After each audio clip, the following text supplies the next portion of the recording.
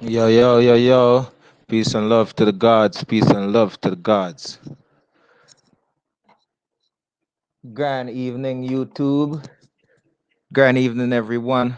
Much love to the community.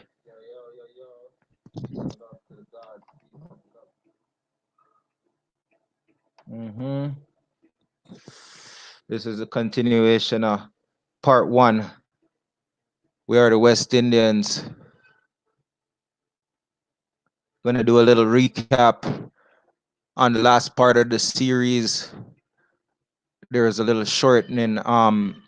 I had a little bit of audio trouble, a little bit of audio difficulty, and as a result, the last part of the documentary wasn't heard. So it was just showing what I was showing, but I didn't really get to expound on what I was showing. So we're gonna do a little recap on that today and further the documentary and to go and into the Maroons. So just jam out for a bit and just you see me. Just listen limbo music. Cause you don't know we are the one, we are the two and three and four and five and six and seven and eight and nine and go back and to zero.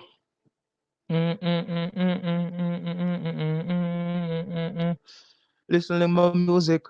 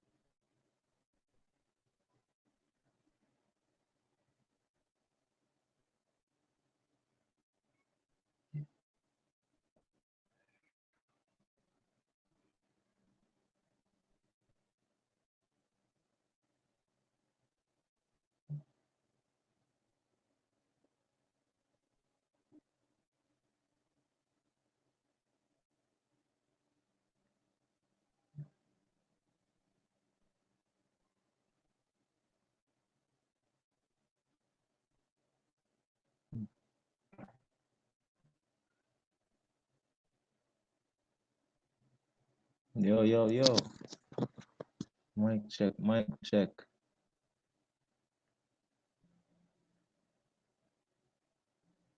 Yo, yo, yo. Mic check, mic check.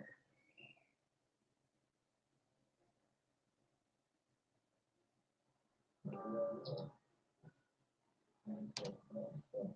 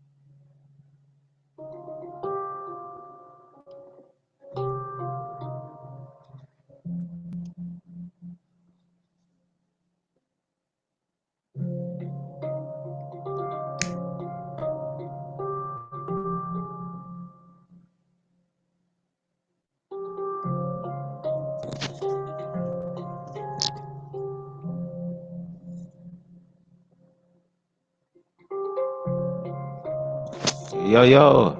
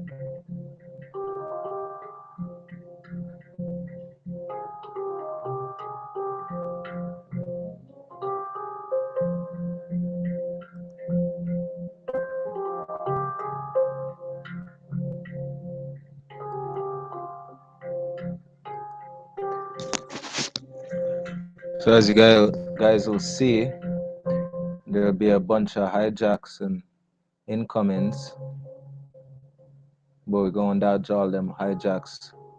So when you guys hear me say incoming, you know what time it is. Dodge the hijack time.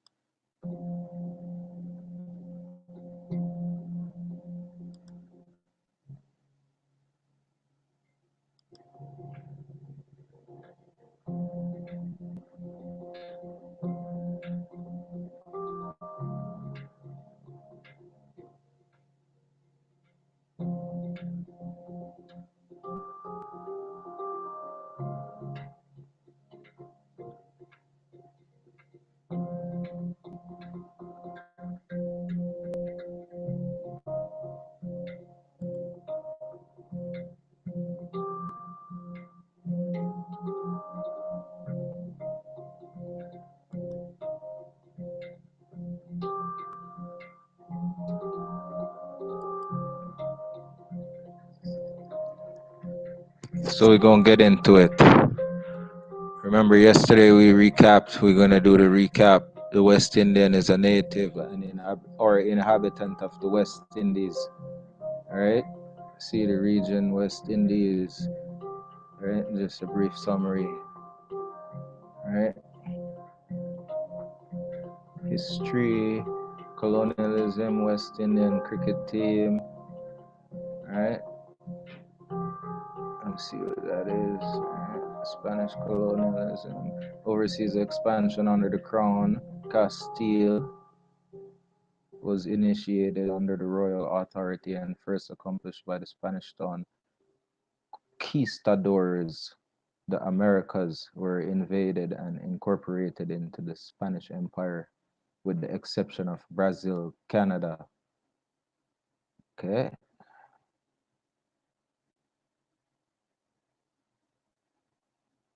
All right.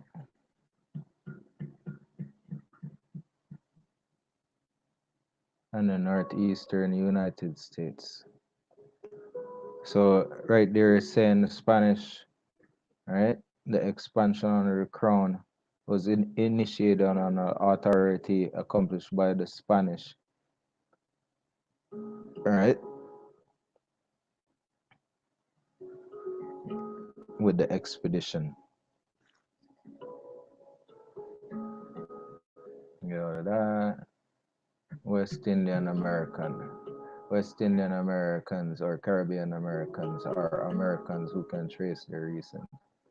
Yeah, so we went over that. Alright. Future reading. Alright. The burden of heritage. Claiming a place for West Indian culture. American ethnologist. 26-2. Page 370 to 388. All right, all the references. Right, Richards, BN 2003. This is 2013. Different book here. This one was by Olwig, KF, KF Olwig, right? BN Richards. Ethnic Identity on Display, West Indian Youth and Creation Ethnic Boundaries in High School, Ethnic and Racial Studies, right? If you want to learn about some of that, you could read that book. Robinson, Walcott, K. 2003, Claiming an Identity We Thought They Despised, right? Contemporary White West Indian Writers and Their Negotiation of Race. Small Acts, a Caribbean Journal of Criticism, right? 93 to 110, right? Section 7, subsection 2. All right. All right. And we checked out, this is the Greater Antilles, Lucayan Archipelago. So that's above Cuba. And when it refers to the Antilles, it's talking about the Lesser Antilles is an archipelago, right? Archipelago bordered by the Caribbean Sea to the south and the west, the Gulf of Mexico to the northwest, and the Atlantic Ocean to the north and east, right?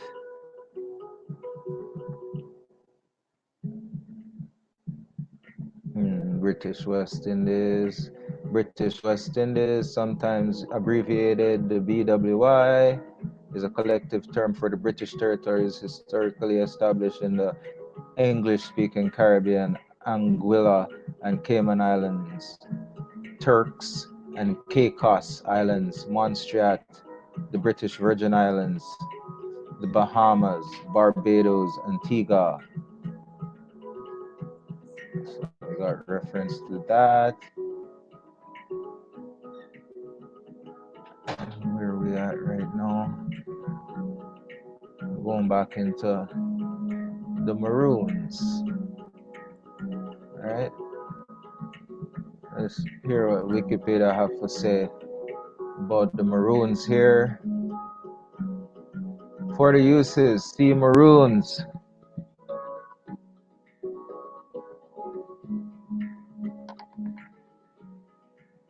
Okay. Disambiguation. The title relates to more than one page. So, got a little bit of reading there to do if we go into that. Right? And Maroon,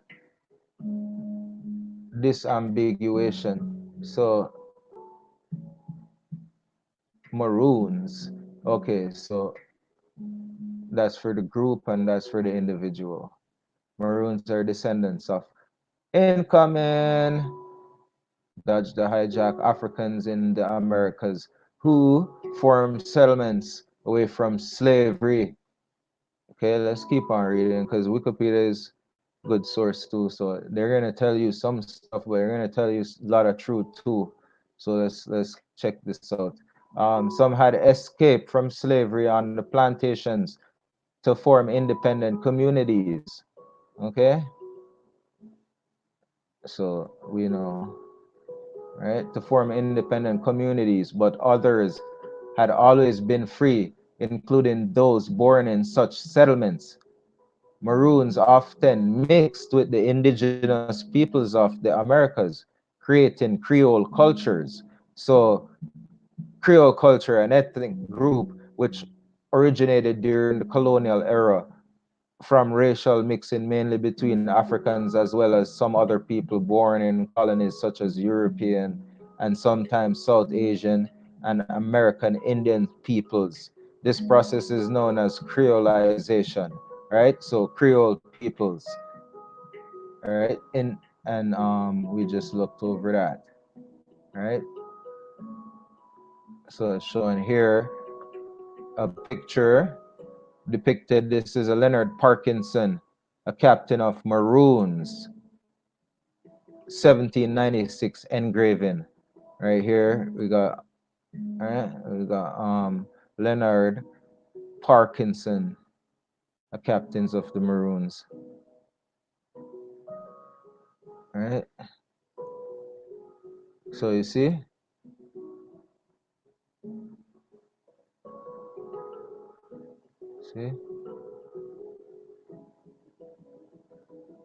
that's pretty much well defined, right? Pretty much well defined. Leonard Parkinson, the captain of Maroons, engraving unknown Arthur, the Atlantic slave trade and the life and the slave life in the Americas, a visual record. So we could get into that in further research, right? Because it's going to tell us what kind of slave trade and what was going on, but we already broke it down what the slave trade was, right? It was selling the people from the mainland back and forth, and it's in some of these documentations as well that we're going to get into, right? We got into some of it yesterday where it says the British were buying slaves to go into the regiment, but that don't sound like right. And then we went all the way back to the last ending of the 16th century and the early 17th century, the last part of the 1600s, corrected, right? Because let's remember about the century and the date, how they relate. So in the last part of the 1600s and the early 1700s to the mid 1700s, we had the church baptizing black slave boys with one name, right? So the slave, right? We're getting down to the nitty gritty of who the slaves were, right? Because we already broke it down that in the 1400s, how many, over 1 million, was brought to West Africa and all parts of Europe, right? So that's gonna account for a population as well in the founded colonies in that side of the world, right? So when you look at the history, you're gonna see a pattern, you're gonna see a trail, right? So indeed, coming back around 300 years, you just got a overpopulation of American Indians in Africa, in the colonies that were formulated, that needed to be shipped out to go work somewhere else. And we have recordings of that as well too, of indenture receipts and and certificates and all that, like contracts, where it showed how many money people were being paid in the pounds and shillings and pence for their labor, and how many people after the abolition of slavery were coming from Africa to come and work in Americas. But it was these overpopulated people in the colonies, like Sierra Leone and all those places, that were being brought back to the Americas, right? So you see the relation. It's just distant cousins and uncles, right? It's all family coming back, being brought back into the Americas to perform work, right? Because it's a system. It was a system of power and industrialization to drive labor force, right? So let's get out of here.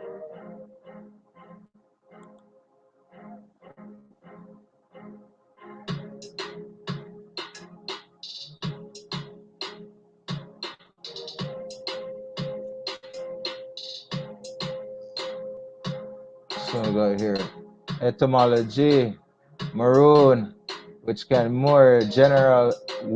have a more general sense of being, abandoned without resources, entered English around the 1590s. The French adjective marron, meaning feral or fugitive. The American Spanish word cimarron, cimarron, cimarron, cimarron de, cimarron.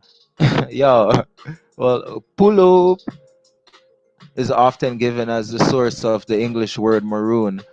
Such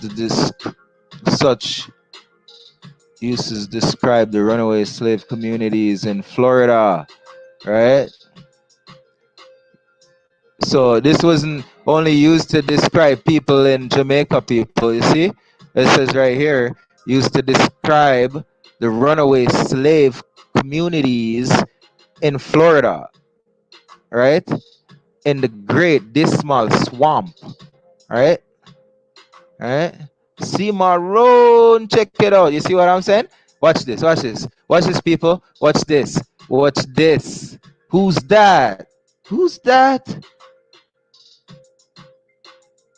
That's why I say dodge the hijack, because they say the Maroons African mixed with American Indian descendants, right? But these are just runaway people, right? Because what the word mean? What the word mean? Fugitive, runaway, right? Spanish. See my run there. Catch him and see my run. See? Okay, let's read. All right. The English word maroon used to describe the runaway slave communities in the New World, right?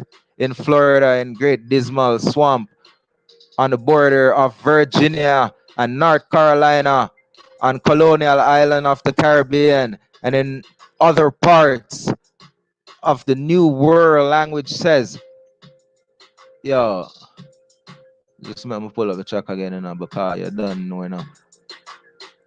HOTC, nah stop, we nah drop, we nah back down and tell them say we on the top car, we nah play with them no time no day. We are gonna reach the summit and this, so when we say we are the YouTube massive, yeah. Uh-huh. I'm just, let me just zoom it.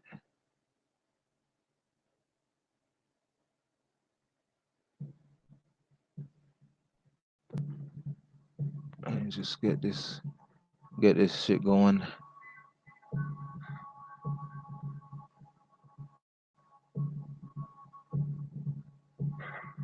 Right.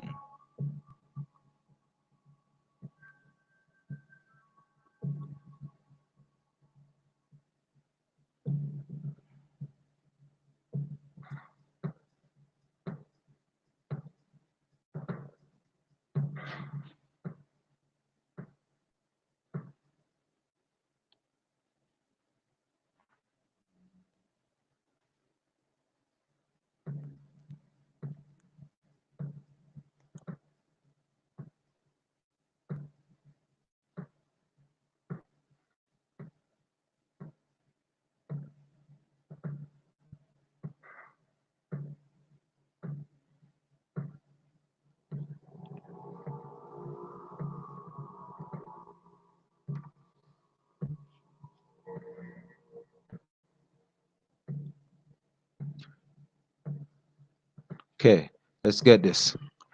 The American Spanish word cimarron is often given as the source of English word maroon, used to describe the runaway slave communities in Florida in the Great Dismal Swamp, on the border of Virginia and North Carolina, on the colonial island of the Caribbean, and in other parts of the New World. Lyle Campbell says the Spanish word for cimarron means wild, unruly. Unruly. Them are gonna need wings to catch we now. Wings to catch we now.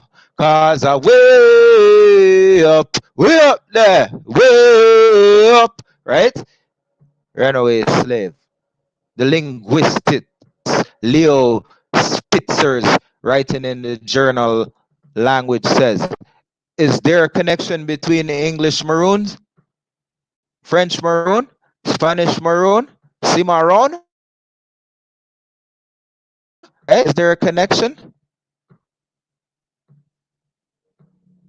Is there? People, is there a connection? Is there a connection? I wonder. The linguistics Leo Spitzer, writing in the journal language, says if there is a connection between English maroon, French maroon, maron, and Spanish cimarron, Spain or Spanish America probably gave the word directly to England or English America. The Cuban physiologist Jose Han Aram has traced the origins of the word maroon further than the Spanish cimarron, used first in Hispaniola to refer to feral cattle. Hmm. Wow. Wow, wow, wow. It just get deeper and deeper and deeper and deeper and deeper and deeper and deeper and deeper. Cattle, shuttle, human shuttle, right? Feral cattle. Then the enslaved Indians who escaped to the hills. And by the early in 1530, who were the Indians? Who were the Indians? The West Indians who escaped to the where? The hills, right? And by the early 1530s, in the enslaved Africans who did the same, right? So by 1530s, they're saying they're what? Africans now, right? Who did the same. He proposed that the American Spanish word derives ultimately from the Arawakan root word cimarobo, cimarabo, construed as fugitive in the Arawakan language spoken by the Taino people, right?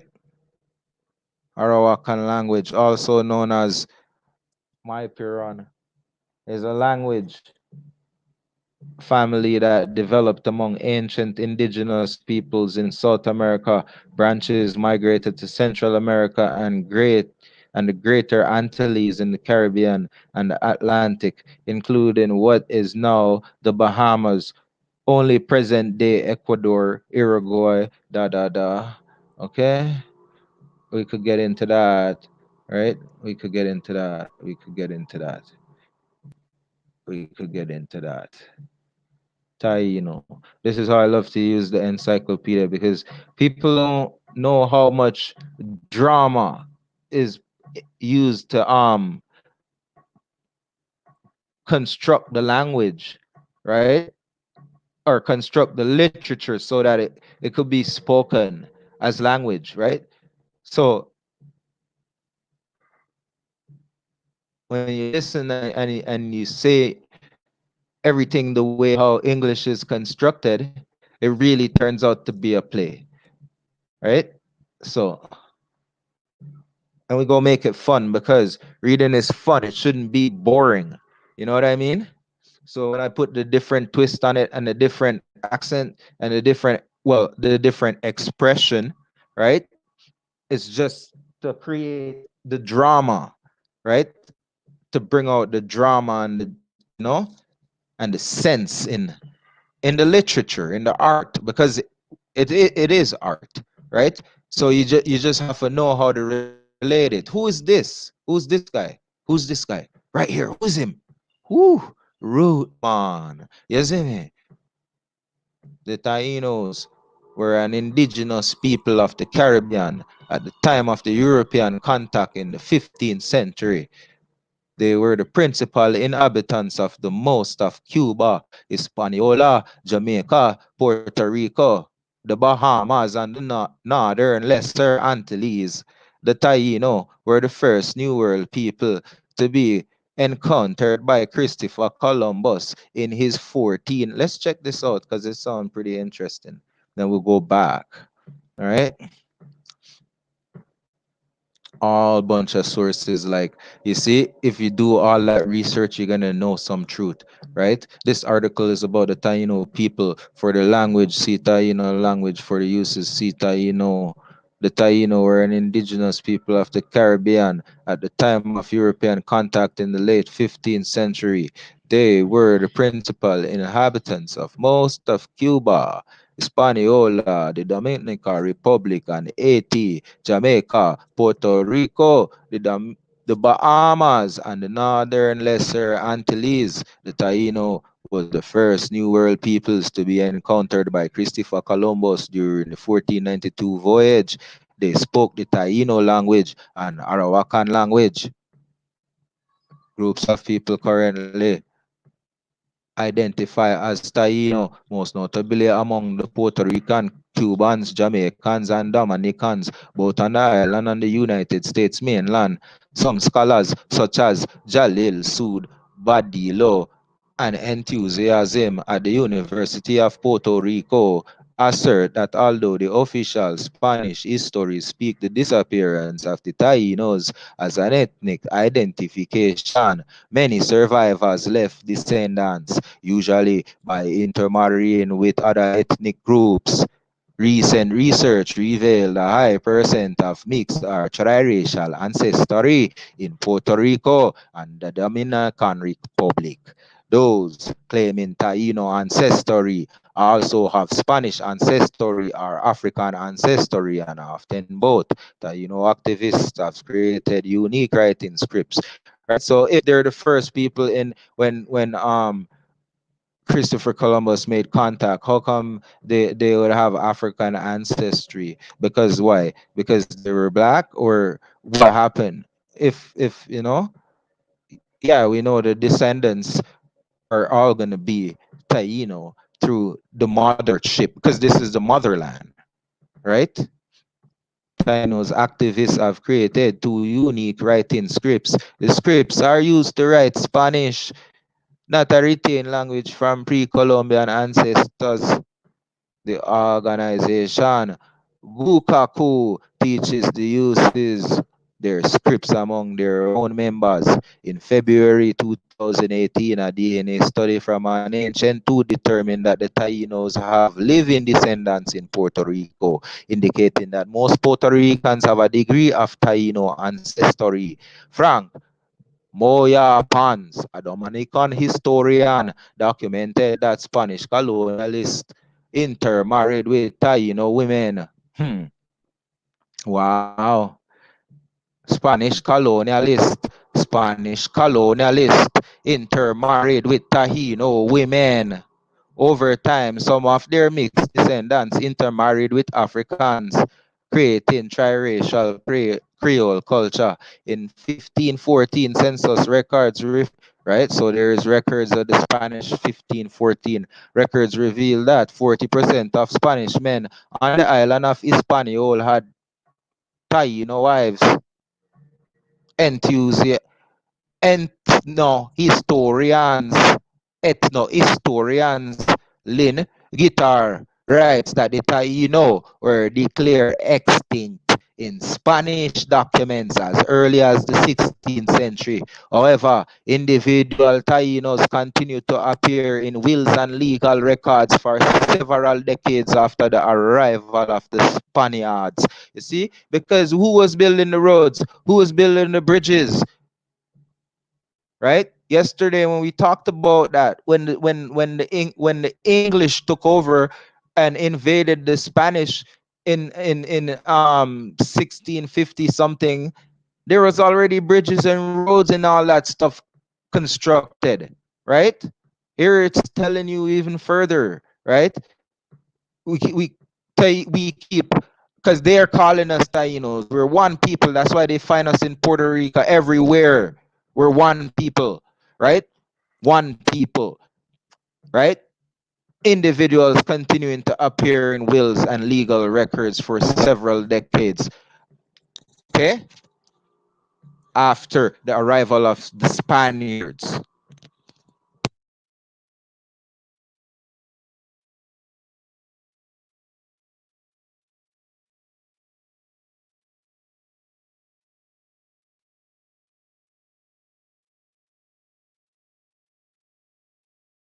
right?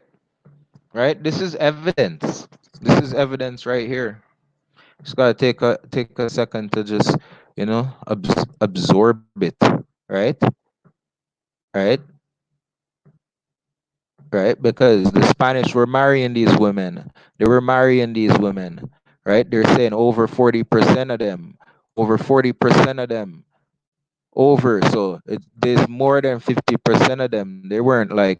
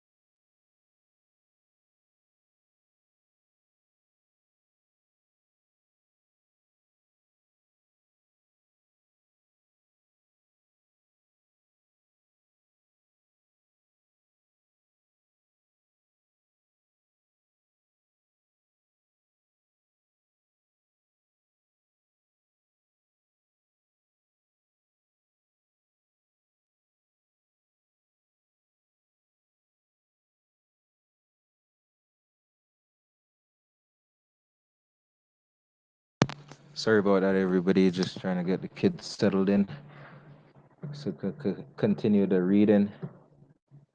Sorry about that, everybody. Just trying to get the kids settled in so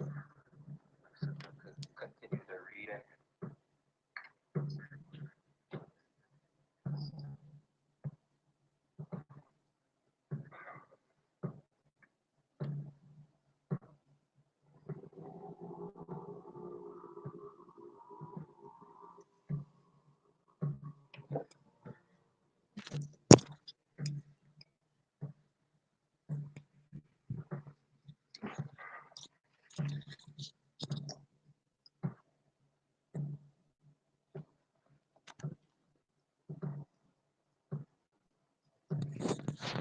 Mic check, mic check.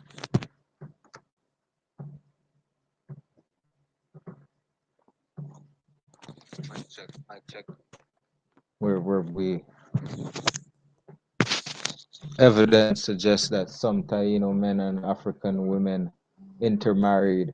So we're going further now. Everybody probably read all of this already.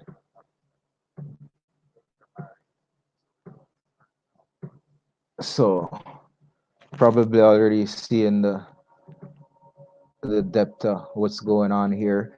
Individual Taino continued to appear in wills and legal records for several decades after the arrival of the Spaniards. Evidence suggests that some Taino men and African women intermarried and lived in the relatively isolated Maroon communities in the interior of the island, where they developed into a hybrid population of peasants. Right? So evidence suggests that some Taino men and African women intermarried.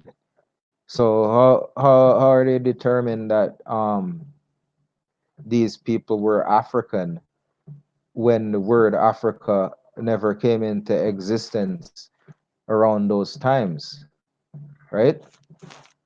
So who would be the African women, right? In 1514 when Africa never existed. See what I'm trying to get at?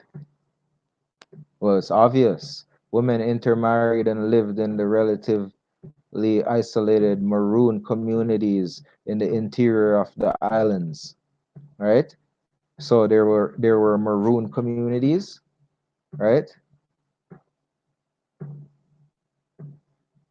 Where they developed into a hybrid population of peasants with little or no interference from the Spanish authorities, right? So these people, these are the free people of color or the free blacks, right? These are the free blacks, right?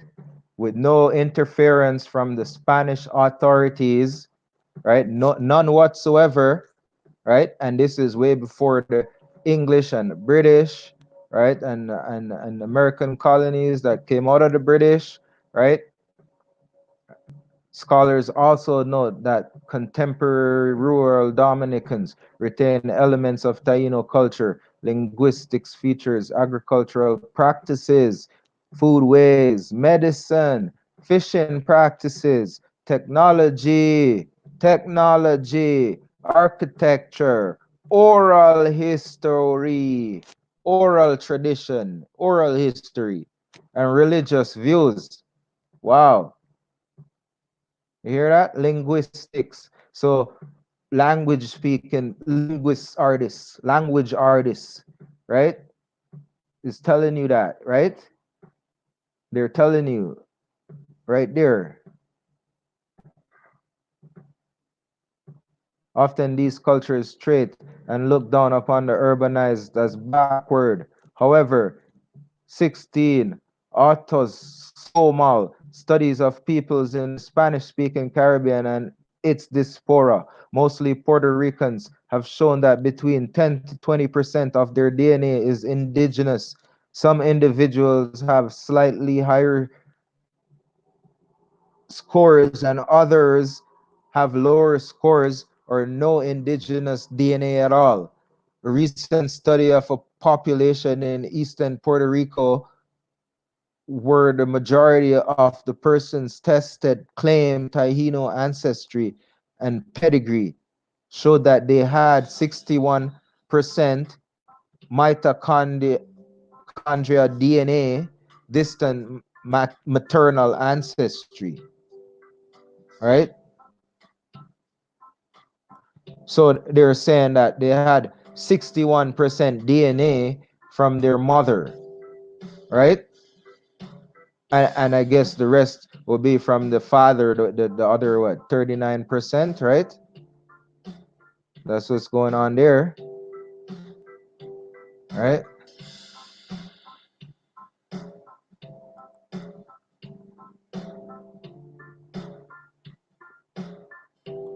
All right, so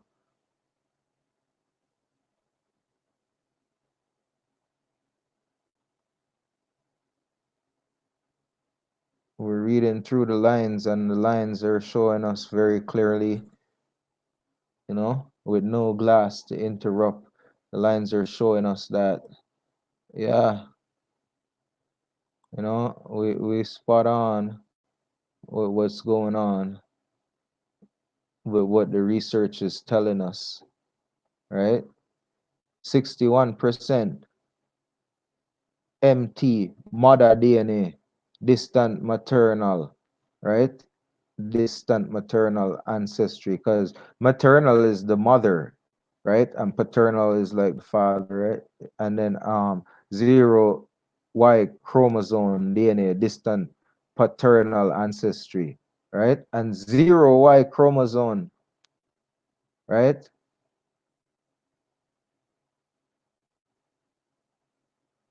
Wow.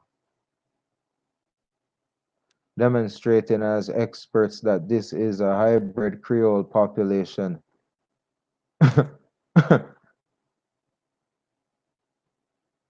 So pretty much they took everything out of they took everything from their mother, and they never took no part of the other side's ancestry too much. They must have took their ancient mother's ancestry, because they can't find it, I guess. The ancestors of the Taino originated in South America, and the Taino culture, as documented, developed in the Caribbean. Taino groups were in conflict with the island Caribs of the southern Lesser Antilles at the time of contact. The Taino were divided into several groups. So they're in conflict with the people in the south, right? And we know who are the real island Caribs, because before, this is just like, it's not a real photo, right?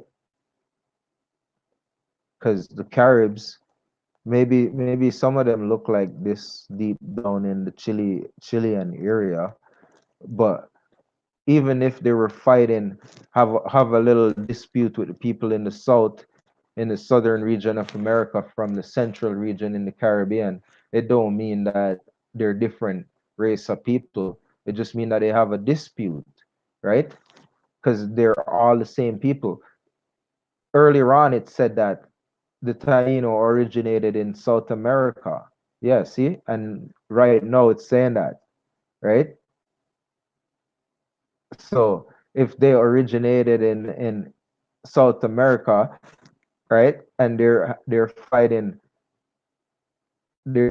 with the Caribs, right? With the island Caribs, which is in the southern Antilles. And where is that? In closer to South America at the time of contact. So it's the same people, right? They just call us different name to kind of mess us up, right? Western Taino groups included the Lucayan and the Bahamas, the Cibone of central Cuba, and the inhabitants of Jamaica. The classic Taino lived in Hispaniola and Puerto Rico, while the eastern Taino lived in the northern island of the Lesser Antilles. At the time of Columbus' arrivals in 1492, there were five Taino chiefdoms in Hispaniola, right? Chiefdom. A chiefdom is a form of hierarchical political organization in a non-industrial science, usually based on kinship, right? And in which formal leadership is monopolized by the legitimate senior members of the select families or house. These elites are political, ideological, aristocracy related to the general group, right? So that's a chiefdom. Each principal, each led by a principal kaki chief, right? To whom tribute was paid. So you see, they still have the chief, right? That's where you get the chief from, right? Chief, tribal chief, or chieftain is the leader of a tribal society or a chiefdom, right? So you see that the all of America is Indian territory, all of it. There wasn't no part of it that wasn't Indian territory, right? Because when you talk about chief, you have to talk about Indian. So you can't get around it, right? To whom tribute was paid. Okay, the Taino name for Hispaniola was Haiti, land of high mountains, which is secure, which is the source of the name Haiti. Cuba was divided into 29 chiefdoms, many of which have given their name to the modern cities, including Havana, Batanabano, Camagüey, Baracoa, and Bayamo. Taino communities range from the small settlements to large centers of up to 3,000 people. They have the number 2 million at the time of contact and almost 3 million at the end of the 15th century, right? You see that? So, according to them, right? And they came here in few people, few numbers, right? So they never seen all the people,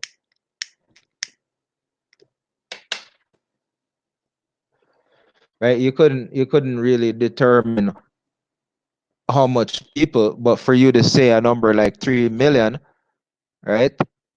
At the end of the 15th century, which is the end of the 1400s, right? A number 2 million at the time of contact, because they made contact in 1492, right? Columbus arrival. So 8 years before the end of the 15th century, right? They're saying almost 3 million, right? So that's 8 years from when they're in the place. Now they're seeing more people, and they're like, yo, we thought it was about 2 million people, which is a lot. You can't even keep census for 2 million people in the 1400s. Like, there's a lot of counting, man. And you gotta, like, you're not getting everybody. If you're new to a land, you're not gonna know the whole entire place. Like, it's gonna take you years to find everybody, man. All right. So, but based on 3 million people just in probably one island, because he made contact with one or two islands at first, right? Hispaniola, right? In Haiti, there's 3 million people, or more, way more probably. By the end of the 15th century, Columbus was surprised by the civility of Taino people. Columbus stated, they will give all that they do possess for anything that is given to them, exchanging things even for bits of broken crockery. You hear what he said? Because we're kind people, just by nature, by heart. Always been. He noted upon meeting them in the Bahamas in the 1492, they were very well built, with very handsome bodies and very good faces. They do not carry arms or know them. They should be good servants. So this is when he's planning to report back to the here the monarchy, to say, yeah, we got a force now, right? We got a labor force, right? The Spanish conquered various Taino chiefdoms, right? Conquered don't really mean kill. It just mean convert, or get the people to accept you being there, right? But they're gonna use the word conquered because it's a con, right? And it was curd, occurred, right? So they were occurring, occupying, you know, various chiefdoms, but not all of them. Not all of them. There was how much chiefdoms? Quite a few, 29 of them, right? two nines, 18, right? 29 chiefdom, right? During the late 19th and early 16th century, right? The 15th and 16th century. So now you're talking about 1400, 1500, right? According to the Black legend and some contemporary scholars such as Andres Resendes, warfare and harsh enslavement by the colonists decimated the population. Men were forced to work on colonial plantation and gold mines. As a result, there were no Taino left to cultivate their own crops, right? So if it was their own crops, whose field was it? Because we're gonna get into whose fields was it, right? We're gonna get into all of that. Whose fields it was, why it was being cultivated, right? Because we weren't left to cultivate our own fields. So we were doing work on our own fields, on our own land, right? So we'll just let that sink in for a second. I'll be right back.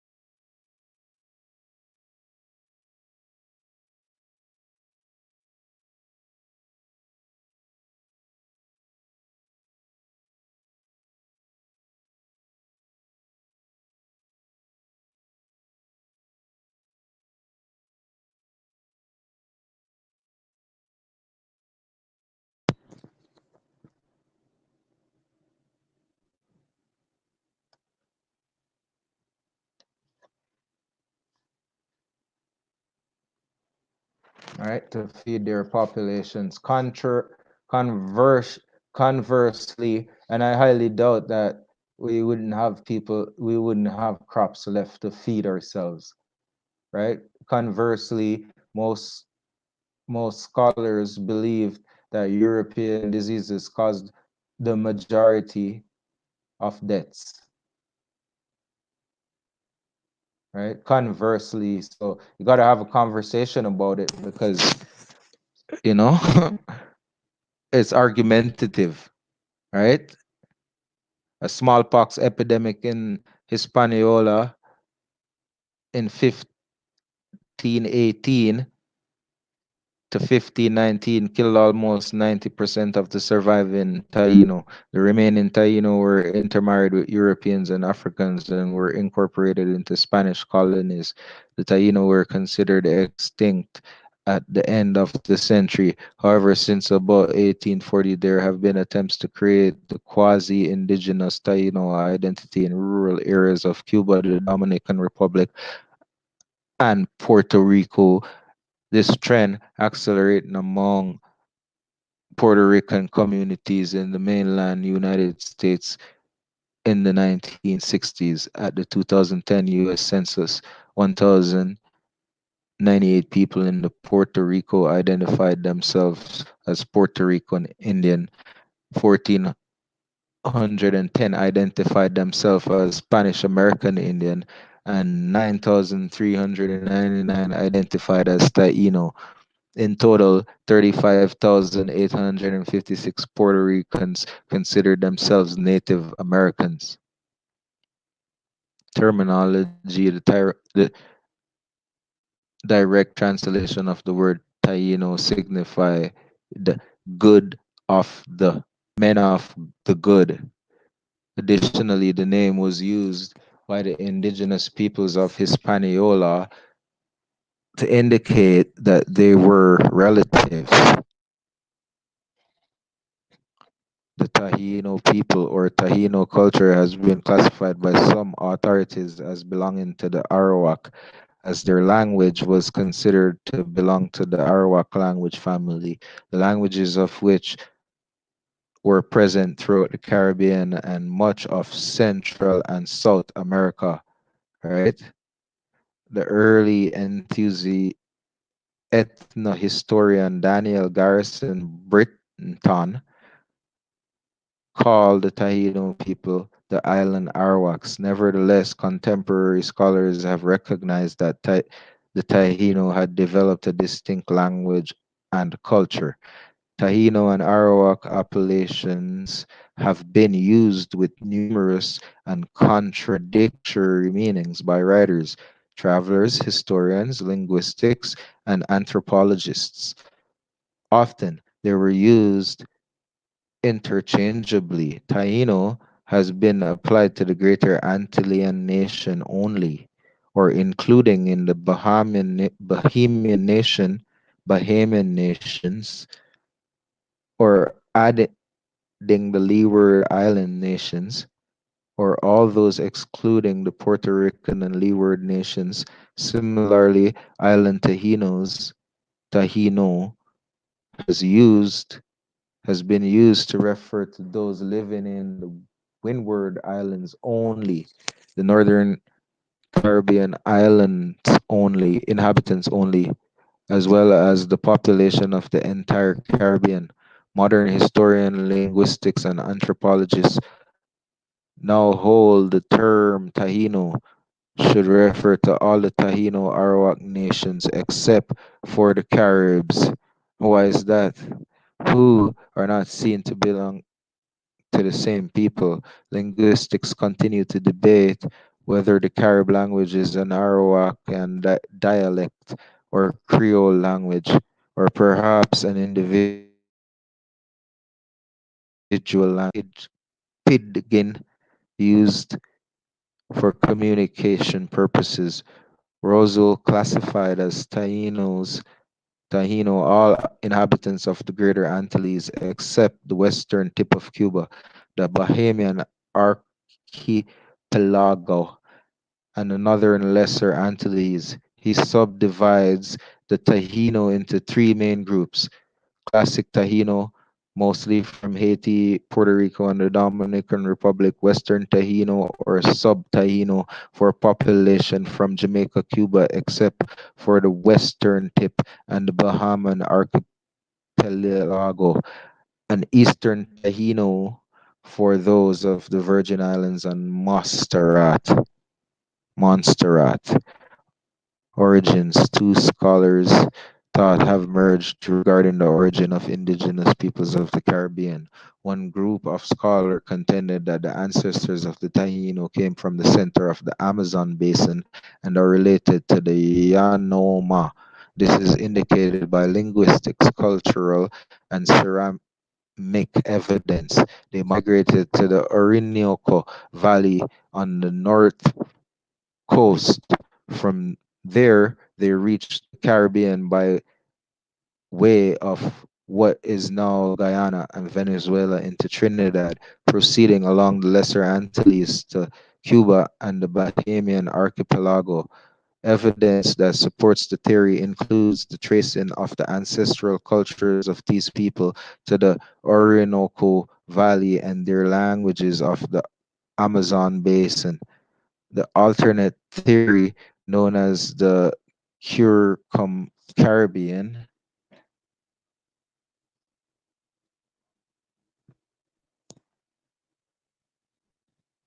Circum-Caribbean theory, contends that the ancestors of the Taino diffused from the Colombian Andes.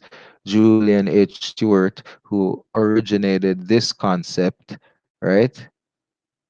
As that's what they're trying to say, they come from the Colombian Andes or the Colombian mountains, but they're all the same people all over the same landmass, right?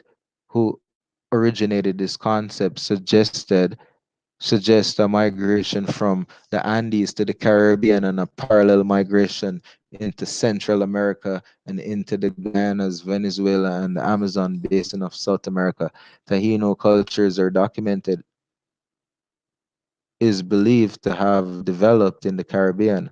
The Taino creation story says that they emerged from the caves in a sacred mountain on present day Hispaniola.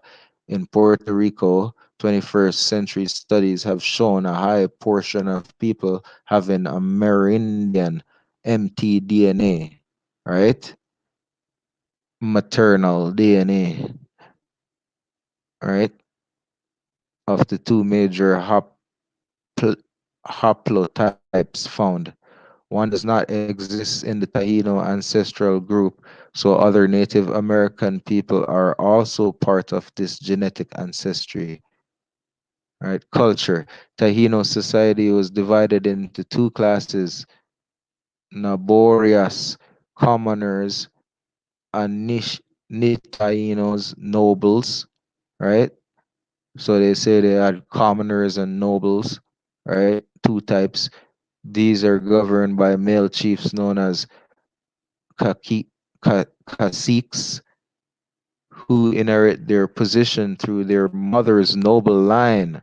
See, because it's all matriarchal. See, right? That's our what? Our culture, right? Our culture, right? These were governed by male chiefs known as caciques, right? Who inherited their position through their mother's noble line. The Nitainos function as sub caciques in villages, overseeing laborious work. Caciques were advised by priests, healers, known as bohiques, right? Or a bishop. Well, caciques enjoyed the privilege of wearing golden pendant called guianin, living in square bohíos instead of the round ones of ordinary villagers and sitting on wooden stools to be above the guests they received. Bohiques were extolled for their healing powers and ability to speak with deities. They were consulted and granted the Taino permission to engage in important tasks. The Taino had a matrilineage system of kingship, matrilineal system of kingship and inheritance, right? Right?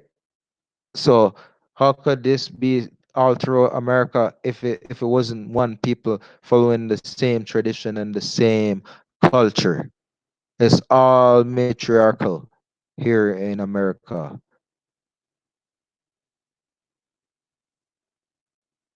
When a male here was not present, the inheritance or succession would go to the oldest male child of the sister of the deceased, right? So if the big son wasn't around or whatever, then it go to the big sister because there's no male around. So the sister has to take charge, right? Because the sister is like queen. The brother has to work for sister and protect sister and protect mother, just like the chief have to protect mother. That's the system right there, right?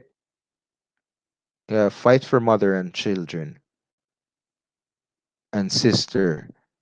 Right? The Taino had avunculocal post-marital residence,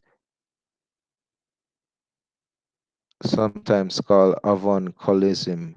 Avuncularism is any social institution where a special relationship exists between an uncle and his sister's children. Okay. Mean, Meaning a newly married couple lived in a household of the maternal uncle.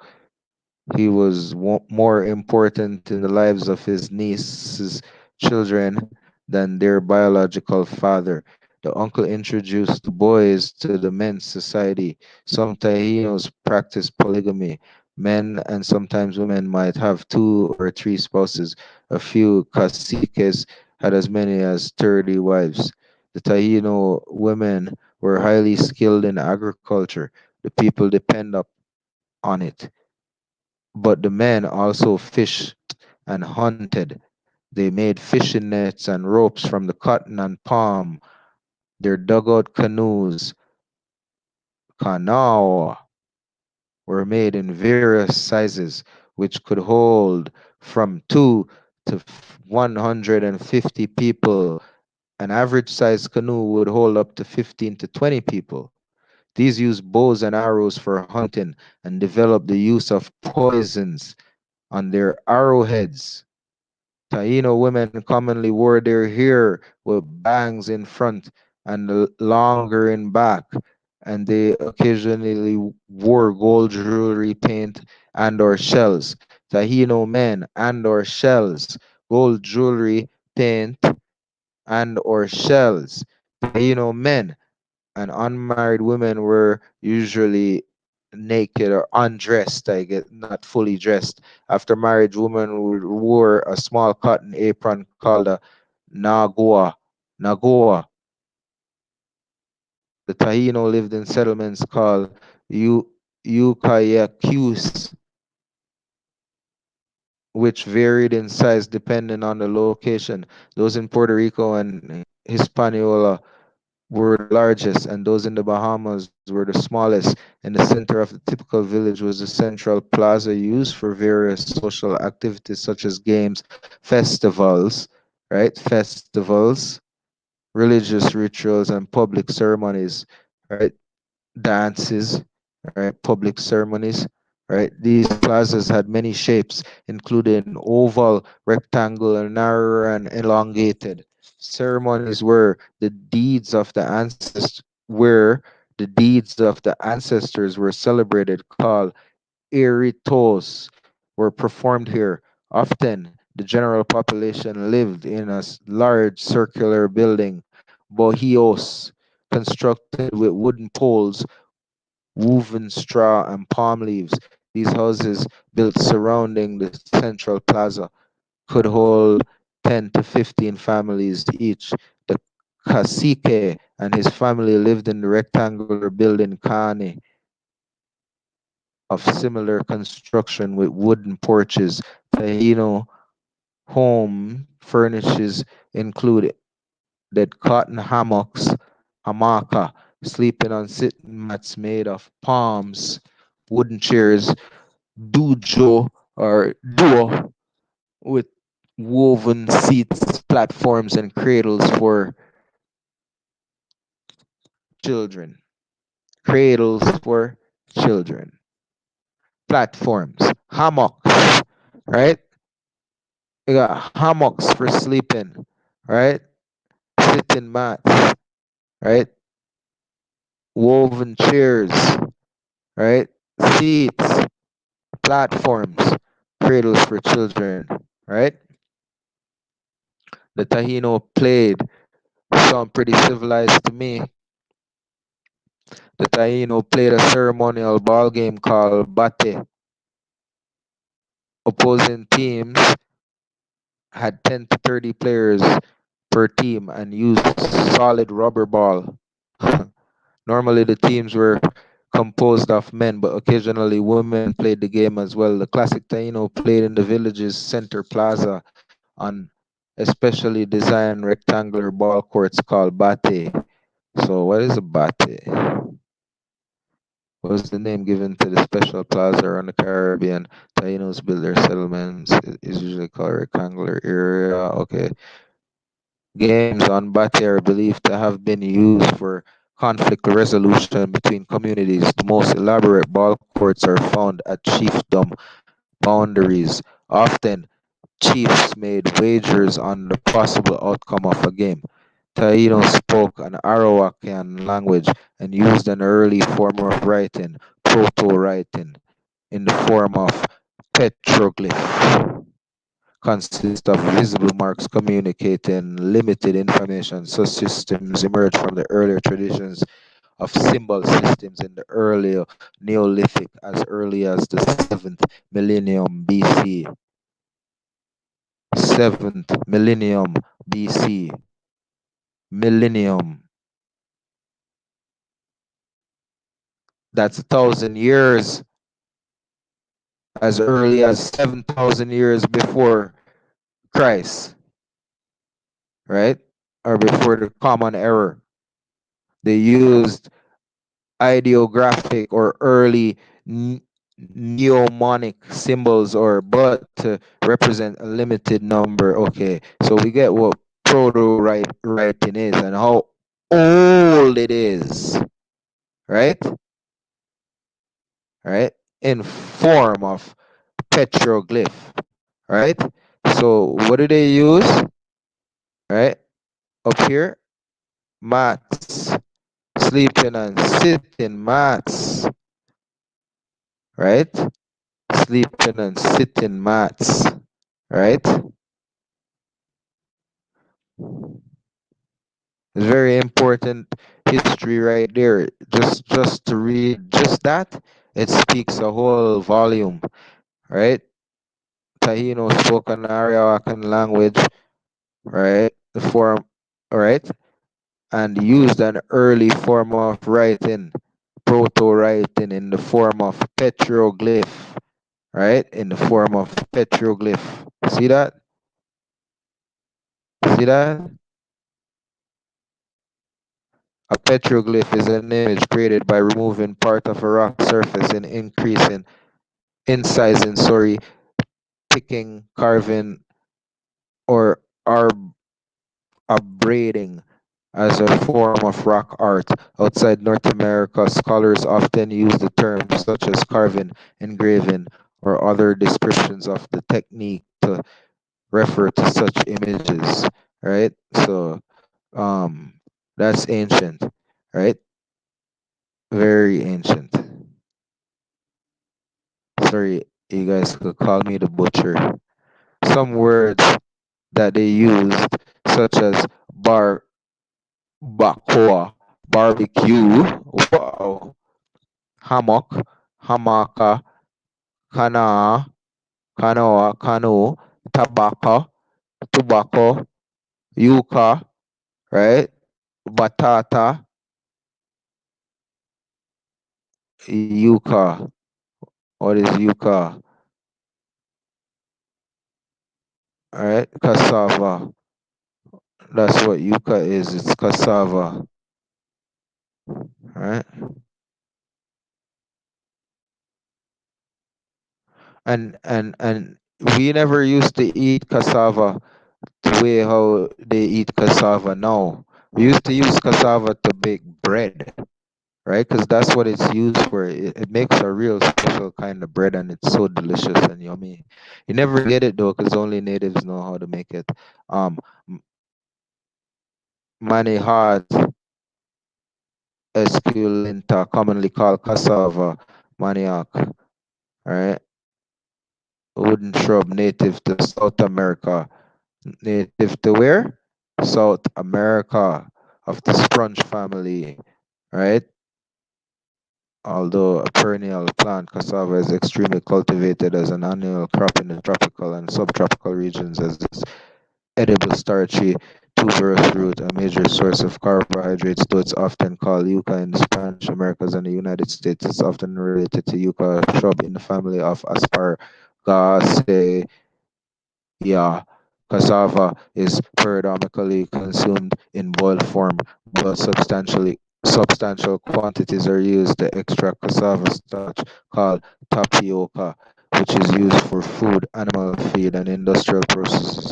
Brazilian farina and the regulated gari of the West Indian farina is flour of the West Africa is an edible coarse flour obtained by grating cassava roots. Preserve. See, I told you it's used for baking bread and all that. Right? Is an edible source of flour contained by grating cassava roots, preserving moisture of the obtained grated pulp, and finally drying it, roasting in cases of farina, and roasting in the case of farina, and finally drying it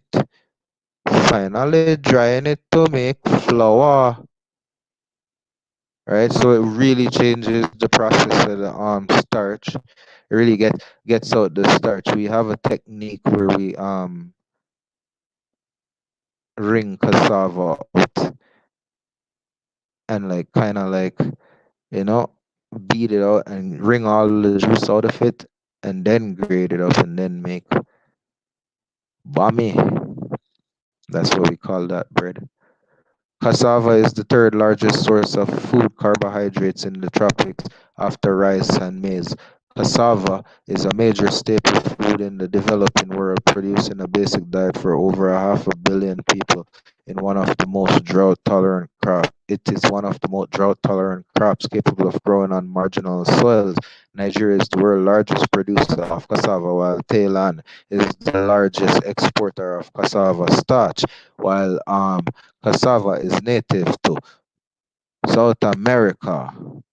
Cassava is classified as either sweet or bitter. Like other roots and tubers, both bitter and sweet varieties of cassava contain anti-nutritional factors and toxins, right?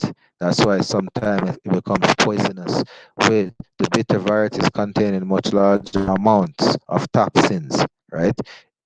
It must be properly prepared before consumption, as improper preparation of cassava can leave enough residual cyanide. Who said that? The great Dr. Sebi. The great Dr. Sebi. The great Dr. Sebi said cyanide to cause acute cyanide intoxication. Goiters is that big lump under your neck that a lot of men used to get, like that it looked like an overgrown Adam's apple, but it just keeps growing and it's not pretty, but it's very bad, goiter. And even ataxia, partial paralysis, or death, right? The more toxic variety of cassavas are called fallback resources of food, right? Security crop in times of famine and food securities in some places, right? So that's a little brief intro on the main crop there, cassava. What we used to consume lots of that cassava, but in a different form where it wasn't poisonous because we knew that batata, sweet potato, right, and huracan, hurricane, right, have been incorporated in the Spanish and English. For warfare, the men made wooden war clubs, which they call macana. It was about 1 inch thick and was similar to the cocoa cake. Huh, I don't know what that is. Macaco, Macana.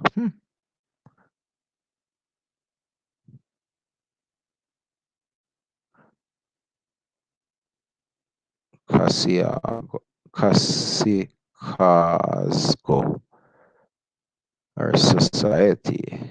Okay. The Taino were mostly cultural advanced of the Arawak group to settle in what is now known as Puerto Rico. Individuals and kingship groups that previously had some priests and the rank in tribe began to occupy the hierarchical position that would give way to Casiacasco. The Taino founded settlements around villages and organized their chiefdoms or Casicaasco into a confederation. The Taino society, as described by the chronicles, was composed of four social classic and the chief, the Natianos and the Behiques and the Naborias. According to the archaeological evidence, the Taino Islands were able to support an enormous number of people from approximately 1,500 years. Every individual living in the Taino society had a task to do. For the Tainos, it was very important that everyone living in their island ate properly. They followed a very efficient nature harvesting and agricultural production system. Either people were hunting, searching for food, or doing other productive tasks. So you see right there how organized and unionized we were.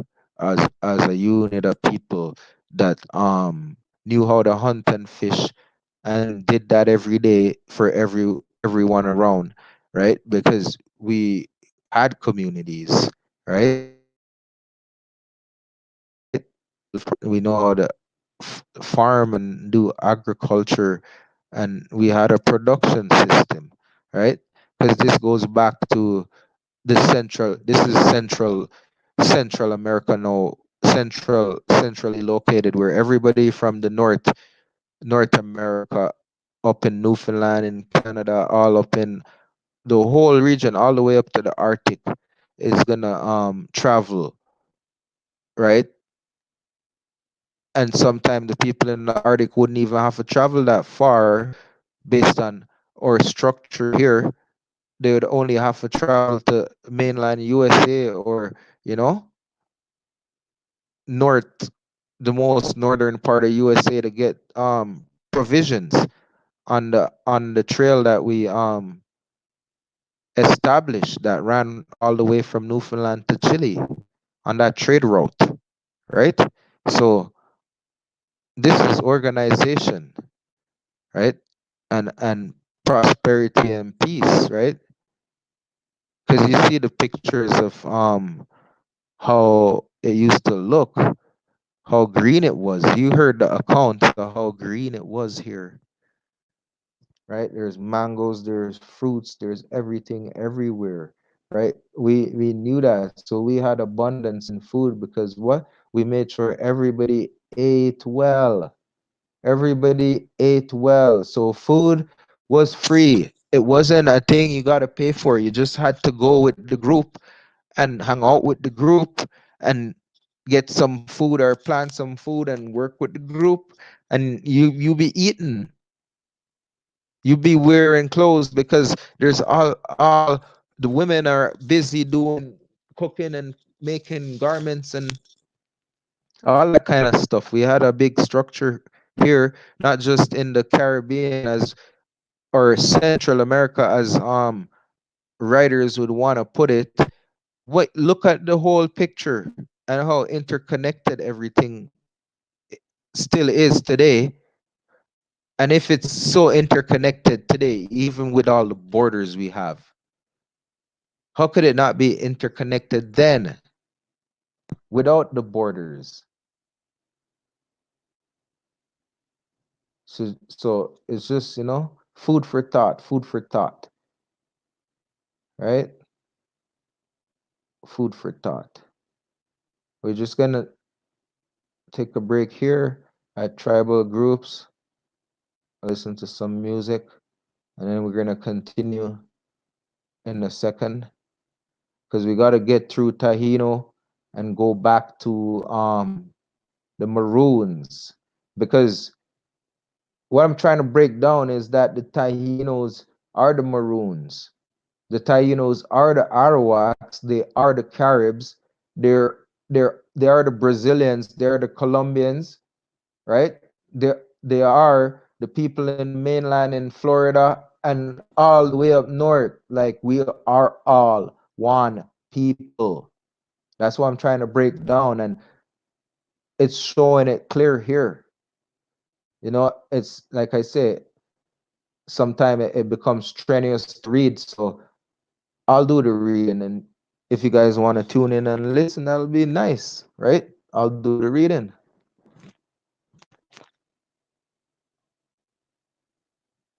And we're gonna prove, we're gonna break down, we're gonna show, right? We're gonna show how it relates, how the history was hidden, and how America is the true world, is the true old world.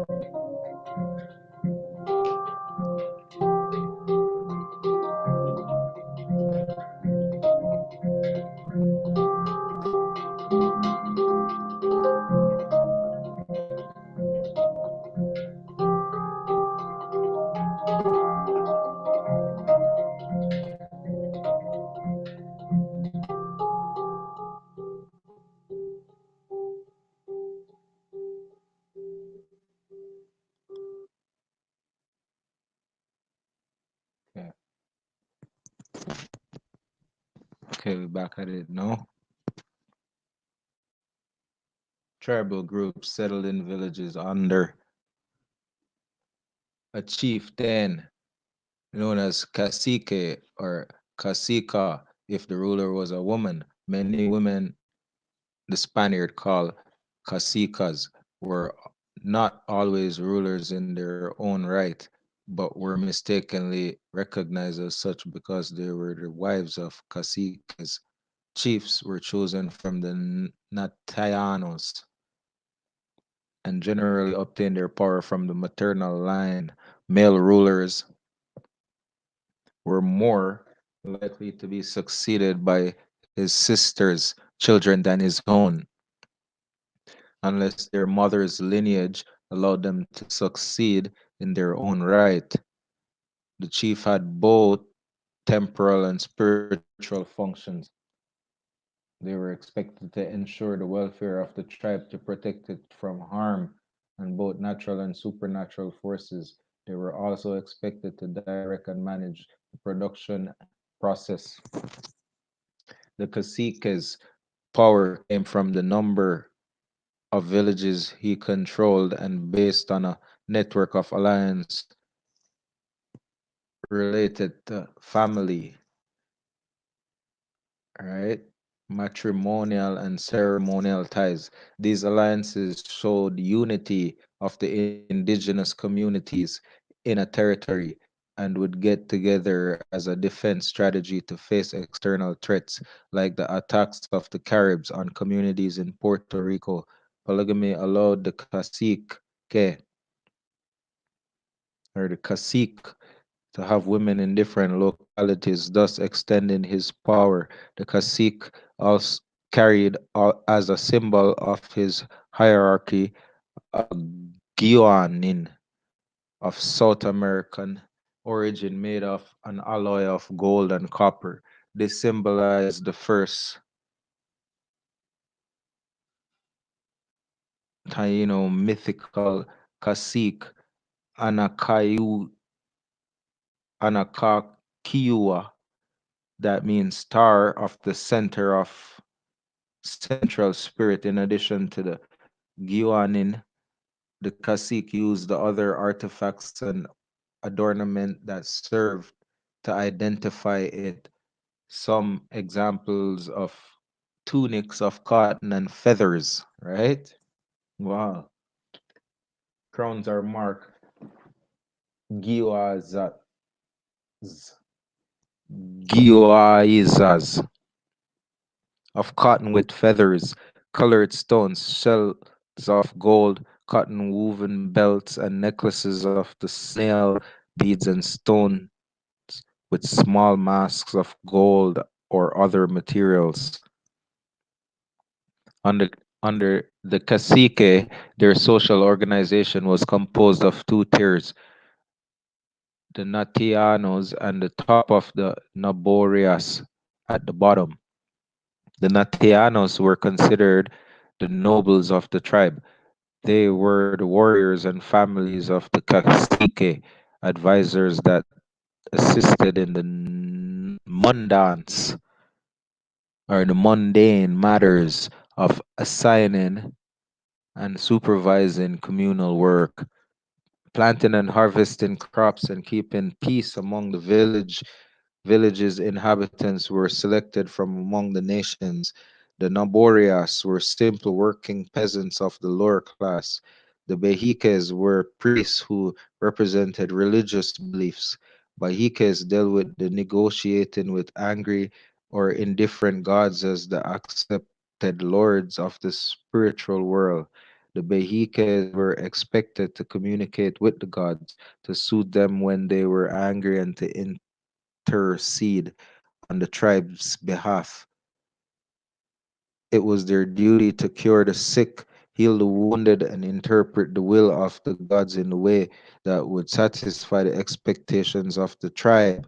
Before carrying out these functions, the Behiques performed certain cleansing and purifying rituals, such as fasting and several days of inhaling sacred tobacco snuff. Food and agriculture. Taino staples include vegetables, fruit, meat, and fish. There were no large animals native to the Caribbean, but they captured and ate small animals such as hutayes and other mammals, earthworms, lizards, turtles, and birds. Manatees were speared, and the fish were caught in nets, speared, trapped in weirs, and caught with hooks on lines. Manatees. So that's like a big kind of sea cow. It's known as sea cows. Iguanas, we know what iguanas are, right? Wild parrots were decoyed with domesticated birds, and iguanas were taken from trees and other vegetation. The Taínos stored live animal until they were ready to be consumed. Fish and turtles were stored in weirs, and hutais and dogs were stored in corrals. That's weird.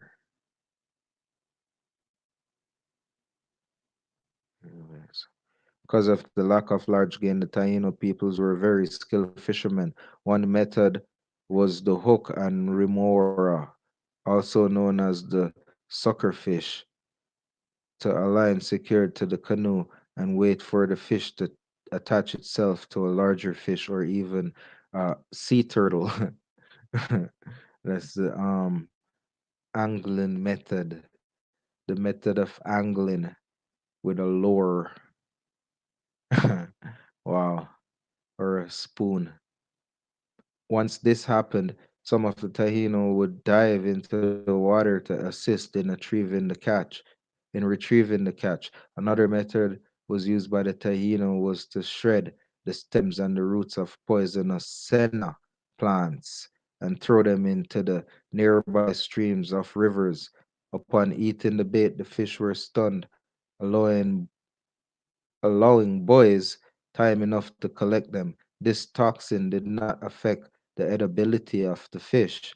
The Tahinos also collected mussels and oysters in shallow waters within the exposed mangrove roots. Some young boys hunted water flow from flocks and darkened the sun, according to Christopher Columbus. Taino groups in the more developed islands such as Puerto Rico, Hispaniola, and Jamaica believed more on agriculture, farming, and other jobs. Fields of important root crops, such as staple yucca, were prepared by heaping up mounds of soils called hunokos. Hunokos thus improve mounds, right? Were prepared by heaping up mounds of soil called kunakus, right? That's very important. Were the mound builders. This, such as corn, were raised in simple clearing created by slash and burn technique. Typically, canucas were the 3 feet high and 9 feet in circumference and were arranged in rows. The primary root crop was yucca or cassava, a woody shrub cultivated for its edible and starchy tuberous roots. It was planted using a hoe, a kind of hoe made completely from wood. Women processed the poisonous variety of cassava by squeezing it to extract the toxic juice. Right?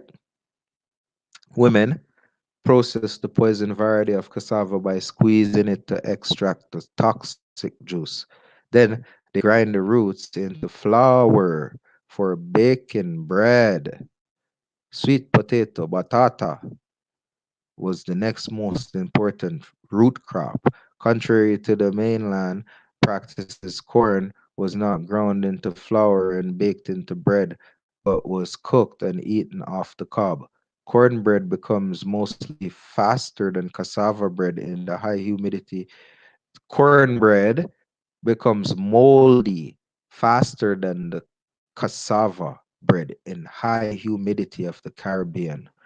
Corn also was used to make an alcoholic beverage known as chicha. The Taino grew squash, beans, that's a variety of pumpkin and squash, beans, peppers, peanuts, and pineapples, tobacco, calabashes, right? West Indian pumpkins, and cotton were grown in the houses. Other fruits and vegetables, such as palm nuts, guavas, and zamia root, were collected from the wild. So here it's listing a whole bunch of food that were staple to our diet, right? And we know why corn was used for bread in the northern region is it's saying it right here. It was not ground into flour and baked into bread, but was cooked and eaten off the cob. Cornbread becomes moldy faster than cassava bread in high humidity of the Caribbean. So because it was so warm and humid in the region, they knew because the cornbread wouldn't last as long as the cassava, so they didn't, you know, contrary to the mainland practice. Yeah, that's what it started out the beginning of this paragraph, right? Because the mainland practice was to ground the corn into um flour, right? So we got calabashes here. For anybody who don't know what a calabash is used to make like bags and a lot of stuff. You can eat it when it's green, but when it dries, you can't eat it. That's when you use it to make a utensil or shaker. We used to use it to make shakers. It's a musical instrument, and we just fill it with beads and put a handle on it, and we use it for music in our dances and our ceremonies. We call it the shaker, the shaker. Well, they call it shaker in English. We call it a shaker, shaker, because it come from calabash, right? And there's a variety of fruits, like you can't even count, right? There's all sorts of nuts too, because you have peanut, you have palm nut, you have all sorts of other nuts like cashew, almond, you know, all them nuts are there, right? Hazelnut, everything, right? And zamia root. What is this? Zamia, a genus of the cycad of the family Zamia, native to Mexico, the West Indies, and Central and South America as far south as Bolivia. The range of species Z inter in integrifolia extend into the contiguous of United States, Georgia, and Florida. So this plant here is a everybody in Jamaica knows what this is.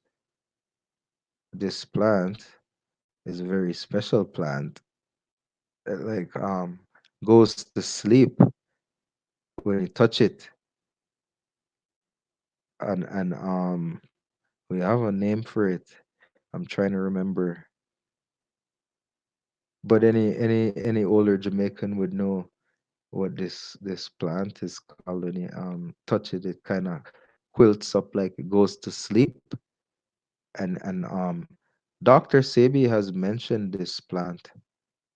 It's enriched with iron. This plant, right? Right. All species produce leafy crowns of foliage that make them choice garden specimen, and most variety branching and heavily aged produce handsome clumps, right? Found in worm, right?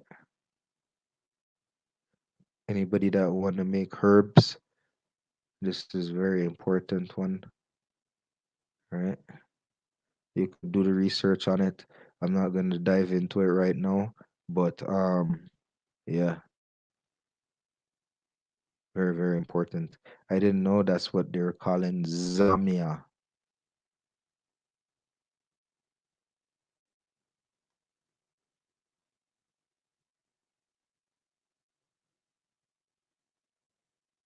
Spirituality. You see this? Ancient artifact. This is granite or basalt, right? And this is a sculpture right here, Tahino sculpture, right? So they're talking about primitive. Are you gonna be primitive like when you carving rock, like or uncivilized? I mean, and you carving basalt and polishing it at that too.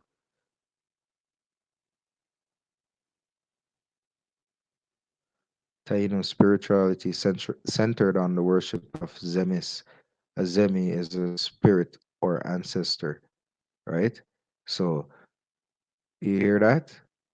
They reverence they honor their mothers and their fathers, right? That's what the center of the worship was of,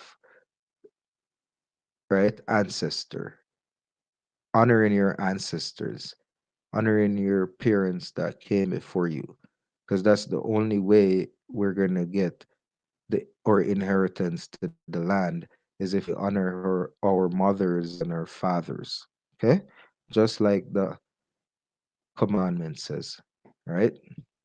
The major Taino Zemis are Atabe and her son Yukayu. Atabe was the Zemi of the moon, fresh water, and fertility. Other names of her include Atabe, Atabera, Atabex, and Gumazo, the Taino of Quisquia, Dominica Republic, right? That's what it was called before it was called Dominican Republic, right? Quisquia, Quisquia, Quis, Quisquia, Quisquia, right? That's for big up Aboriginal, American Aboriginal son, Chief Kalanago, original Tahino, original Tahina of Kiskaya, Kiskaya, Kiskea, Kiskea, called her son Yukahu Bagua Marakoti,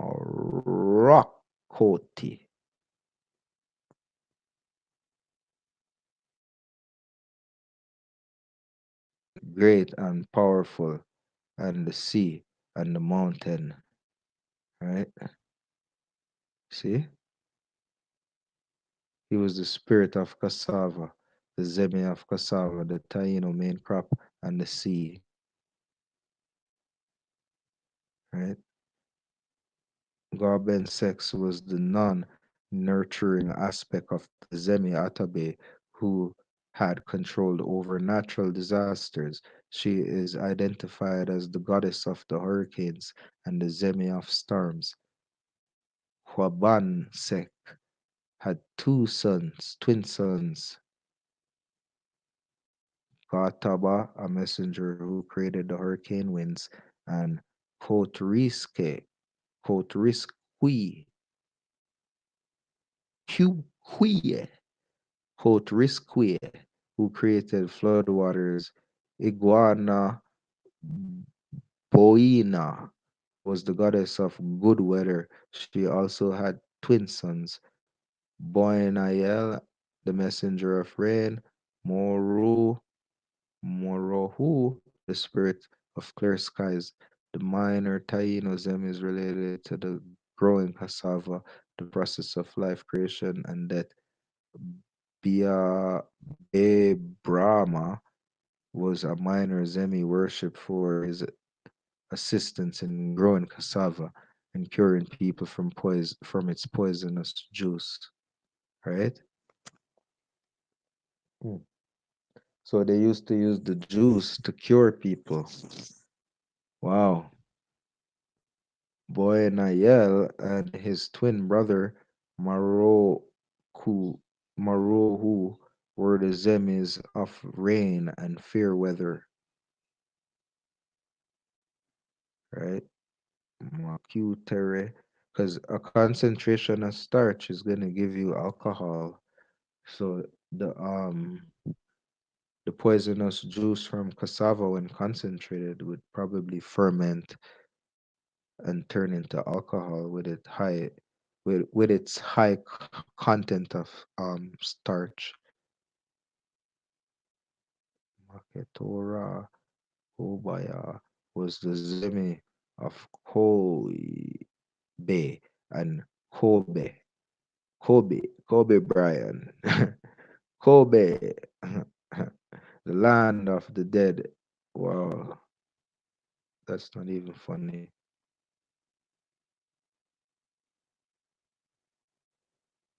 OPL Guya Biran.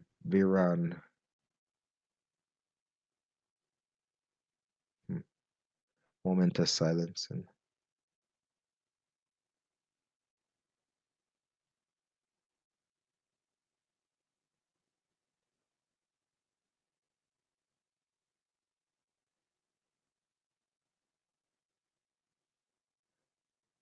OPL Gu Biran, a dog shaped Zemi, watched over the dead. So a dog shaped, huh, dog shaped. If America is not the old world, I don't know which world is. Makokale was a sculpture hero worshipped as a Zemi who had failed to guard the mountain off which human beings arose.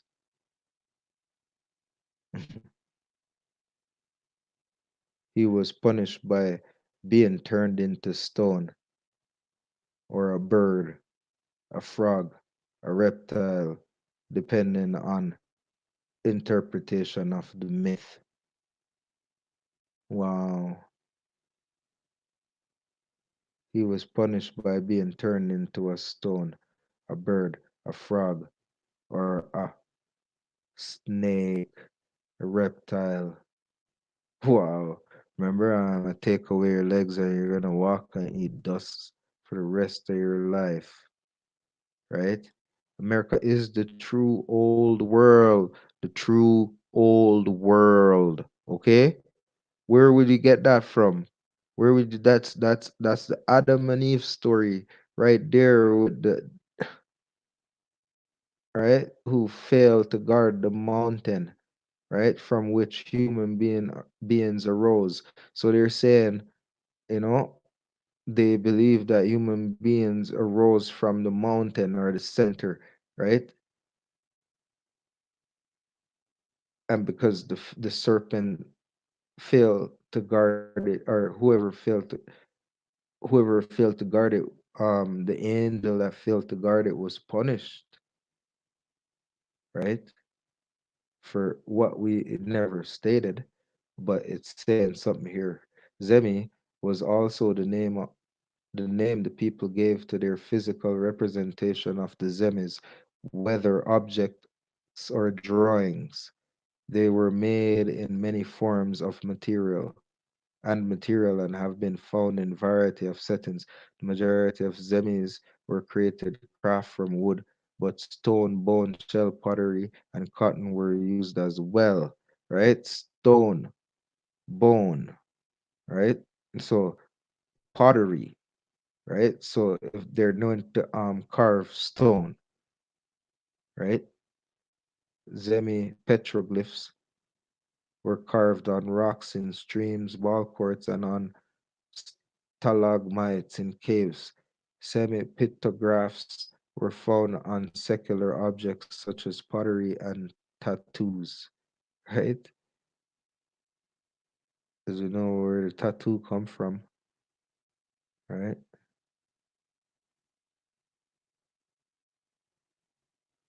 Rock formation, as stalagmite is a type of rock formation form that arises from the floor of a cave due to the accumulation of material deposited on the floor from ceiling drips. Stalagmites may be composed of lava, minerals, mud, peat, sand, and sinister and amberat.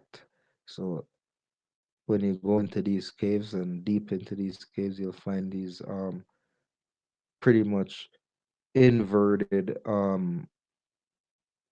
ice sickles, but these are not really ice. You know, they're materials of deposit dripping from the ceiling of the cave, right? That are that are sometimes filled with lava or composed with lava minerals and all that sort of stuff, right? So this is bearing reference to them being in caves, right? Because they had petroglyphs in the caves, right? Semi pictographs were found on secular objects such as pottery and tattoos. Yukahu, the zemi of cassava, was presented with a three-pointed zemi, which could be found canucus to increase the yield of cassava. Wood and stone zemis have been found in the caves in Hispaniola and Jamaica. Semis are sometimes represented by toads, turtles, fish, snakes, and various abstract and human-like faces.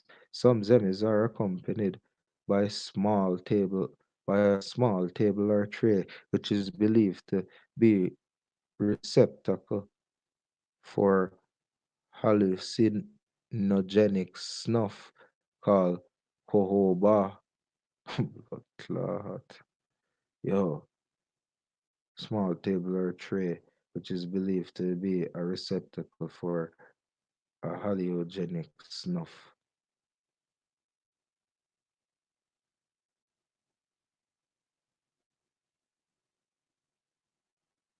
of psych- psychoactive agents, what?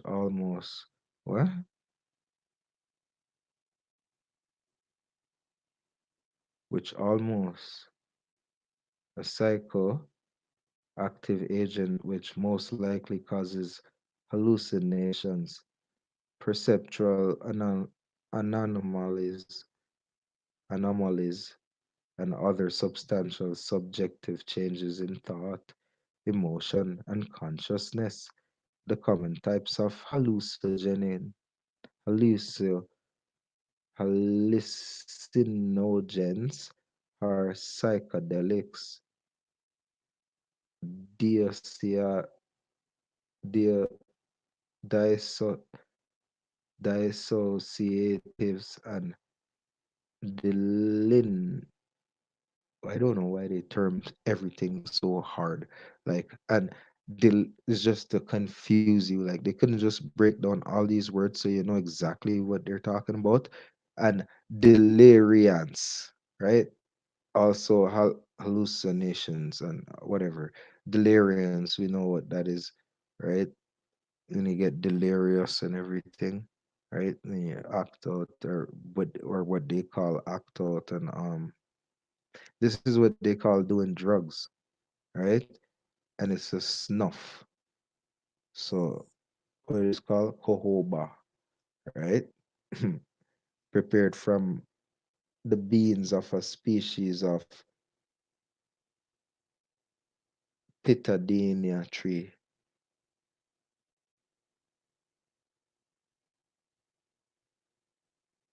of the lagoons. Wow, I didn't know that.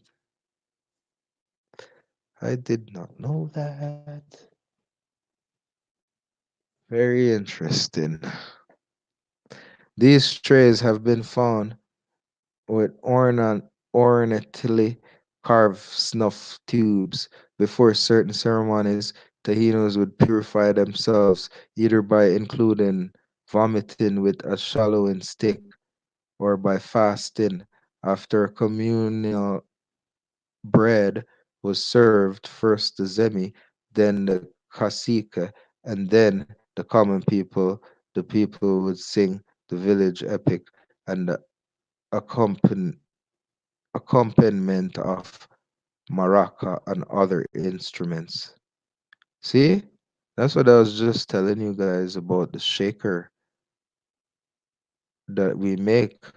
This is it. This is calabash. So you carve the calabash, you put beads in it. You could do your carvings around the shaker itself, and you just attach a wooden handle to it, and you shake it in music, right? A maracaba, a maraca, a maraca, right? Sometimes called rumba shaker, sh- shaka shaka, right? Shak, shaker, right? She, she, ka. What did I tell you guys it's called? Shaker, right? They spell things like, shak, shak. No, it's shaker, right? Shaker, shaker. That's what we call it. I told you guys that earlier before we got into this whole thing. I didn't even know this was in here, but there you go. So if I wasn't like, if my uncles and all, if we never make shakers, how would I be able to tell you what it's made of? Like just before we even started the research, how would I know that? Like they never even put this as a shaker. So here what the people would sing, right? Because what we use it for, what did I say? Music. Okay, music, right? And we used to use the calabash. What did I tell you? The calabash, the maraca, right? The maraca, right? And other instruments. Those other instruments are called the tambourine. Okay? We used to make the tambourine, right? Beat the shaker, the tambourine, and the drum. That's our instruments. Shaker, tambourine, and drum, and the guitar. Okay? Or you want to call it harp or the strings, right? We were all musical people. You see anything here about this is a powwow going on here, right? Because we even fast. Who fast? Who fast? Fasting is the willful refrainment from eating for a period of time. In physiological contents, fasting may refer to the metabolic status of a person who has not eaten overnight, or the metabolic state achieved after complete digestion and absorption of a meal, right? Right? Right? Either by vomiting with a swallowing stick or by fasting. They would purify themselves. Who does that? Who does that? Who fasts on the Sabbath? On the Sabbath. We have a ceremony after communal bread was served. Who served communal bread? Who does that? Who serves a communal bread? Isn't it the children at Eber, the children of Israel, the Israelites, the children of the Israelites who would still honor their ancestors and their ways and their traditions. After communal bread was served, America, the real, true, old world, Tainos would purify themselves either by inducing vomiting. So if they had food, they would get all the food out of them, right?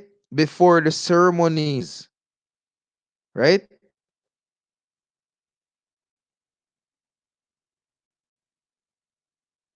Right?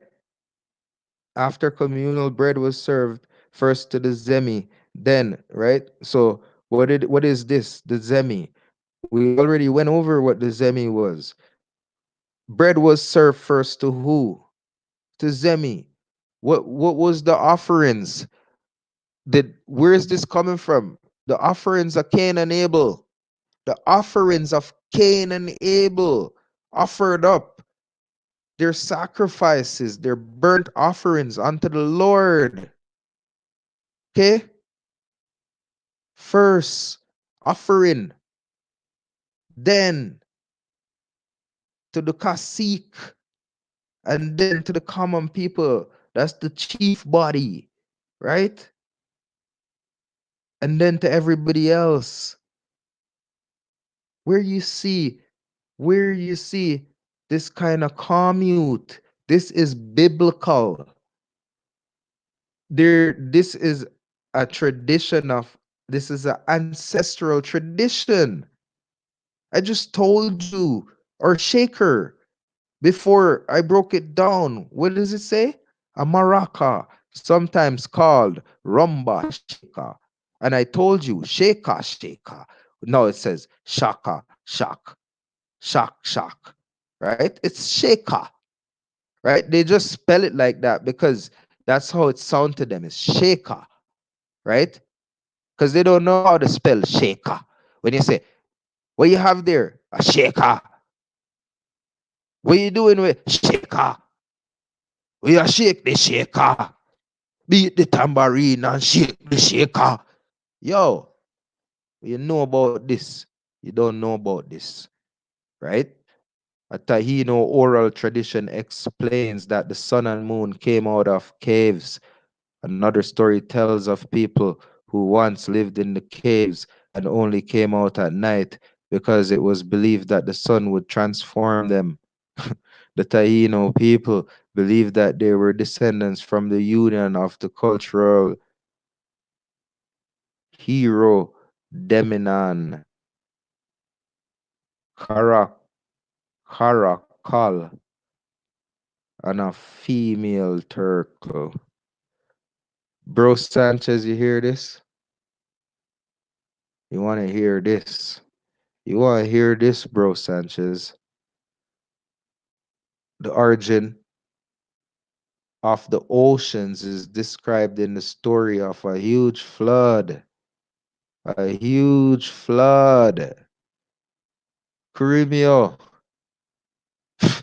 Premio, Warrior. The origins of the ocean is described in the story of a huge flood that occurred when a father murdered his son, right? Who was about to murder the father. The father put his son's bone into the gourd or calabash. When the bones turned into fish, the gourd broke, and all the water of the world came pouring out.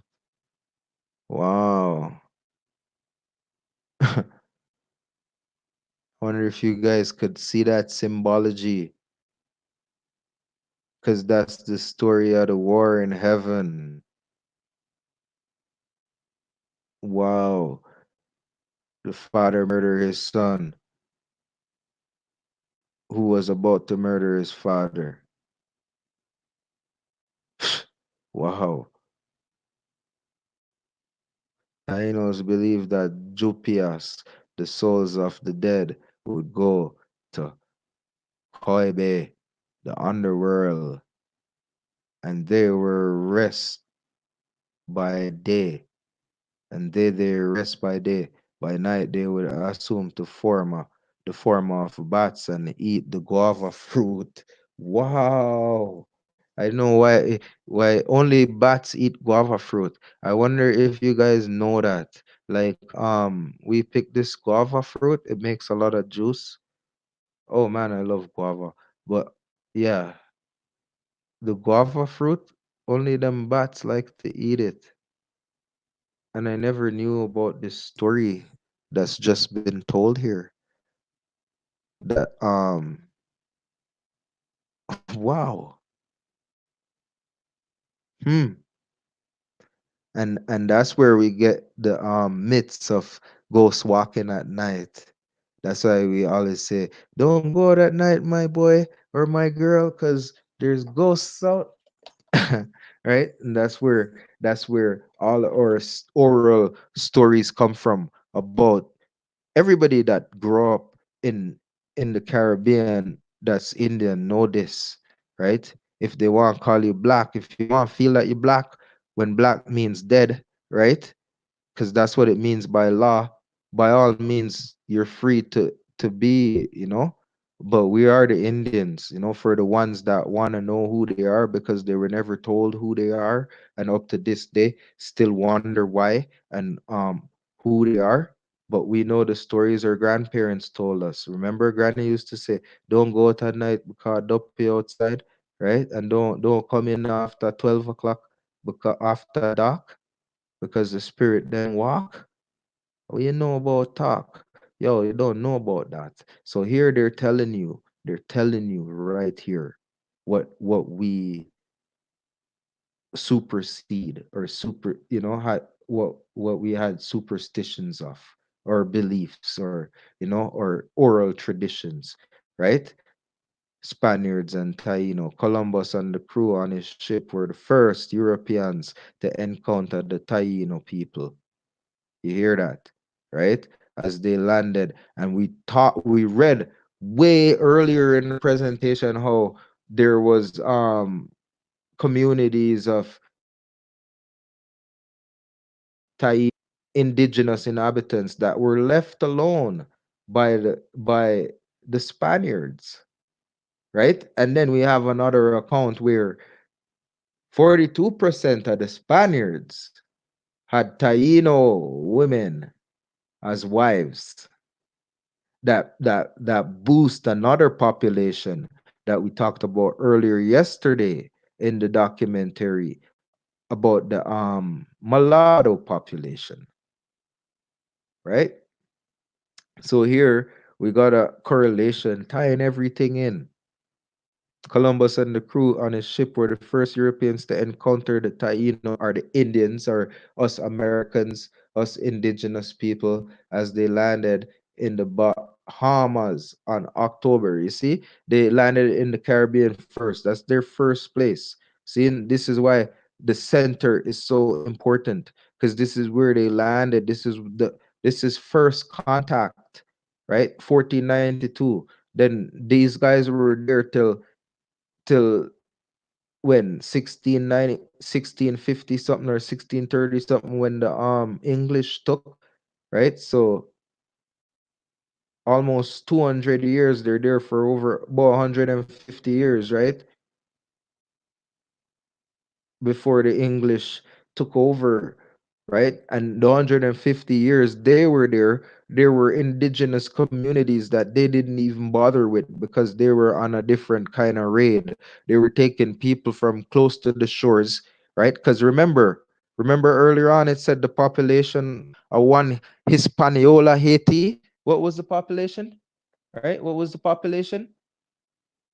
Over 3 million people. 3 million people, right? So if there was a population that much, you'd have only had to reside on the ports, on the shores of the island, and that's exactly what the Spanish were doing on every single island, was occupying the ports, right? Because that's when ship land, when the ship dock, right? Then you could set up your colony right on the shore right there. And this is what they were doing. They were setting up on shore and taking people close from the shore. And in 1492, way before that, they were coming over snatching people from the shores, right? So we got prior history to this. Him coming here 1492 or whatever, snatching people for 100 years, from 1400 to 1500, a million people from the Amazon, right? So here we go. Columbus described the Tainos as physically tall, well proportioned people with a noble and kind personality. In his diaries, Columbus wrote, "They traded with us and gave us everything they had with goodwill. They took great delight in pleasing us. They are very gentle and without knowledge of what is evil." You see how purity of a people they encountered at that time, right? Nor do they murder or steal, because what are 10 commandments? Like I say, we're the 0 to 9 people. We're the 10-digit people. We're the infinite people. We're the first people. We're the American people. We're the first old world. Okay, we do not murder nor steal, because we don't have a need to steal, because why would we want to take what you have? What the hell do you got what we can't get, that's better, that's more? Like, come on. This whole world was ours. So why do I have to kill you? Because if I have to steal, if I didn't have no argue, then why did I have to plan and turn around and come behind your back to then try to murder you? Because that's what murder is. It's not just a kill thing out of self-defense, it's a murder. It's like, oh, I'm planning to kill you and go. So we didn't, right? We didn't do none of them, right? Things that, we didn't worship no false idol. The Zemi was based upon the principle. Wasn't Zemi wasn't an idol. Zemi was the principle, right? It was or oral tradition of the spirit, right?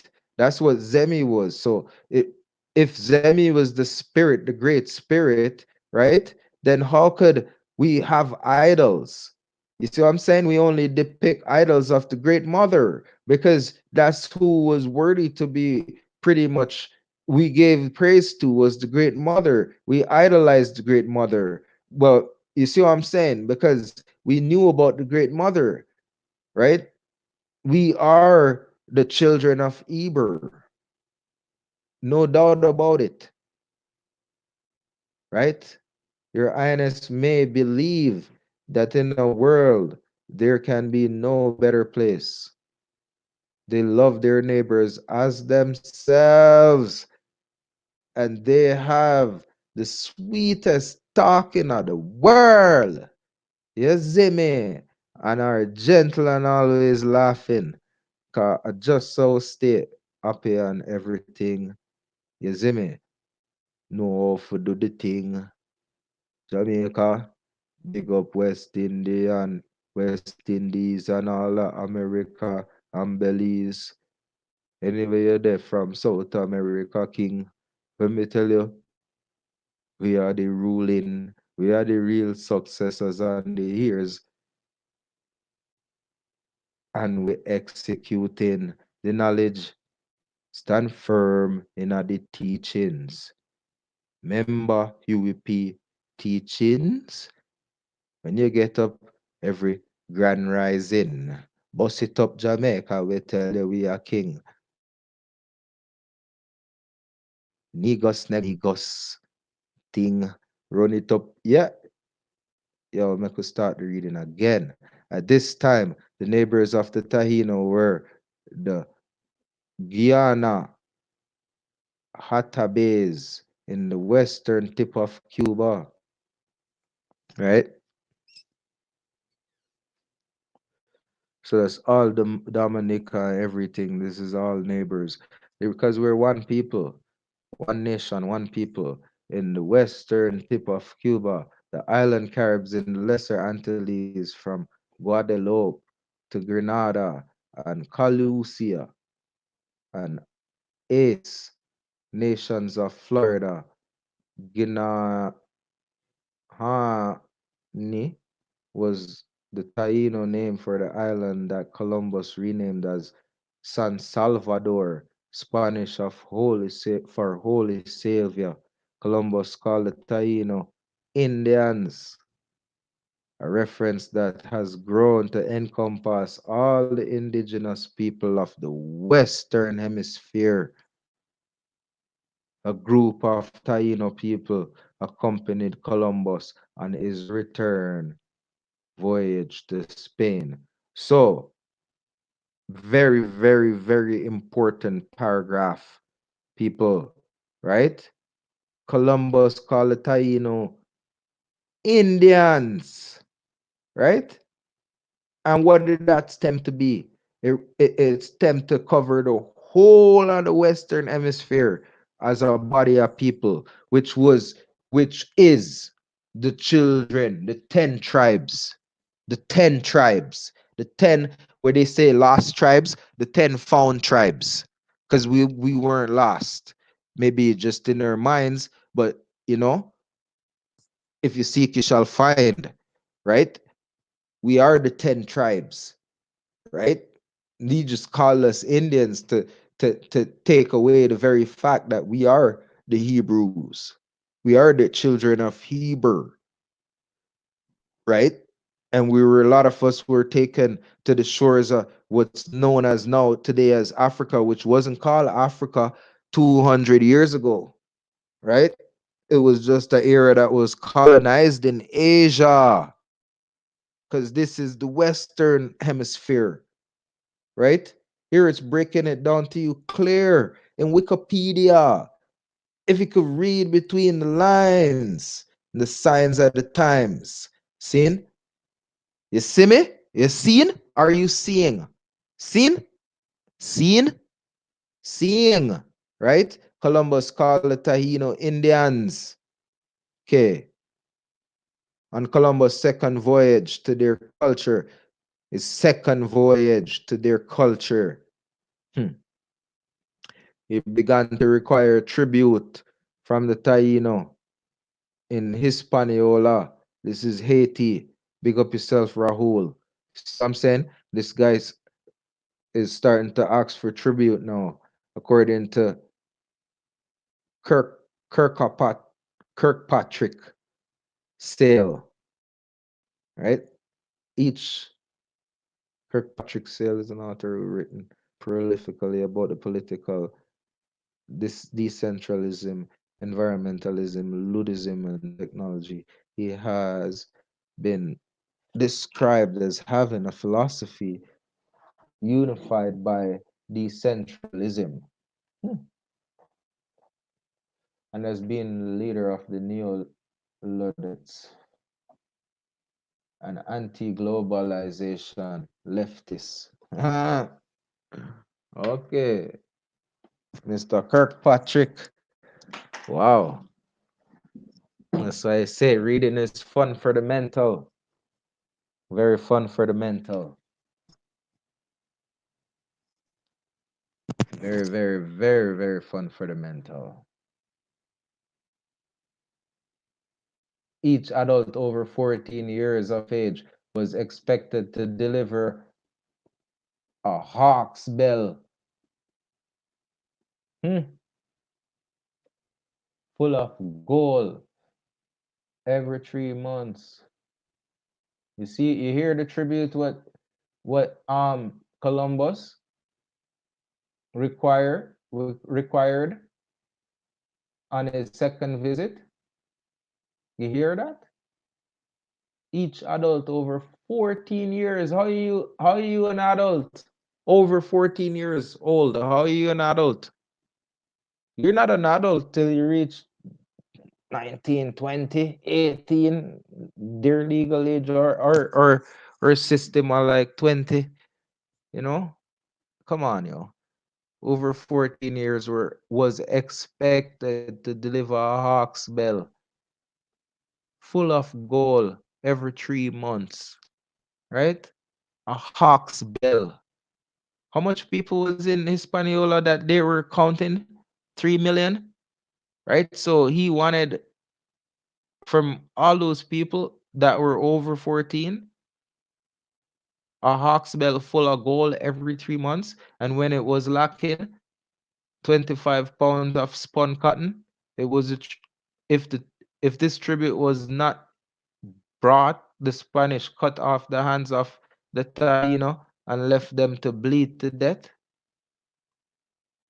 These cruel practices inspire many revolts by the Taino and campaigns against the Spanish, some being successful, some being not.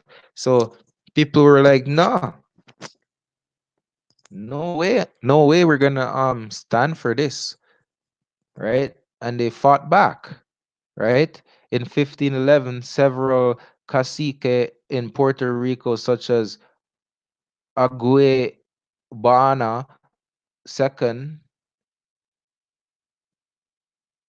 Gordon Gabra, also known as El Bravo, was one of the two principals of the powerful Taino people, Broque Boriken, when the Spaniards first arrived in Puerto Rico on November 19, 1490. led the Tainos of Puerto Rico in the Battle of, also known as the Taino Rebellion. So this guy here, Agwe Bane, born in Gabane, wow, also known as Agabane El Bravo. They called him El Bravo. The, the Spanish called him El Bravo. Mr. Bravo. Yo, don't mess around. Cause what? He's lead his people, right? Into the fights, right? Cause what? This is in Puerto Rico and they're rebelling since early contact, right? This is what 1511, right? When was contact? 1492. How much years is that? 8 and 11, 19 years, right? So in the first 20 years of contact, people were like, nah. So you don't think the same things was going on everywhere. This is why it ties back into Jamaica with the Maroons, right? And Maroons is a term used for all runaways that was stemming all the way up into the mainland, right? Cimarron, right? They don't know where the origin of that word came from, but we know where it came from because we speak Tahino. Cimarron means Cimarron there. Cimarron, right? So we know what they're saying, right? Yeah, because he's running away from you because you don't want to get caught. Like, no way you ain't going to catch me and chop my hands off because I don't want to give you gold, or you're going to take me away, far, far away, right? From my family and from my peoples and get me to do whatever you want, right? Because they were catching people, right? When they're on his second voyage, they're catching people now, right? And setting up shop. So on the ports, who knows how much people they were just shipping off boatloads, just shipping them off, shipping them off, shipping them off, and taxing everybody else for gold, right? And then coercing everybody else and sleeping with all the women, right? So it wasn't like they came in and they came in and mixed up and had a plan and organized because it was about governing, and they seen wealth and riches and free labor. So somebody wanted to be the head and the control of all of that, right? So it organized the body of people to do just that, right? And go right back to the monarchy and their authority, right? Because we know who Columbus was rooting for. We know who is working for, right?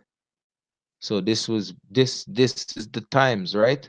This is what was going on. The revolt was suppressed by the Indio Spanish force of Governor Jean Ponce de Leon. Hatue, Hate, a Taino chieftain. Hate, Hati then. We say Hati, yeah, Hati, a Taino chieftain who had left from Hispaniola to Cuba with 400 natives to unite the Cuban natives, was burned at the stake on February 2nd, 1512. See? See? They start burning, so they catch this guy, they catch this that's the guy, the governor. They caught him. See? Who's that? Who's that? Who's that guy? Look at him. Look at him. Who is that? Right? Who's that? Right? Original chief. Seen? Original chief. Who's that receded forehead? Who has that receding forehead? Right? Child of Eber, with tattoo face, right? But we know this is probably not exactly how he look, but you see who look at his skin. Look at that. Look at the color of this concrete, right? Look at that, right? Because we know they're gonna change. We know what Alexander did with all the noses. We know what they do with the noses when they wanna. impersonate, right? In 1511, several caciques in Puerto Rico, right? They united. So they were getting together, right? Because here he went from Hispaniola to Cuba, right? So they must have went all over to tell everybody, yo, let's start fighting. Why you think they rebel all over Jamaica?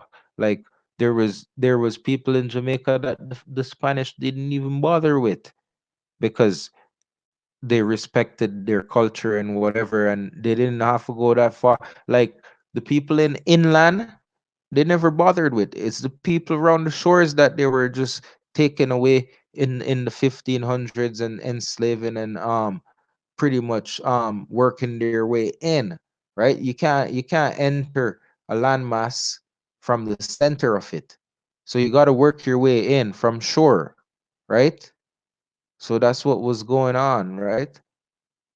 Encomienda was a Spanish labor system that rewarded conquerors with the labor of particular groups of subject people. It was first established in Spain following the Christian recovery of their territories under Muslim rule, and it was applied on a much larger scale during the Spanish.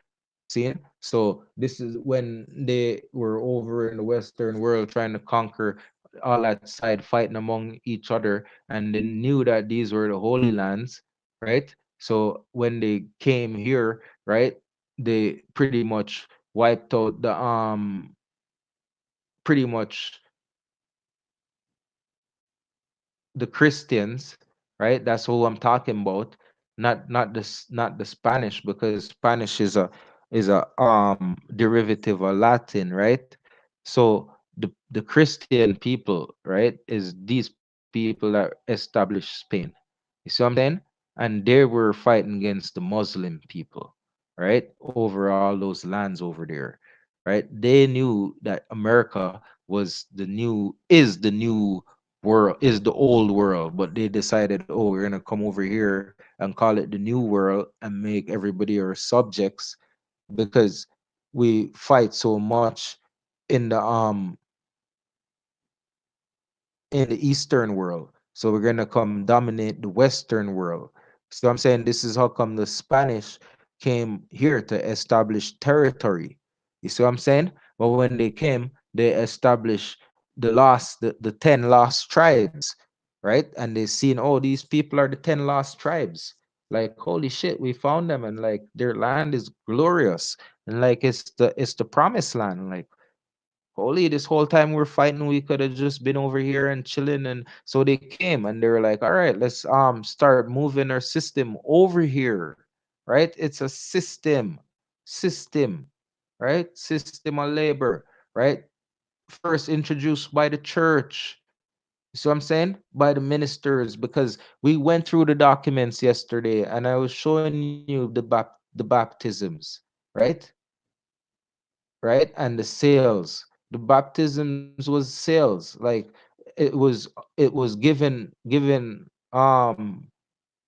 indigenous children unto parents or godfathers, godparents who were the godparents. We went through who were the godparents. There were intellectual individuals, black and white, coming from the Western world, from the Muslim empire, from the Christian empire, right? From that side, and being brought into the region to create a working class of people. Encomienda, seen?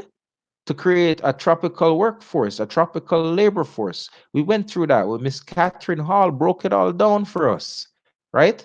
And here it's being broken down even further by Wiki, right? Just telling you line by line, if you just take time and slow it down and read, you see exactly what was going on. You see what I'm saying? Despite the small Spanish military presence in the region, huh? It just get better and better and better and better. Small presence, right? Small presence, because there there's 3 million people here already in Hispaniola. right? There's probably 3 million in Cuba. There's probably like 2 million, 1.5 in Jamaica. Like, there's people everywhere. So what are you coming into? You don't have the force to kill all these people at once. You're talking about disease killed them all? No. Like, you transformed everything through your lawful system on records, um and made yourselves pretty much administrators of the wills of these people that were heirs to the land and took over the land,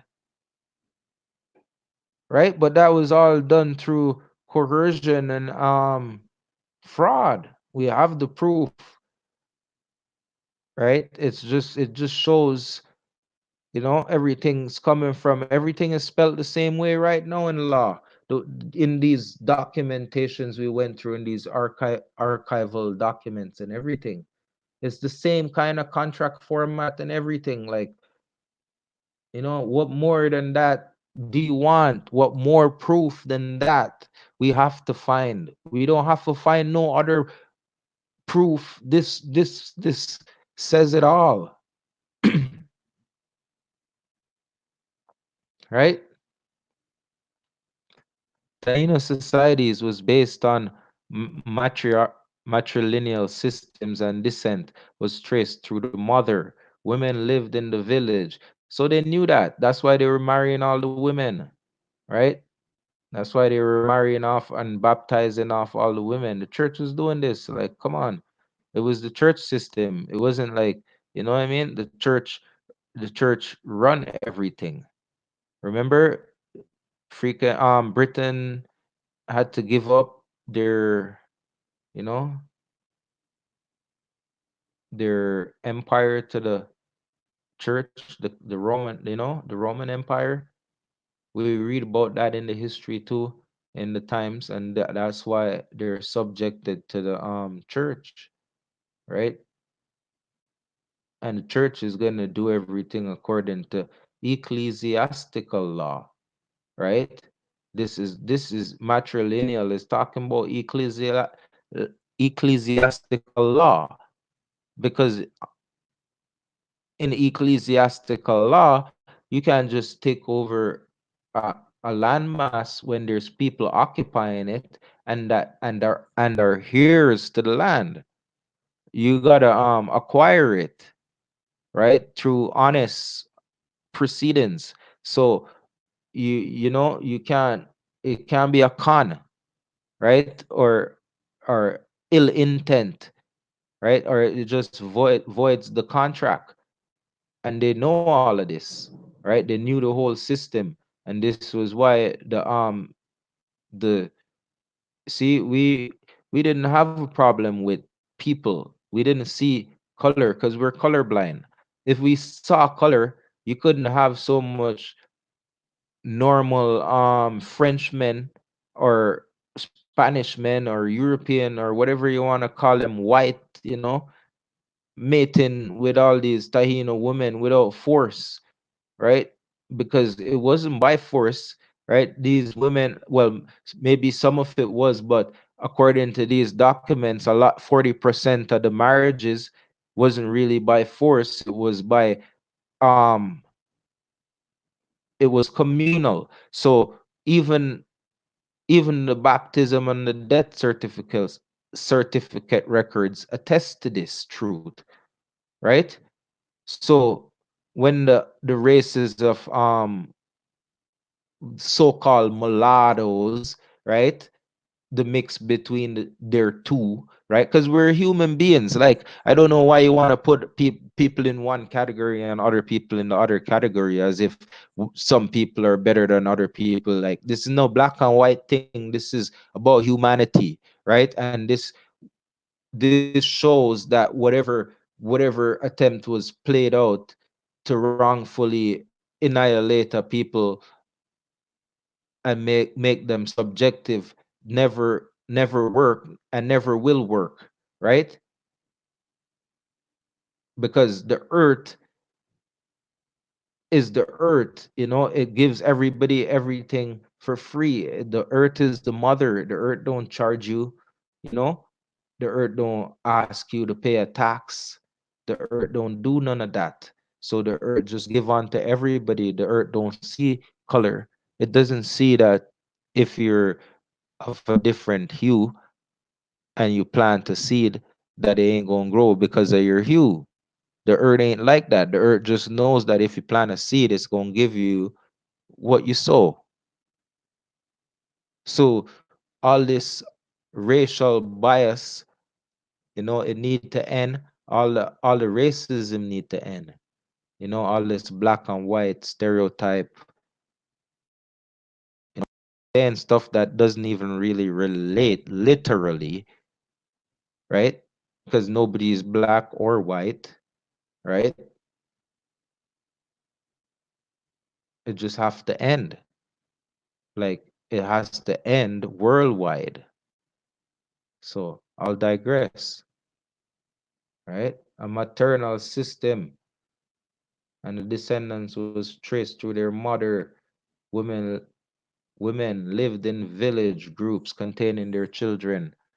The men lived separately because of this. Taino women had extensive control over their lives, right? So we never used to try to control the woman and tell her, oh, you gotta be my maid, you gotta be my slave, you gotta stay home and work and do all that I say. And yeah, no, they had extensive. That mean not only full control, they had control that extend beyond full control. That mean that they could say, "Hey, that tell your man to behave himself, or we're gonna take away his status as chief and make him commoner, like lose his respect." Like they had extensive control, right? They could control themselves. Like, they could say, all right, you can't tell me what to do because you're the chief. I don't have to be submissive to you. you know they had extensive control over their lives, free to do whatever they want. Because you trying to control a woman ain't never gonna ever work. I'll tell you guys all of this. I'll tell you all males this. You don't try to control that woman. You let that woman control what she could control as much as she could control, but you don't ever try to control her. They're co-villagers and their bodies. Since they live separately from men. You see that? Since they live separately from men, right? Separately from men. Why is this? Who if we're not the children of Hebrew, if we're not the children of Hebrew, then who are we? You can't tell us that we're not the children of Hebrew. Where does all these traditions come from? Right? Where does all these traditions come from? Because you get all contented in the house with your woman, and when she has her month, it's like she needs her space. So if she don't have her space, you just clouding her space. You're just gonna get up in her in her circle. She need that circle, right? Because she needs her full circle, right? And you gotta respect her space. And don't think you have no freaking say to come over there and talk shit, bro. Like, yo, respect the woman. This is what this is about, right? Respect, honor for your mother, right? So yeah, I gotta rant about it because yeah, it's right here in our culture. It's right here. It's telling you right here. Okay? It's telling you you can't dispute the truth. Okay? You can't dispute the truth.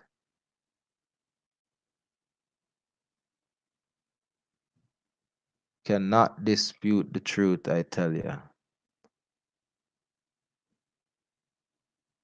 This social, what do you say? Since they lived separately from men, they were able to decide when they wanted to participate in sexual contact, right? So it wasn't on you. It wasn't you chasing the woman. See what I'm saying? It was when the women wanted you, right? You don't need to be around unless the woman needs you there. You need to get the hell out of there. Like, get gone, nigga. Like, for real. This social organization partially shaped the views of conquistadors who came in contact with the Taino culture. They reportedly perceived women as Maka women who had strong control over the men. Although unclear, most historical evidence suggests that genders Taino gender roles were non-exclusive regarding most of the activities in their community. Huh. Let's see here.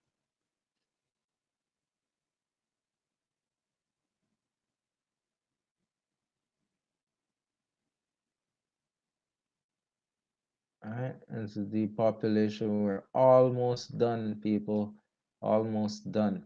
I'll just go through it here fully, and I'll stop. I'll quit interjecting. When Taino men were okay, let's see.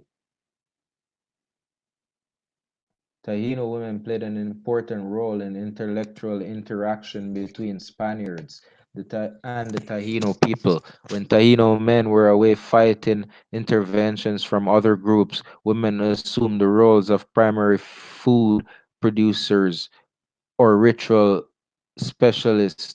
Women seem to have participated in all levels of the Taino political hierarchy, accompanying roles as high up as being kazi- Kazikas. Potentially, this meant Taino women could make an important choice for the village and could assign tasks to tribe members. There is evidence that suggests that the women who were wealthiest among the tribes collected crafted goods that they would then use for trade as as gifts. Despite women being seemingly independent in Taino society during the era of contact, Spaniards took Taino women as an exchange in item, putting them in an autonomous position. Dr. Chanka, a physician who traveled with Christopher Columbus, reported in a letter that the Spaniards took as many women as they possibly could and kept them as concubines. Right?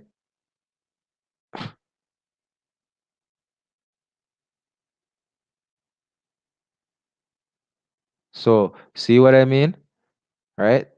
And we broke that down in well, I didn't think we went over that document about the concubine, right? But here it's breaking down concubine here. So this is very good because you're gonna see when I go over some of the archive documents, some of the records mentioning concubine. So it's good that you know the meaning of this term, right? Because it doesn't mean what you might think, oh, a woman that is slutty or a whore or anything like that. It just means that a woman being with a man that they don't consider is being married, that's not legally married to their standards, right? So it's an interpersonal and sexual relationship, right? between a man and a woman in which the couple are not or cannot be married, and inability to marry may be due to multiple factors such as different social rank status and existing marriage, religious or professional. So this is why they were doing the godmother godfather thing, because they couldn't state that this was a true mother or father of the child, right? Unless the child was a child of the mother or father. You see what I'm saying? So the concubine, right? And I think it made reference to somebody's wife. We'll go over that in some of the documentation. Was the term used for all the women and men marriages, right? But there's another thing with the concubine as well. This you're considered an illegitimate here when you have the child, right? To some extent, because it wasn't in communion. So pretty much, according to some laws, this is why they're able to change all those people's names, right? Because they weren't their parents weren't married. And you'll see a lot of correlations between um people that are married and people that are not married when you read the documentation of their child on the birth certificate. You'll see that they make reference to that, and it's a reason for it, right? Because if you don't have legitimate parents or whatever, you're being made subjected. So that's what that's all about. And you being made subjected is just pretty much means you become a slave, right? Or somebody that has to go to work and pay taxes. So some sources report that despite women being free and powerful before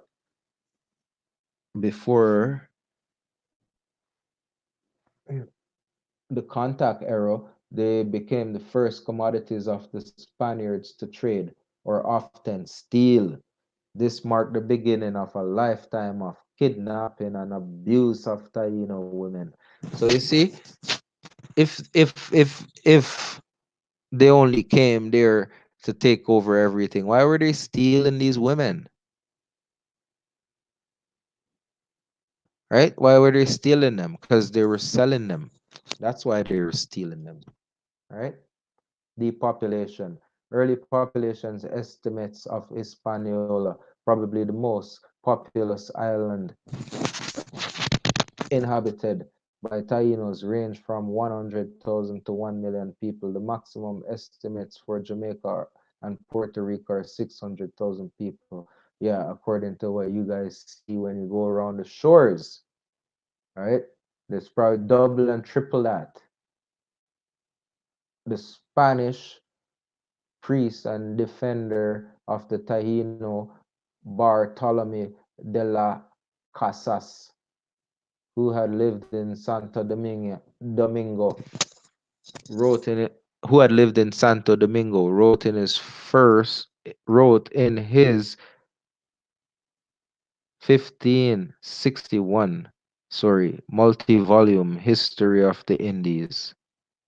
There were 60,000 people living in this island when I arrived in 1508, right? So that's 10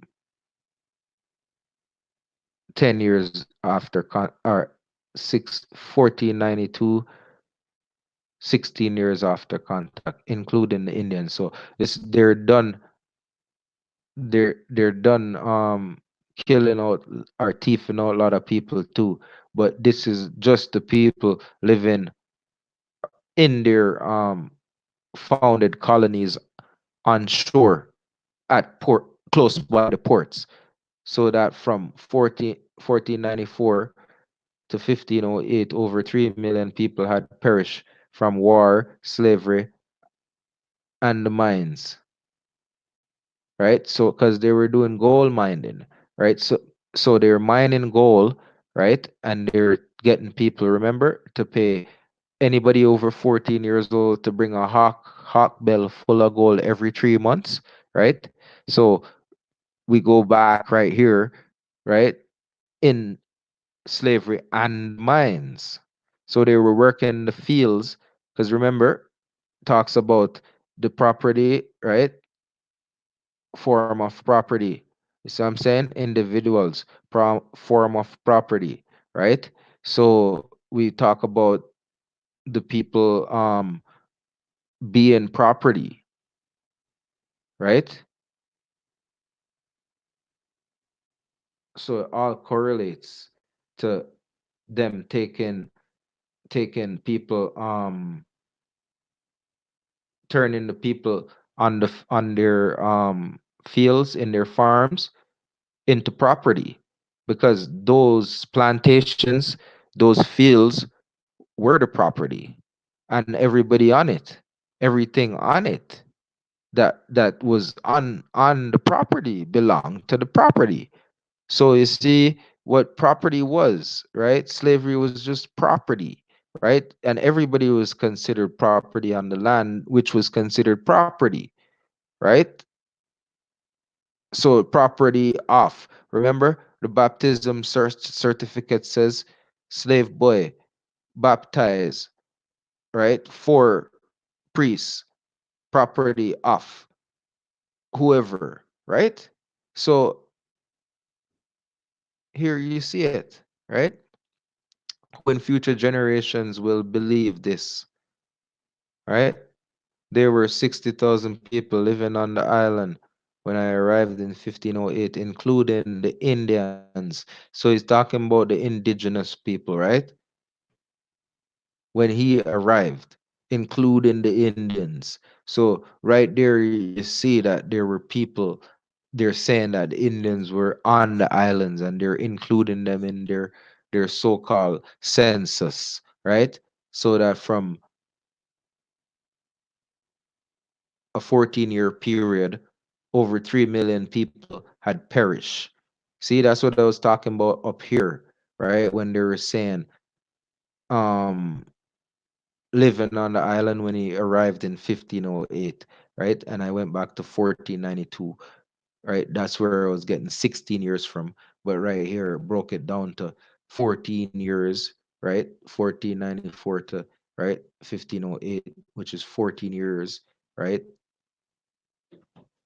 And I remembered how it said about population of 3 million, right? And it says here now over 3 million people had perished from slavery, right? So if they said it was 3 million people there, right?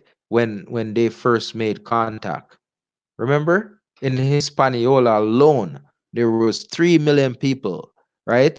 And they were saying over 3 million now had died in 14 years due to the way how they're handling things.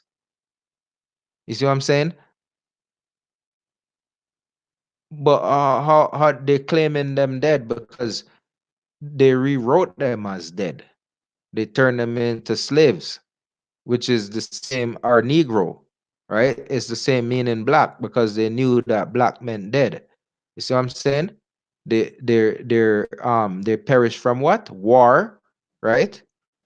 What else did they perish from?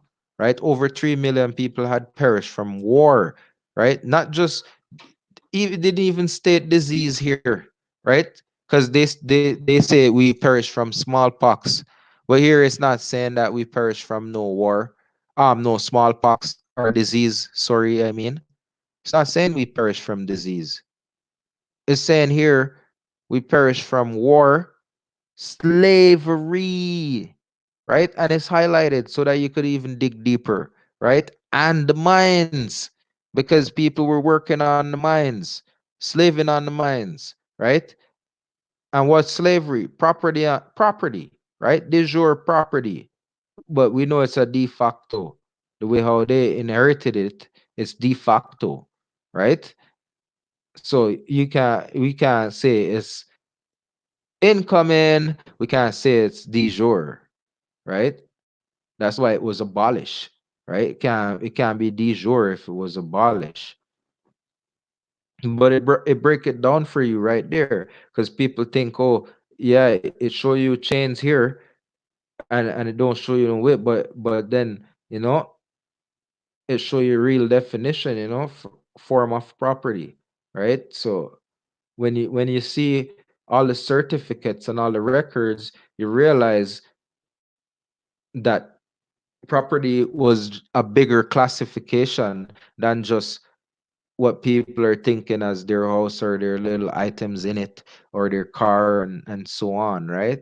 They're considering everything as property. Researchers today doubt La Casa's figures of the pre-contact levels of the Taino population, considering them exaggerated. That's right, because how could that many people die and perish anyways? That must probably be across the whole Caribbean where they were making contact. But we know from the numbers when we were researching earlier that there was over probably a good 10 million people here in the Caribbean. So if 3 million perish, there's still 70% of the whole population of the Caribbean of Indians, of what they call us Indians, the children of Eber, right? There's still 7 million left that they're took over as property now and shipping and maltreating, right? Ill treating, right? There's still 7 million left. And that's just the Caribbean alone. We're not talking about the mainland yet, right? We're not talking about the mainland yet, because 3 million alone was in Hispaniola, right? So we know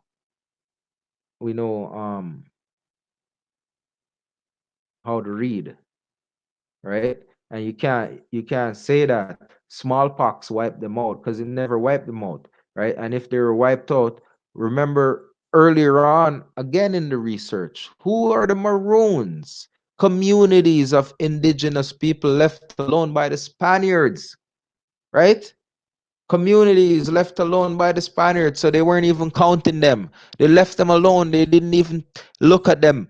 They didn't even exist according to the Spaniards, because they just weren't. They just were too wild. They were just too free. They couldn't trick them, so they left them alone, right? Maximum over 500 people inhabiting the islands, right? For example, Anderson estimates a maximum of 500,000 people inhabiting the islands. They had no resistance to old world disease, notably smallpox, the Ecomendia, right? Ecomendia system brought many Tainos to work in the fields and mine in exchange for Spanish protection, education, and seasonal salary. So here they were coercing the people, telling them, we're going to give you all sorts of benefits if you come help work, if you come work for us in the mines, to extract all your gold and send it overseas on the ships, right?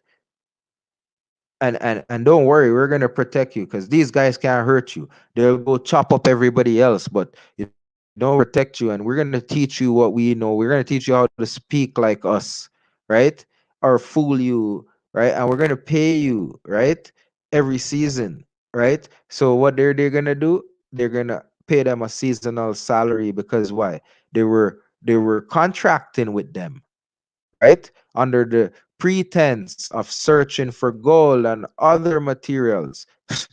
Man, many Spaniards took advantage of the region and now under control of the Ana Boreas, right? It's a term used for old Spanish chronicles and historical texts for the indigenous people, right, who were integrated into the armies of the Spanish conquistador with the purpose of supporting their advance and combat operations during the conquest of America. That's right, because they got the like Caremio broke down. They got after they so-called conquered Aztec Empire, right? Or one of those great empires. They claim they conquered it, but it wasn't conquered. They conquered it. They just got, you know, brainwashed the people into joining whatever their cause was, right? So see, it's very good to to look into some of these, highlights, right? Indian auxiliaries or Indios auxiliares is the term used in old Spanish chronicles and historical texts, right? So pay attention, peoples. And Spanish encomiendores to to exploit the native population by seizing their land and wealth. That's the same thing I was just ranting about. I shouldn't rant, I should just read. Historian David Stannard characterizes the Ecomendia as a genocidal system which had driven many millions of native people in Central and South America to early and agonizing deaths. It would take some time before the Taino revolt against their oppressors, both Indian and Spanish alike, and many military campaigns before Emperor Charles V, right, eradicated the encomienda system as a form of slavery, right? So here Charles V was a Holy Roman Emperor, and wow. So here comes the church, because the church was sending all these ministers, and right, who was complaining in England, in the metropole? All the ministers, right? And all the, what do you call them? The missionaries, right? They were complaining about how the people were doing all atrocious kind of stuff, right? And here there's a Roman emperor right here, right? So he's archbishop, right? Archduke. Well, it says emperor and archduke of Austria from 1519, king of Spain from 1516, the lord of the Netherlands, and titu- titular duke of Bourgogne, Burgundy from 1506, as head of the rising house of Habsburg during the first half of the 16th century. So the first time of the 1500s, see, right? 16th century, 1500s, see his dominions in Europe, and see his dominions in Europe, right? Pay attention, people. Eradicated the encomienda system as a form of slavery. Diseases obviously had a lot to do with it, with the decimation of the indigenous populations, right? Diseases obviously had a lot to do with the decimations of the indigenous populations, but forced labor was also one of the chief reasons as to why the population decimated. The first man to introduce this forced labor among the Tainos was leader of the European colonizer of Puerto Rico, Ponce de Leon, right? And I'm pretty sure his name must come up lots during Cremio's research, right? Which is so extensive. This forced labor eventuality led to Taino rebellions, in which Spaniards responded with violent military expeditions known as Caba, Cabag, Cabaga, Cabalgadas. The purpose of the military expedition was to capture the indigenous people, right? To capture them.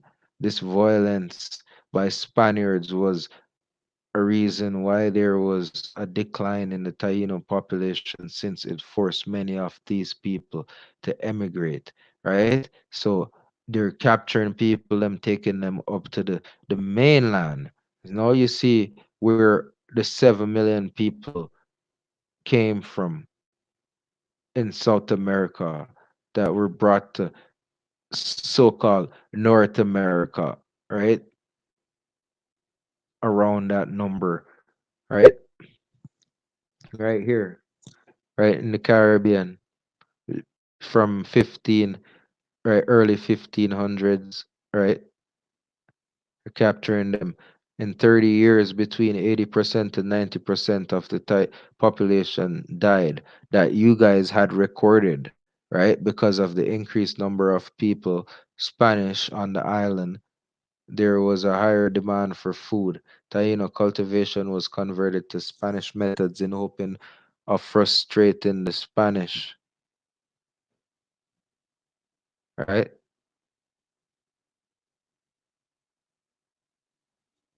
Some Tainos refused to plant or harvest their crops, right? So they're saying, "Yo, we're not planting anything on our land and we're not harvesting our crops for you guys," right? If it was their crops, it must have been their lands. The supply of food became so low in the 1495 and 1496 that some 50,000 died from the severity of the famine. Historians have determined that the massive decline was due more to infectious diseases outbreaks than any warfare or direct attacks. By 1507, in their numbers had shrunk to 60,000. Scholars believe that epidemic disease, smallpox, influenza, measles, and typhus had an overwhelming cause on the population decline of the indigenous communities. When speaking about the disease earlier on, they weren't saying that it was the disease that they're saying decimated the people, right? Because it wasn't disease alone. It was the slavery, it was the taking over our property. And let's ask the question then, if all these people died, then you guys would have just automatically took over the land. So what would be the reason for the contracts, right? What would be the reason for the baptisms, right? What would be the reason for deeming those children as godchildren? Because those children are hairs. They're hairs, you know? Not like the hairs upon your head or the hairs in your ear, right? The hair or the hair meaning the successor of the mothers, right? The Tahino women, right? Matriarchal system, right? The successors of the land, right? You gotta deem them dead in order to take over their land and enslave them, right? And if they're dead, you wouldn't need to create the paperwork. You would just you wouldn't have to create that paperwork, which remains as a proof of record, a receipt, sign and stamp, like it's proof of record. So we're this is the law, and we're going to bring the record, right? We need to bring the record. We need to put it on the record for the law. Okay.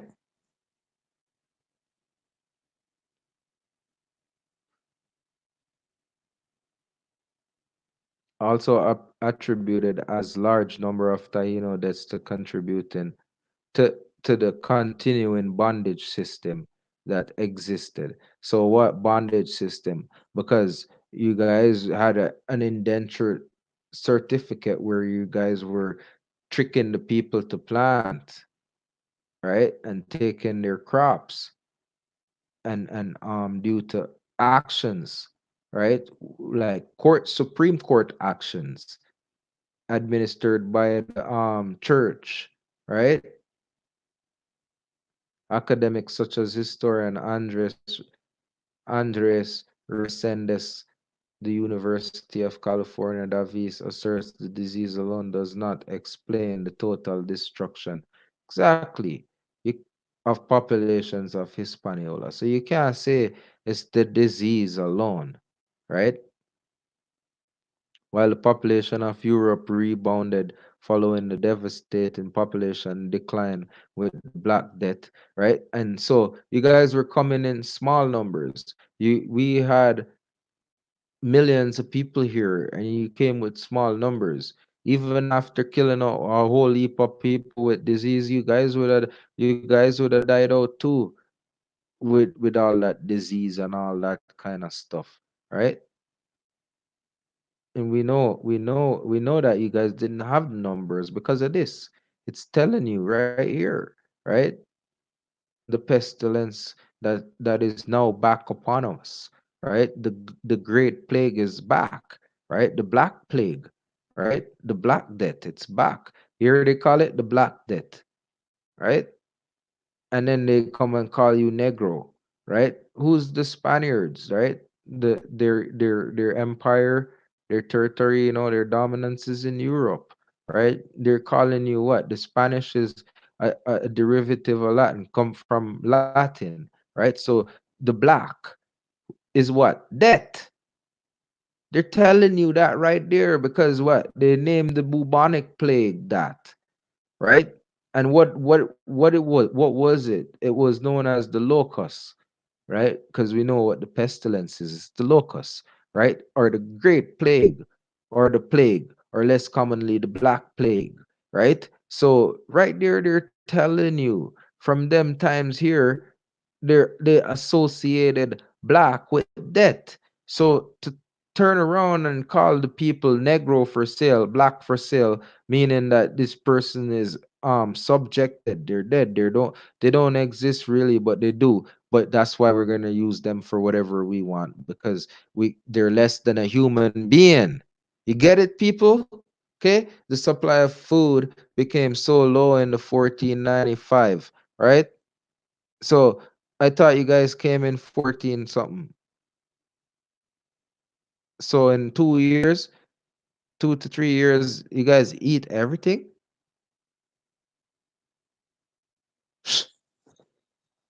Right? So the supply of food was so low in 1495 and 1496 that some 50,000 died from the severity of the famine. That can't be true because you guys made contact and you said we are giving you gifts of golds and everything, right? And your second contact up here, how come we died? That some 50,000 died from being hungry? So these dates can be right. 1495 can be right to 1496. It can be right because how could we be hungry and we know our land inside and out? Like if anybody ever been to Jamaica, you ever grew up in Jamaica, like which part of Jamaica you're gonna be hungry? No part. Like food grows everywhere, bro. Like come on. You can't justify it. You can't justify it. So you can't say I don't dig that at all. Incoming, right? There was no famine. Historians have determined that the massive decline was due to more infectious diseases outbreak than any warfare or direct attacks. By 1507, their numbers had shrunk. Scholars believe that the epidemic disease was an overwhelming cause, blah, blah, blah, large number, right, to continuing bondage systems. We said that already. Academics, all right, the University of California, Davis asserts the disease alone, right, and associated with the Black Death, right, there was no such rebound for indigenous populations of the Caribbean. He concludes that even though the Spanish were aware of deadly diseases such as smallpox, there is no mention of them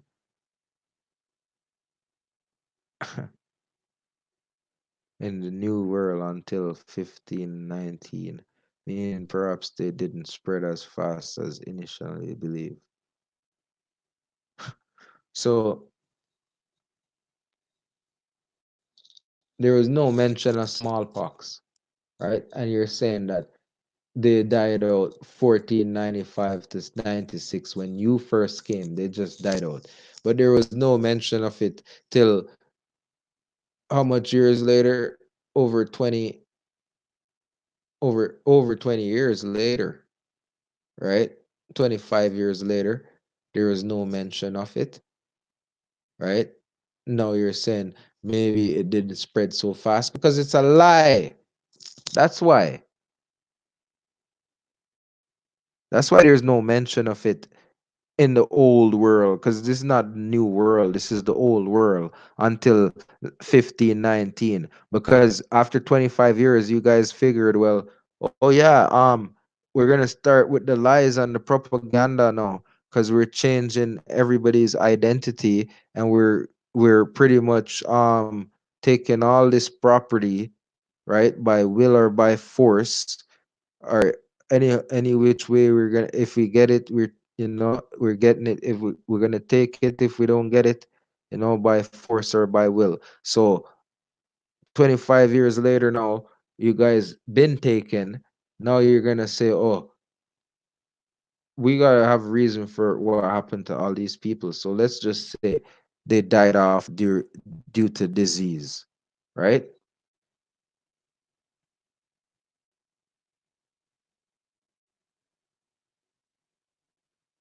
Exploitation and forced labor in gold and silver mines on an enormous scale, right? So they were mining out all the gold and silver out of the islands, but they can't mine it all out. Like, this is the thing, that the land is enriched with it. You could dig until thy kingdom come. You're still gonna find the same gold and silver, because it'll never end.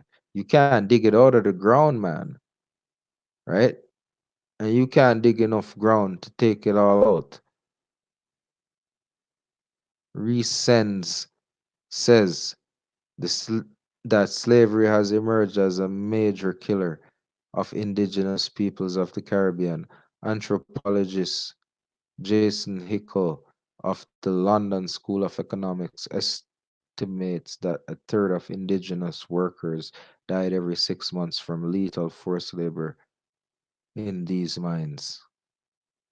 Right? Histories of the Caribbean communities describe Taínos as extinct, killed off by disease, slavery, and war with the Spaniards. Some present day residents of the Caribbean self identify as Taíno and claim Taíno culture and identify and identity have survived into the present. Groups advocating this point of view, as known as Neo-Tainos, are established in Puerto Rican communities located in New Jersey and New York as well.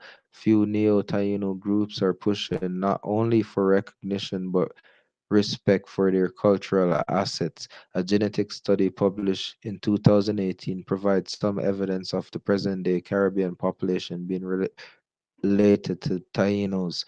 The DNA was extracted from a tooth of a 1,000-year-old female skeleton found in the cave of Lucaya, Bahamas, and the genetic results show that she is most closely related to the present day Arawakan speakers from Northern and South America.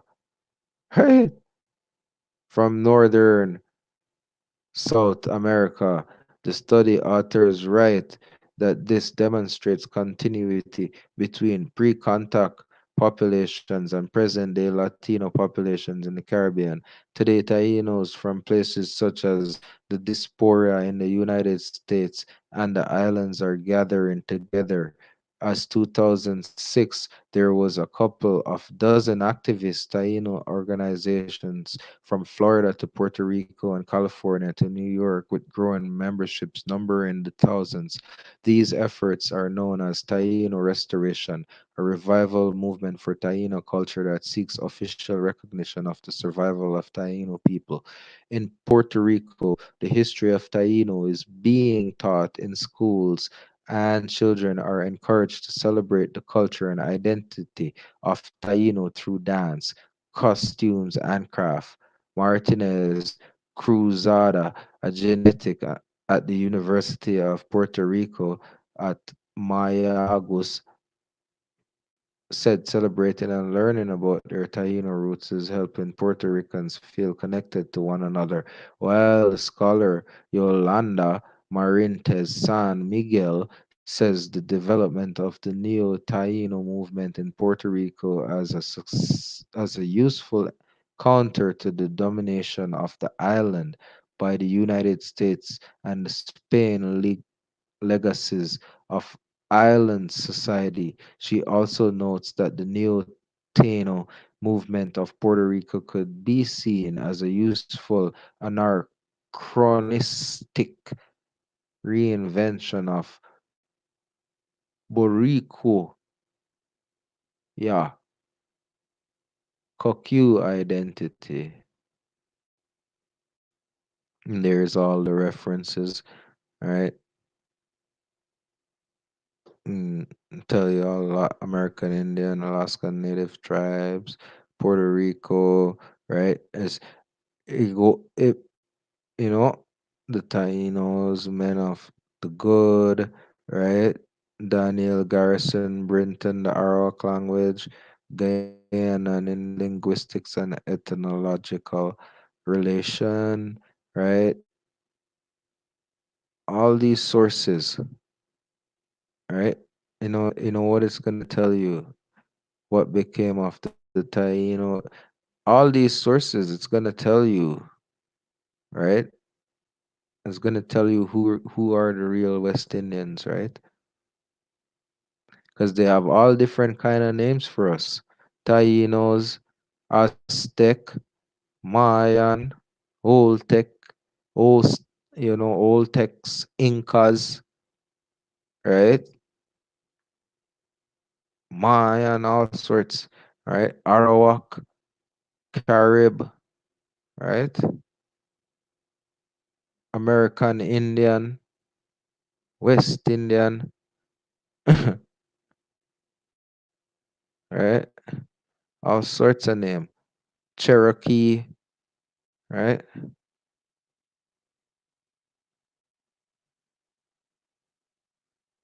So we went through all that, right? And broke it down, right? You see Kirkpatrick Sale, Conquest of Paradise, and you guys should check that out. You know, this is this, you see this 55, this link. Remember, it mentioned Kirkpatrick Sale earlier on, right? And this is his book, The Conquest of Paradise, right? And this guy didn't like the way how they're, see right here, Conquest of Paradise, right? Didn't like the centralized system, you know, the central system, right? And the centralized system stem right back, that stem right to nowadays central banking system, right? That's what Kirkpatrick didn't really like. So he's gonna tell you some truth. Excuse me. So we'll go through the Kirkpatrick Sale, The Conquest of Paradise, on one of our other documentaries. We'll just make a note of that, right? Because these are some truthful sources. So we'll get back to the Maroons, right? And this is why you call it research, because it's very in depth, right? Very in depth, and takes a lot of time. So this is what we're doing. We're going in depth, right? Back in time.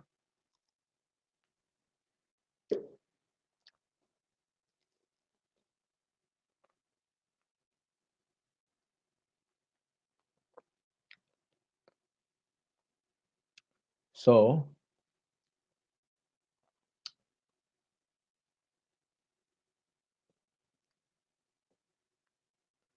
we're right down here, history.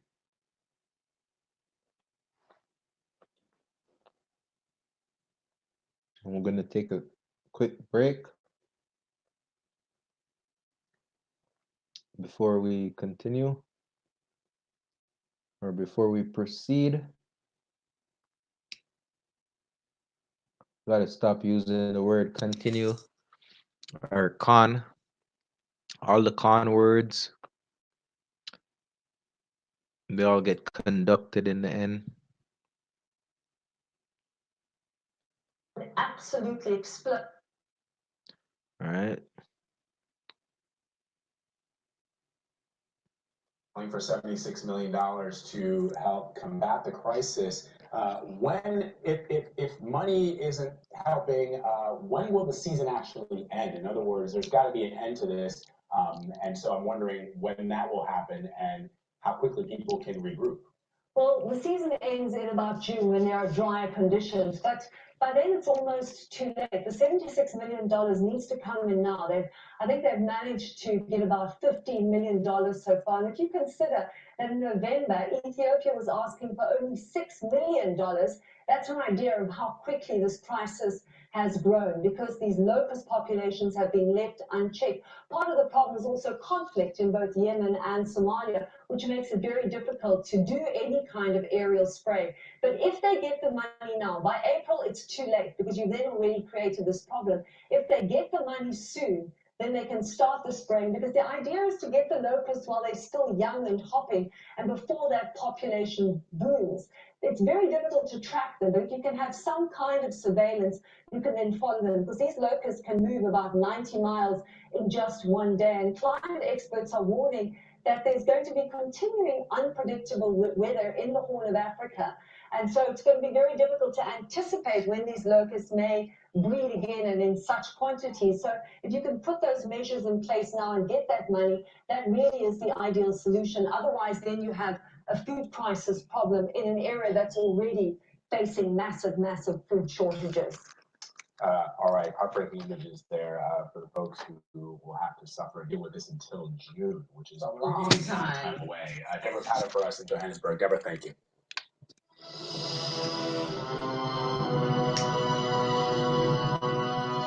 Deadly tornado sweeping through one of those Super Tuesday states, Tennessee. At least 2 tornadoes touched down, including one that caused heavy damage near downtown Nashville.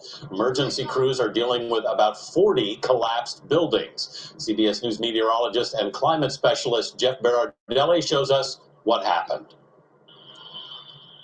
It's a scene of utter destruction in Metro Nashville this morning. The cement front of the AutoZone actually collapsed onto itself. Our Nashville station, WTVF, saw the damage firsthand. Crushed cars filled the streets, and Whit Laxton's car was smashed by a fallen sign. I think I'm lucky to be alive, and I've got a lot to process. Oh my God! The tornado filled the sky as it churned across Tennessee's state capital just before 1 a.m. Lightning and power surges were visible, leaving tens of thousands without electricity and many people without roofs over their heads. Firefighters and police are already searching the debris for trapped victims. You can see behind me, this house is completely decimated. CBS Sunday Morning producer Roman Feeser lives in Nashville's Rosebank neighborhood. His home is okay, but his neighbors say a tree fell through their bedroom. Downed trees are everywhere, with some buildings reduced to mangled heaps of metal. The windows were blown out of this business. When you're inside, it was one thing, but to walk out here now and see everything, it's bad. So the storm went through right in the middle of the night, the most dangerous time for it to happen right across downtown Nashville, as you can see. Judging by the damage, it is not easy to collapse buildings. It had to be an EF3 or EF4, but we don't have confirmation yet. That means winds were likely over 150 miles an hour. Could have been on the ground for nearly 50 miles. As you can see, we still have a tornado watch in effect for Alabama through 11 a.m., so watch out for more severe weather this morning. All right, very frightening stuff, Jeff. Thank you very much. And Sydney's freak storm left its mark right across the suburbs with more than 70,000 lightning strikes. There were mass blackouts and mountains of damage left behind. This, we hope, was summer's last stormy hurrah and the biggest light show since New Year's Eve. The middle of the night looked like the middle of the day, and then the lights went out on the northern beaches. After smoke, fire and floods, why not a cyclone? and it certainly felt like one at Killarney. Just ask the passengers on this bus. We had dodged one tree coming over the Roosevelt Bridge at the top, and then I was like, oh yeah, just smooth sailing from here. And then all of a sudden I hear this cracking from outside the window on the left side. A hit-and-run storm in the dead of night. There was no way anyone could have slept through this. There was wind, rain, lightning and thunder. And of course here, the sound of tree on car. From Bondi to Gladesville. And there's a car under there as well. A tree once stood in Sally Young's front yard. I'm looking out the window and I just went, incredible. At Belmore, it was as if a bomb had gone off. A roof sent flying and causing carnage along the way. Unbelievable. The entire roof just took off. At Surrey Hills, bad luck and good luck as well. The storm wreaked havoc at this playground when there was not a child in sight. It was a similar story at Oakville in Sydney's west. While at Terry Hills, the golf club took a direct hit. This power line at Warriewood was left red hot and 80,000 residents were left in the dark. Repair crews had only just wrapped up from last week's storm. And tonight there are still 10,000 customers without power. Damien Ryan. More proof that winter is not over yet. These amazing images of a lakefront house completely covered in ice have gone viral, with many people thinking it couldn't possibly be for real. People thought I sprayed foam on it. Not the case. I spoke to the guy who shot the video, John Kutchko, and his daughter Natalie. John showed me the house on Lake Ontario in upstate New York. This, in some spots, is 5-6 inches thick, which is amazing considering that 6 days ago this was not here. It was mild. This was not here. How cold are your hands right now? They are cold. The air temperature, I think, is 14 degrees. Wind chill probably around 0. Good afternoon. John anchors the news on WROC-TV in Rochester, and his daughter, who wants to be a TV reporter, tried out her reporting skills for Inside Edition. 5 days of intense winds with gusts of up to 81 miles per hour helped turn this beach home on Lake Ontario into an igloo. The unusual sight here in Manhattan Beach this week, the blue ocean turned red. If you noticed something a little different about the ocean in Manhattan Beach the last couple of days, you were right. The typically blue coastal water took on a red tint. You can really see it in these photos taken by Manhattan Beach resident Wayne Powell. Now that you say it, I kind of see it. It has a red tint out there. I think it looks pretty cool. Now that you pointed it out, I can see it. I'm so curious exactly how that makes it happen. Marine life experts at the Roundhouse Aquarium on the Manhattan Beach Pier call the phenomenon a red tide, though the color has nothing to do with the tide. I have never heard of the red tide. I've only heard of high tides, but nothing like a red tide. The color is actually the result of a phytoplankton bloom, a hyperbloom of sorts, when the tiny algae multiply very quickly, becoming more visible in the ocean. I know, I've never seen nothing like that before.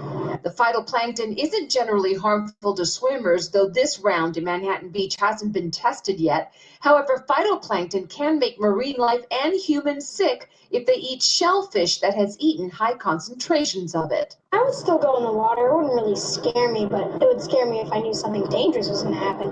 But just hearing a color wouldn't really scare me. I'm not sure. I would be a little leery, wondering what that was. Does it look any different to you? No, it doesn't. It just looks beautiful. Doesn't look any different. Now, experts tell us that various factors can trigger the algae bloom, including a change in water temperature or nutrient source from a shift in the current, in the ocean currents, I should say. Now, to us, it looks that the concentration of phytoplankton has dissipated this afternoon. We cannot see the red right now, but we haven't confirmed that it has moved on from those experts. Well, Sydney only has to look north for a glimpse of what's to come. Byron Bay has been soaked by record-breaking falls, and after months of fighting fires, emergency services are now facing a fresh danger: floods. It was as if the sky exploded over Byron Bay. The low-pressure system dumping more than 200 millimetres and had left the township treading water. We've been here for 17, 18 years and I've never seen it like this before. So this is the worst I've ever seen it. Stairwells became waterfalls, cars swallowed as the deluge paralysed traffic. We had a big night. Left the car. Got a little bit flooded, so we're trying to rescue something.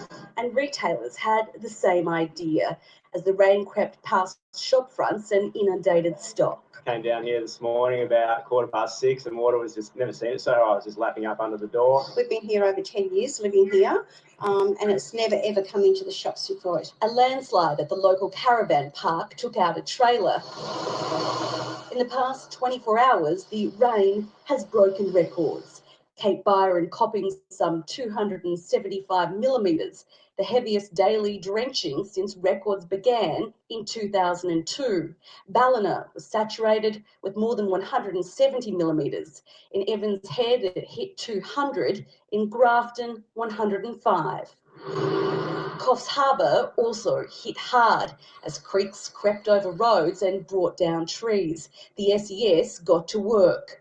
A high-capacity water pumper rolled out, fresh from fighting fires. It's been utilised at numerous fires down at in Victoria and the bushfires that we've had recently down south. The heavy rains dousing the number of active fires across the state by almost a third. What a wonderful welcome the rainfall's been in the last couple of days, and the good news is there's a forecast for the rain to continue and particularly spread across southeastern New South Wales where our fires continue to burn. And from fires to floods, the charred skeletons of the Mile Creek Fireground in northern New South Wales now punching through rising waters. It wasn't so long ago that this area in New Italy was completely bone dry.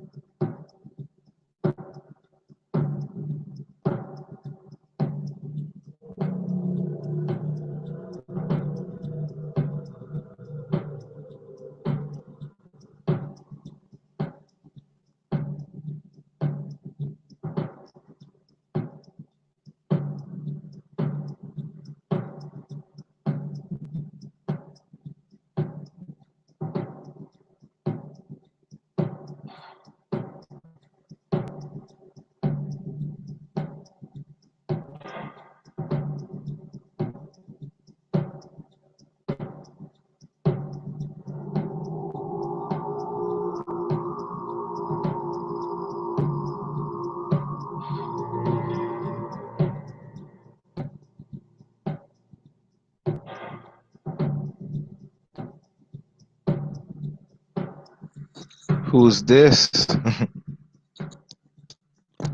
Looky here. Who we got here? My brother.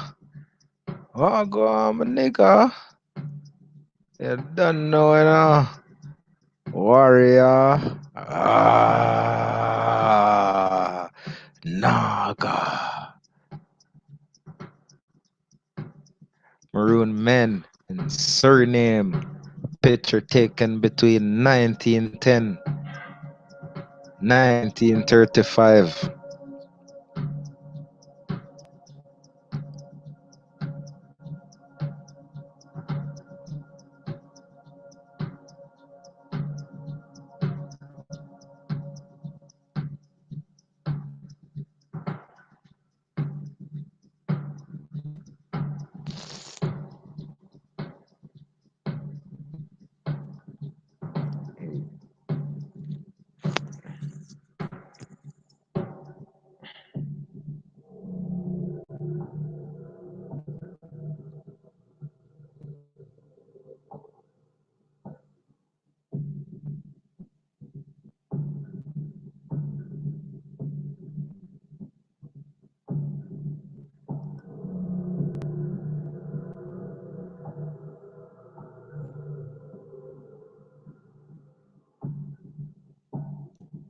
$1955. Maroon Village. But I can't zoom in on these pictures here.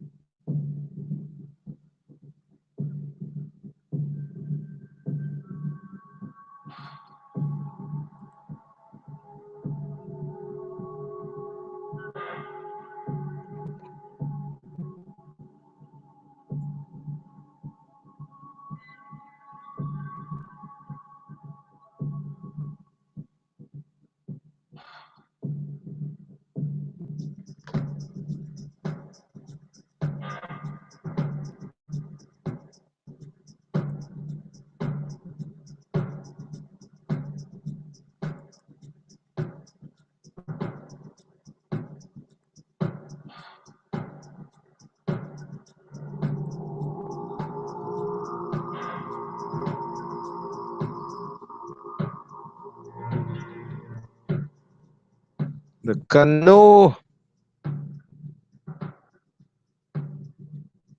What's this? A big log? Look at all this vegetation. 1955. Look at all that tree. This lady with a basket.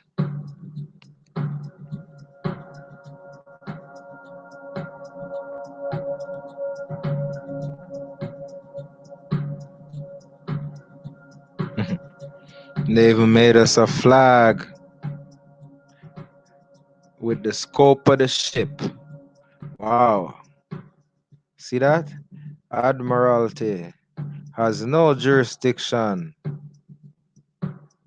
but upon the seas, upon my maroon flag.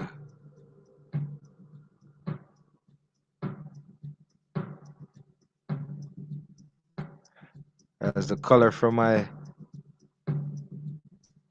Look at this. Color for my school, maroon and gold. Gold and maroon. Because I am a maroon. I went to a maroon school. Look at the raid. Look. Look. You guys see? Cutting down all the trees. Look at all the trees. What's that? Cutting down all the trees. Look, see how big that tree is? Look at this man. Look at this man. Look at this man in the raid. Who's that? 1810. A quaint of a maroon raid on the Drumley estate. See? The maroon in ambush. See them here? See them here coming in? Who's that with the gun? Look. Who's coming in over here? Look. Look who's coming in. Look.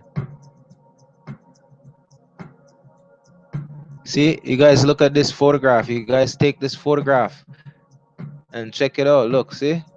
Public domain, file, maroon ambush. See? See?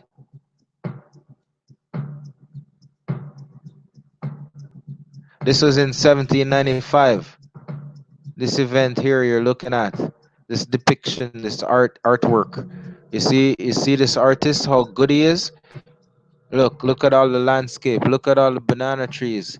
Look, going up into the hills, into the mountainous region. Because they can't handle the mountain. They can't handle that. They can't handle the hills. See, we go all the way up here, all the way up there. Look, we all have arms. We're ready. Look, we're ready. They're coming to raid us, but we're ready.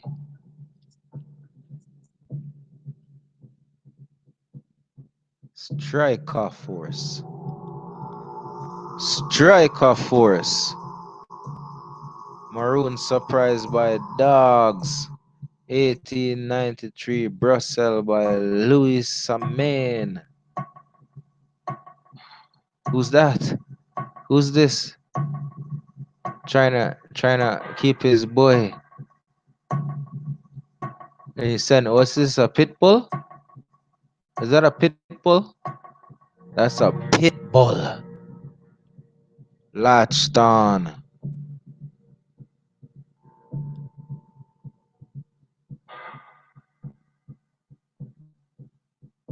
Who's this? Who's this?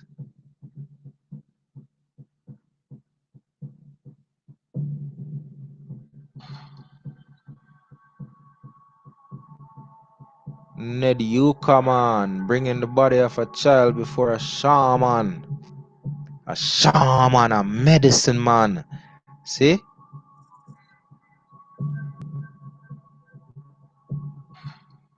Who's that?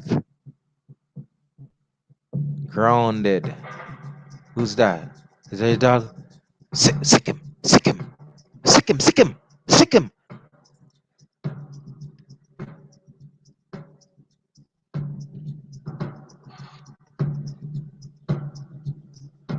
Get him.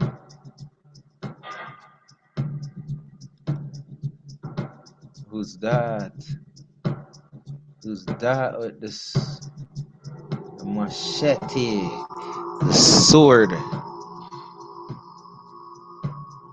Rifle. And what's this? The handbag. What's that? The sock. What's that? What's that? What's that? Knapsack. What's that? What you talk about? 1796 engraving. Okay. Who's that? Who's that? Who's that? That's a Taino. Arawak. Taino. Aztec. Mayan. Carib. Regional Indian. Don't mess with the thing.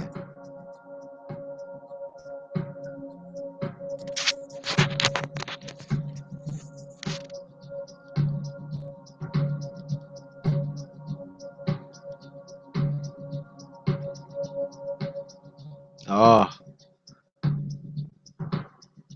beautiful. Give you some Cimarron, some Cimarron, some Cimarron. Aha. So there we get to the end, to the bottom of the page. Let's go right back up and take it from top again. We gotta go through it. Let's go. We're ready.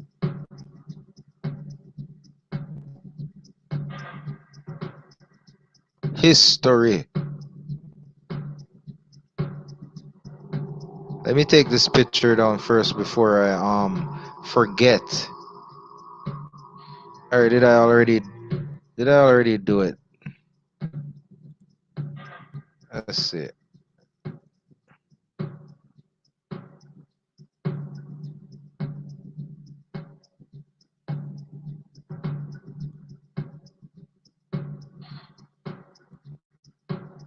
There. Done.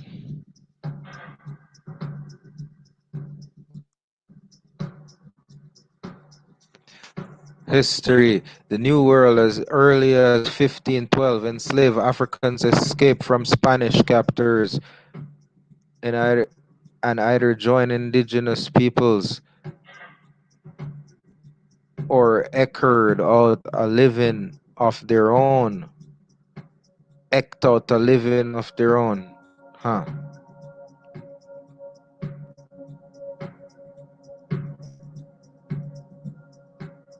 Sir Francis Drake enlisted several Cimarrones his raid on Spanish Town. During his raid, so he enlisted a lot of these some of the Maroons to go on some of the raids. This is why you see the same people with guns in this photo, right? As early as 1655, right? Escape Africans who formed their communities in inland Jamaica, and by the 18th century, Nanny Town, right? And so we got to know about Nanny Town, right? Because old Nanny Town was a village in the Blue Mountains of Portland Parish, northeastern Jamaica, used as a stronghold of Jamaican Maroons, right? Because Nanny got 500 acres, and Nanny is the queen, seen? And when she got old, his name was Granny Nanny, right? But here they say they were led in the early 1800th century by Ashanti escaped slave known as Nanny. So this is very important because this is where I'm gonna touch back on some documentations of this um renowned national hero, Granny Nanny, right? Queen Nanny, the queen, right? So Nanny Town was a village in Blue Mountain of Portland Parish, northeastern Jamaica, used as a stronghold for Jamaican Maroons, right? Escaped slaves, right? So right here, it didn't say nothing about Africans, right?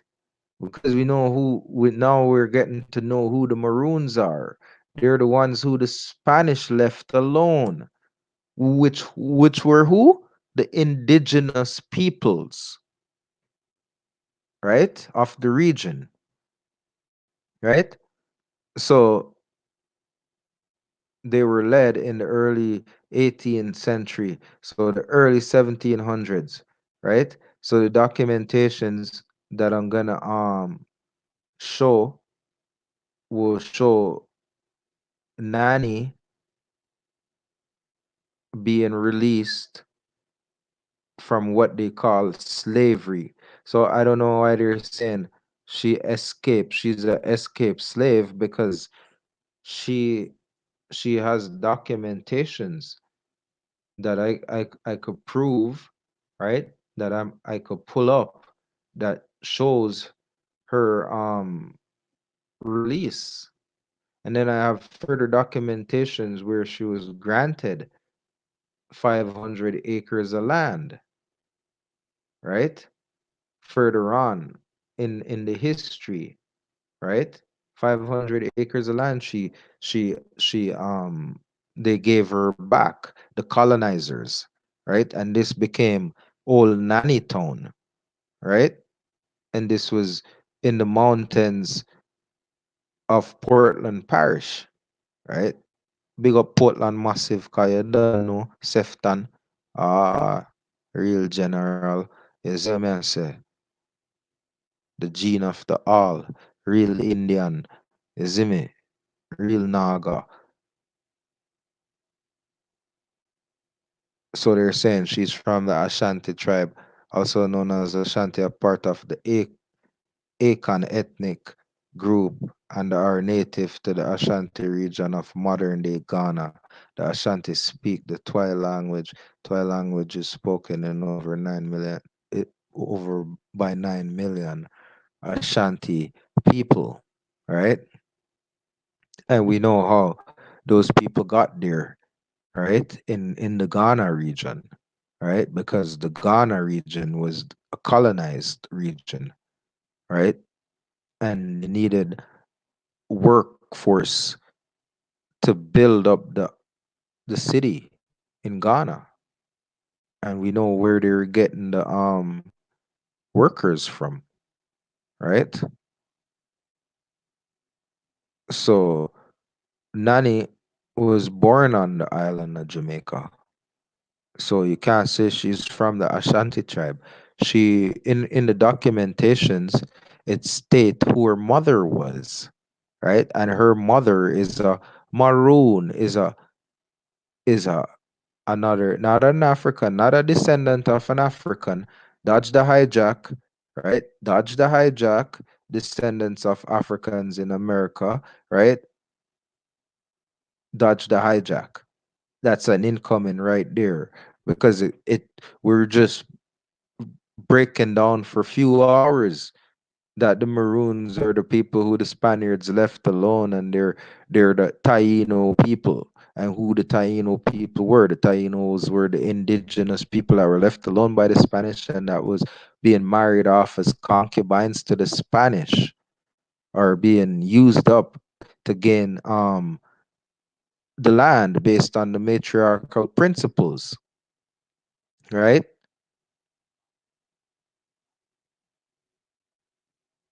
So Granny Nanny or Queen Nanny, the town held out against reported British colonial attacks before being destroyed in 1734. So they wouldn't stop fighting till they um just decimated everything, and that was in 1734.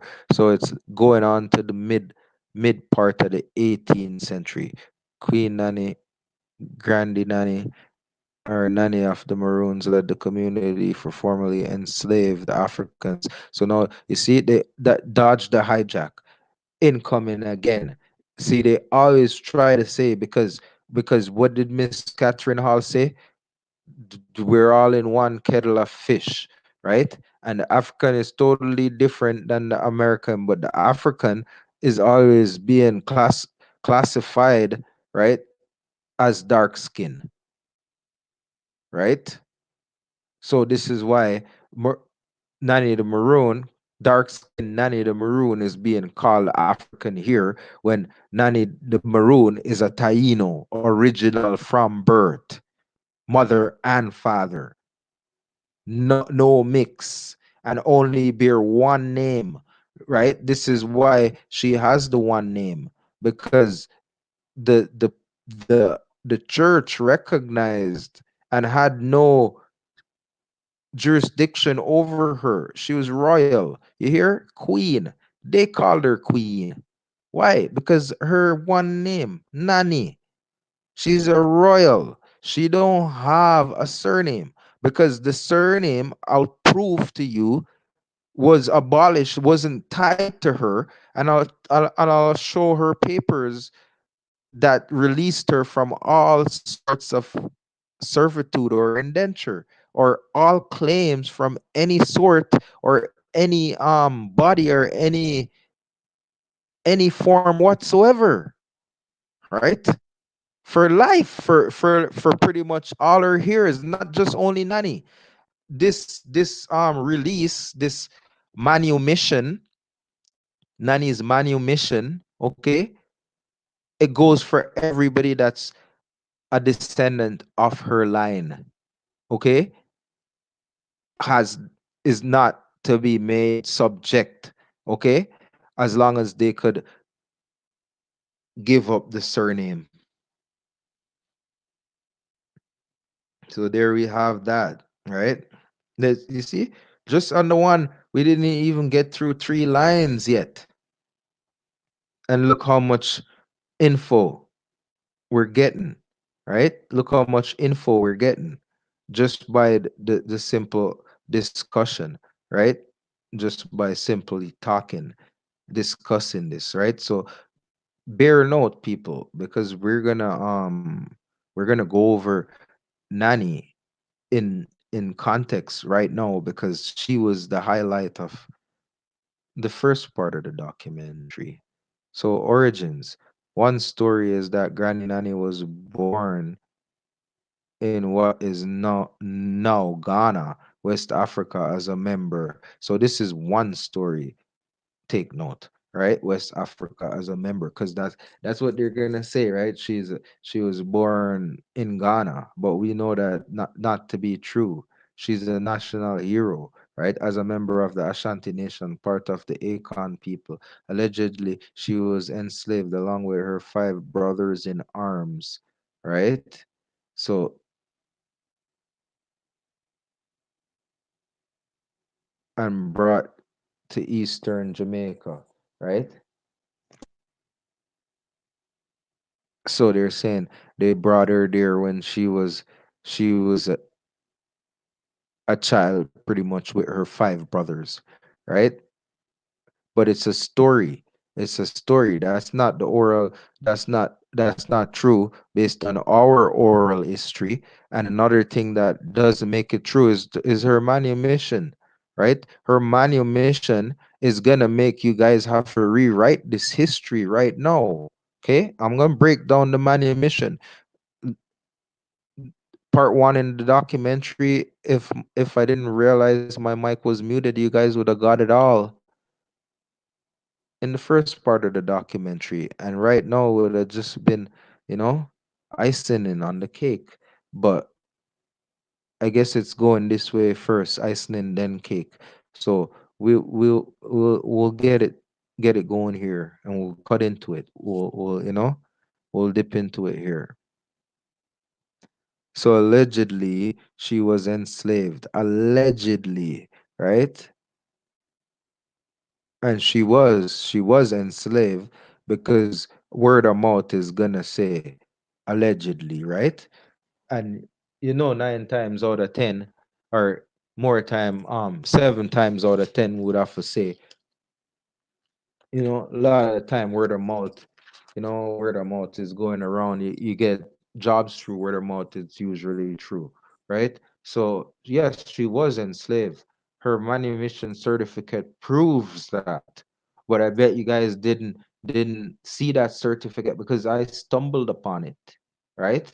I stumbled upon it, and that's in this. That's why I decided to present this presentation, the presence in this presentation.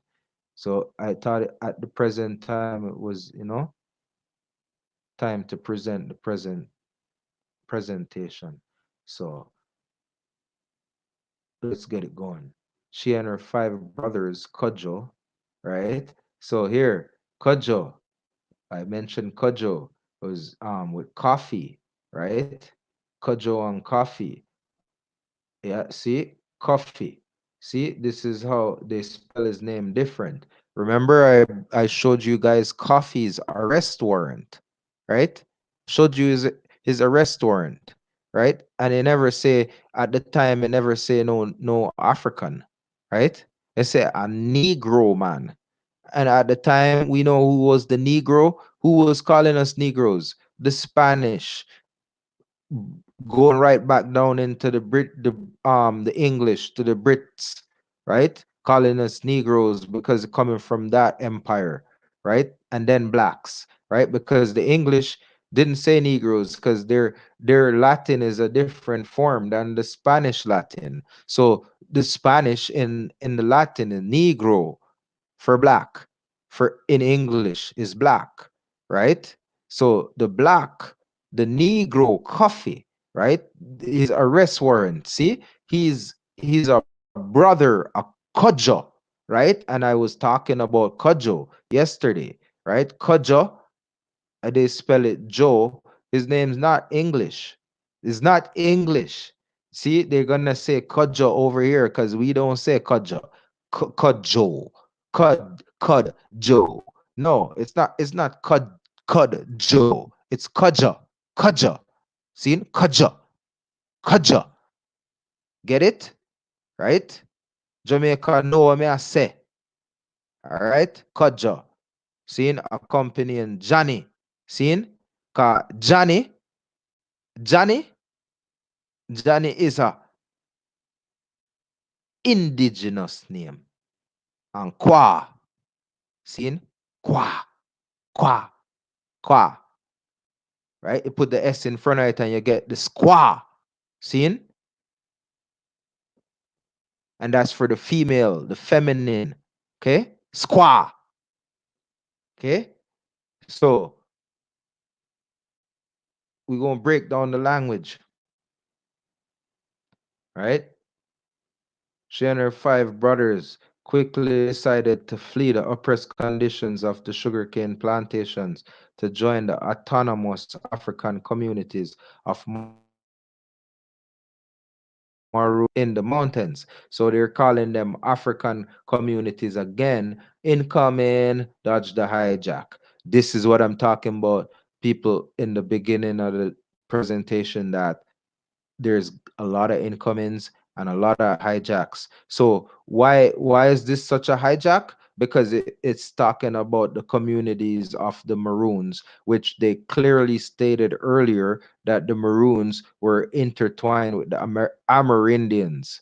So if these community of runaways were intertwined with the community of Indians, then the Indians weren't runaways then. They were just what? Called what? Free Indians. You just didn't call them Indians. They just wasn't spoke of.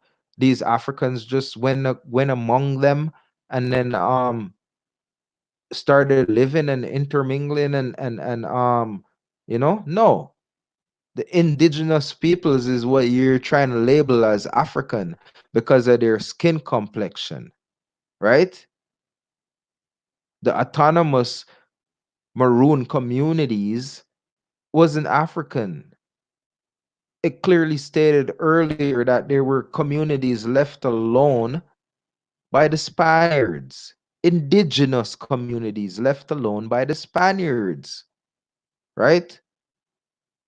And these were the people who lived in the mountains, like I told you, because they didn't go inland. When you start going inland in here, right?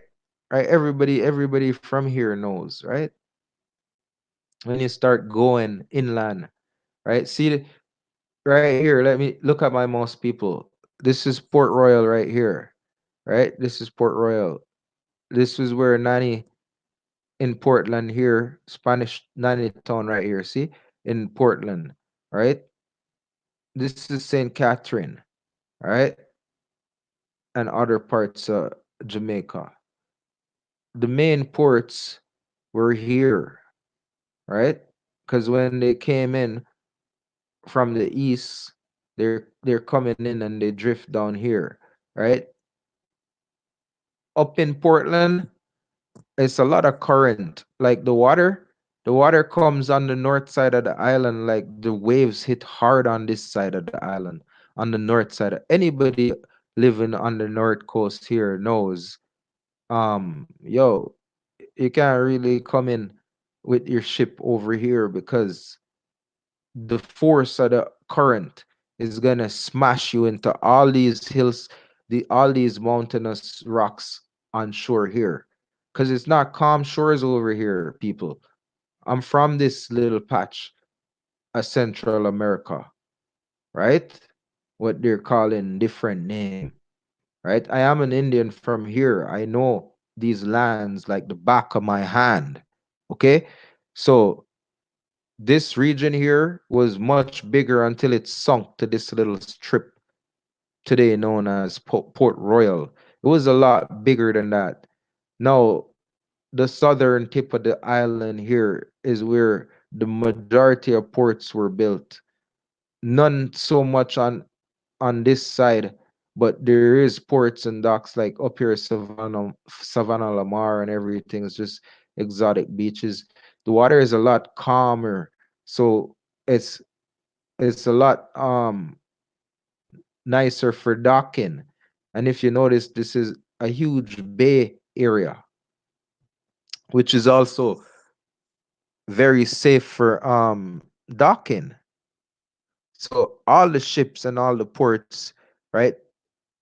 Because of the current, they weren't able to just come in on the island anywhere they wanted. Because the current won't allow you to do that. Navigate in navigation, right? You're gonna get, you're gonna get in trouble on the north end of the island.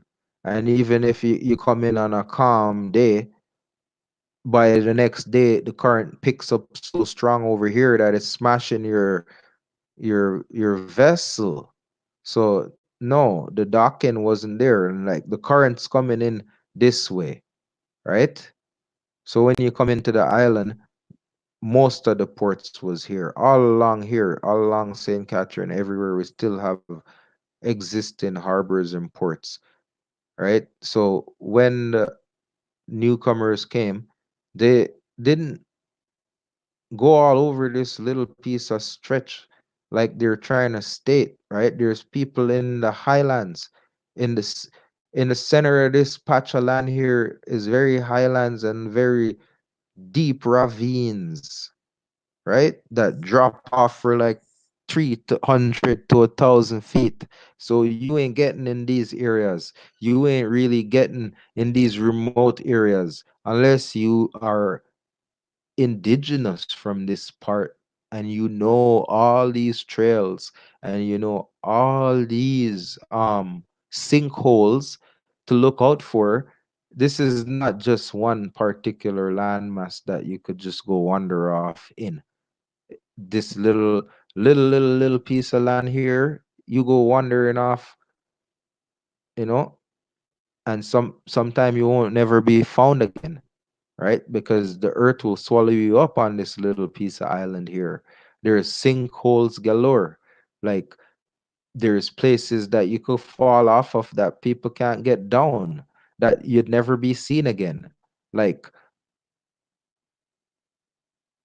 this not just a place, like it's small, yes, but it's not a place that is highly explored up even up until this day, because of the mystics of this island. There's a lot of things that we could get into talking about, but a protected place. So we know all them hijacks here that they're trying to say about the people, African Maroon communities who had developed in the mountains. You guys couldn't handle the mountains because there was no roads in the mountains. So you couldn't get no horse up there. And on foot, you guys couldn't take the mountains because you couldn't handle the climb, couldn't handle the run. We ran up the mountains, up and down it every day just for exercise, just for fun. Like we still do that today. Every Jamaica man them from the hill them don't know how we run the thing. Seen? So the communities of Maroon or originated from people formerly enslaved by the Spanish, right? Who had refused to submit to British control, right? The Maroon communities grew as many more slaves escaped the plantations and joined them because people knew what was going on and they were kept on these plantations not by their will, forcibly a lot of the times, or um didn't were segregated from their families, right? And forced to be working beside new captures from the mainland. So it was very uncomfortable environment, and of course people were ditching. They get the hell out of there. Like, we ain't gonna stay if you could go get away in the lands. And so you now you're a fugitive, right? Because you're running away from the system. So you think this thing just started, the wanted? It never just started. Kojo, coffee, right? Kojo and coffee, wanted. Coffee got caught. He got paid, right? Remember George, what's his name there? George Pence, or the guy there paid for him, paid 24 pence, or 24, how much? 24 pounds and some shillings and some pence, and 8 pence and half a penny, right? Don't quote me on it, but somewhere close to that, right? For his warrant, right? That John, or somebody at Westmoreland executed, and pretty much claimed they caught him or whatever. So yeah, there you go. Fugitive at law, at running away because don't want to work on the plantation, and know that this is their land, and don't want to be subjected to the incoming authority, right? So they form their own authority because they are the rightful heirs to do that, right? But not without a fight. The community of the Maroons originated from people formerly enslaved by the Spanish. So it's very important I keep going over and over and over again so it registers. Seeing the Maroon communities grew as many more, right? Join them, right? Angered by continued raiding of plantations and armed confrontations, the colonial government mounted the first Maroon War of the 1730s in an effort to defeat and capture the runaway slaves. So here you see um, the first Maroon War, 1730s, right? Because the British are complaining that they're raiding, right? They're raiding all their plantations and stuff, right? And armed confrontations. So armed confrontations mean that they would run into the locals, right? And the locals were armed, and they were saying, "Yo, get the hell out of here," because you guys can't come, right? Armed confrontations, right? Because they're armed. They got the machete and they got the gun too. So, this you can't come, there's authority there too, right? So of course it's gonna become a confrontation because the Spaniards and the British are armed. But these guys are armed as well, right? So yeah, now it's a confrontation because somebody has to exhort the bigger authority, right? The colonial government, right?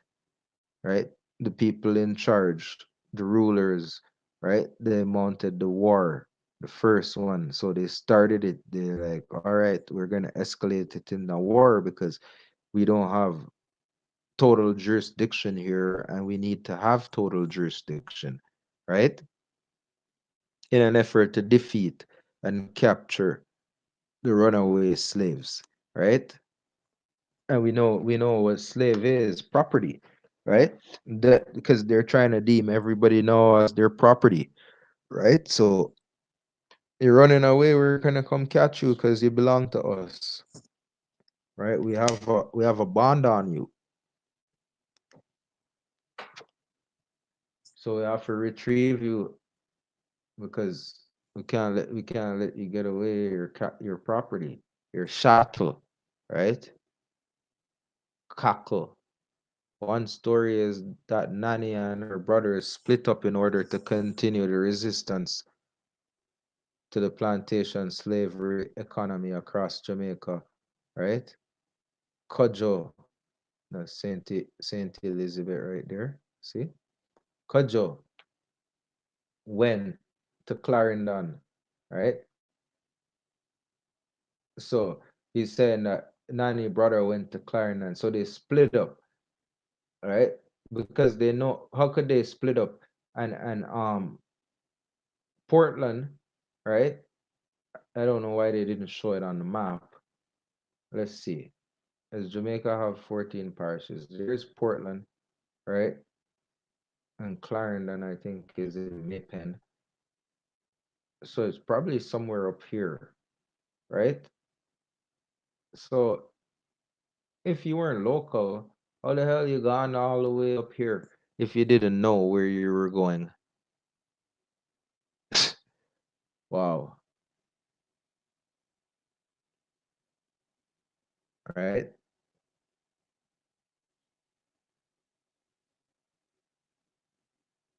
Where he was soon joined by about 100 Maroons from Cotterwood, right? While Akompong, right? While Akompong went to St. Elizabeth. You hear his name? Akompong, right? Is a historical Maroon village, right? Because it's named off of him, right? All right. Very good. I'm glad I hit this one because they couldn't throw the bomb at this one because of the name, right? The Akompong name. Seeing? You can't Akompong, Akompong, Akompong, right? Akompong, Akompong. That's what his name is. They spell it Akompong, right? Just like how they spell Kodjo, right? And Johnny, and coffee, coffee, right? They just don't know how to correctly spell these indigenous names, right? So Akampang, Akangpang, right? That's his name, Akang, because he's a Akang, he's a he's a Kang, he's a Kang, seen? Kang, Akangpang, seen? Like Shangol, Shang, right? You know who I'm talking about. Big up Shang. Seen? Shang. Big up my brother Shang. Seen? So Akampang, right? Is a historical Maroon village located in the hills of St. Elizabeth Parish on the island of Jamaica. It is located in cockpit country, meaning high country, the highest hills. Cockpit, right? In the cockpit country, right? The high country. Don't mess around. See? In St. Elizabeth Parish, right? So it gone far. This brother went far, right? On the island of Jamaica, it is located in the cockpit country where Jamaican Maroons and indigenous Taino, right? Establish a fortified stronghold in the hilly terrain in the 17th century. So this is in the 1600, right? They're saying Apang Kong, that is name of Apang Kong, right? Is who? Is who? Jamaican Maroons and who? And who? Indigenous Taino. Who did what? What did they do? They established a stronghold, or maybe it was already there, right? Already there in the cockpit country because it's so far and high that you guys didn't even get there yet. And by the time when you got there, you're seeing people that were established. So you start calling them Maroons and indigenous Tainos, right? The Maroons are the indigenous Tainos. That's what I'm trying to say. So to make the long story short, right there, right? A Kong Pong. So Very, very, very, very, very resourceful information.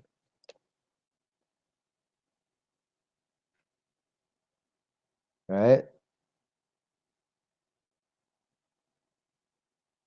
A community was named from him, for him, right? Nanny and Kwa made their way to Portland Parish and the Blue Mountains, right? Because there, it was always theirs. It was always theirs. More like and coffee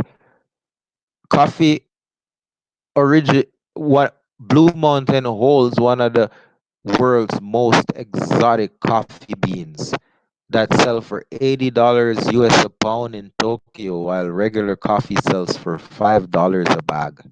Wow. So coffee, you see, coffee is who? Brother or who? Nanny. From where? From Blue Mountain. From what? Blue Mountain Coffee. Okay. Because there is a brand called Blue Mountain Coffee as well. That's the island brand for coffee in the island. Like, wow. You get the etymology, right? Of and the history and the oral tradition all tying together here, right? But you need the Indian to tie it all together, right? A more likely origin for the leeward Maroons, right? Because you guys are separating them, right? Because you guys are separatists, right? So you're gonna separate all the people into individual small groups, right? 1690. This is before 2 years before Port Royal sink, right? When there was a Coromantee rebellion. So who are the Coromantee people? Okay, Jamaica. We know who are Coromantee. Pokemon. Big up the Pokemon. Okay, from the Coromantee. All right, every Jamaican know Pokemon. Who are the Pokemon? From the Coromantee. All right.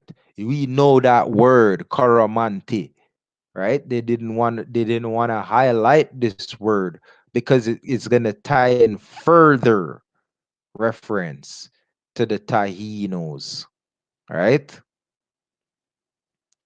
So they had a rebellion on Sultan's estate in western Jamaica, and most of these slaves ran away from the leeward Maroon. Kojo is probably the son of one of the leaders of this revolt, right? So, all right. Kojo is the brother of Nani. What do you say Nani was born where? In Ghana. How could Nani be born in Ghana when Kojo father was leading the leeward Maroons of the West? Hmm? If Kojo is the son of if Kojo is the son of one of the leaders of the leeward Maroon, right? So he had Kojo in the Caribbean, but Nani and the rest of the brothers in arms were born in Ghana. How does that work? You know, if he was leading a rebellion and then he had 5 sons and a daughter, when did he have these children? When he was in Ghana, and then he was brought over and enslaved, and then he had these children, and how does that work? You know what I mean? Because Nanny done born a Jamaica, like me say. Nanny born a Jamaica. Seen? And Kojo. And all of the 5 brothers. All the 5 brothers and Nanny was born in Jamaica. Here's further reference, right? The father, right? And I'll show you in the certificate the name of the mother of these great people, right? will show you the name of the mother of these great people, that she was in the islands. So if they knew, if they had record of her mother without the surname, then how could she be, how could Nanny be born in Ghana? That's why it's a story, right? It's a story. And as soon as I pull this up for you guys to see with reference to put on the record, it's just gonna kill that story. Because all these people are Tahinos. And I'm pretty sure it's already clear to the people that know the truth, but to the ones that need to wake up, that are waking up, that it needs clarity. Here is the clarity. Here is the clarity of who you are. Okay?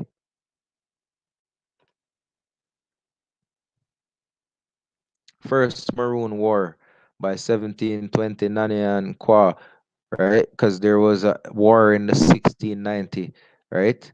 And see, so we're going to 1720 now and 1690, right?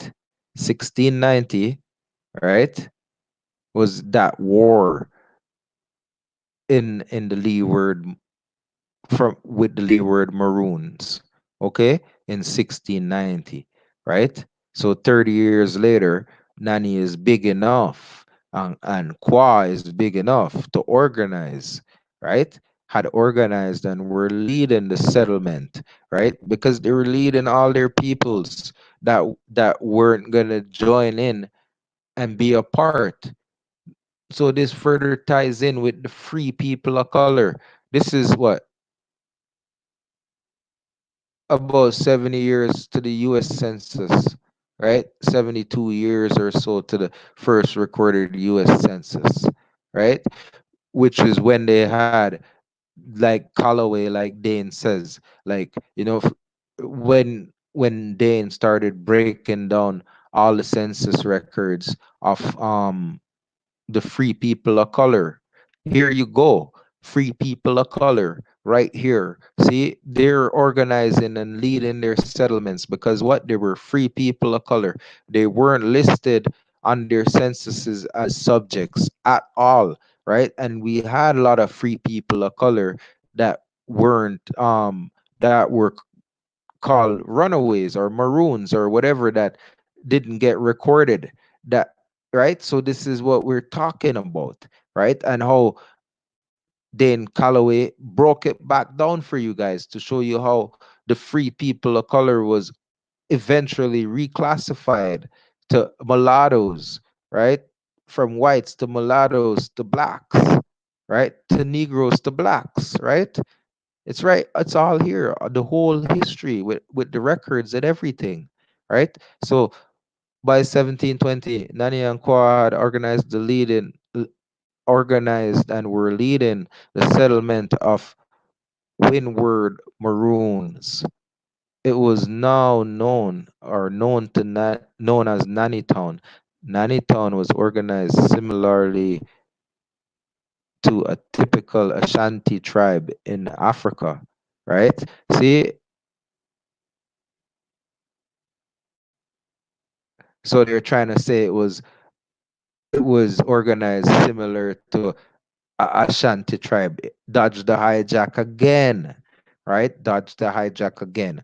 Because if you weren't from Africa, how would you know how to build a fort, a settlement that was similar to an Ashanti tribe, right? Furthermore, we know who are the Ashantis and where they took them from to get them to that place in the first place, right? So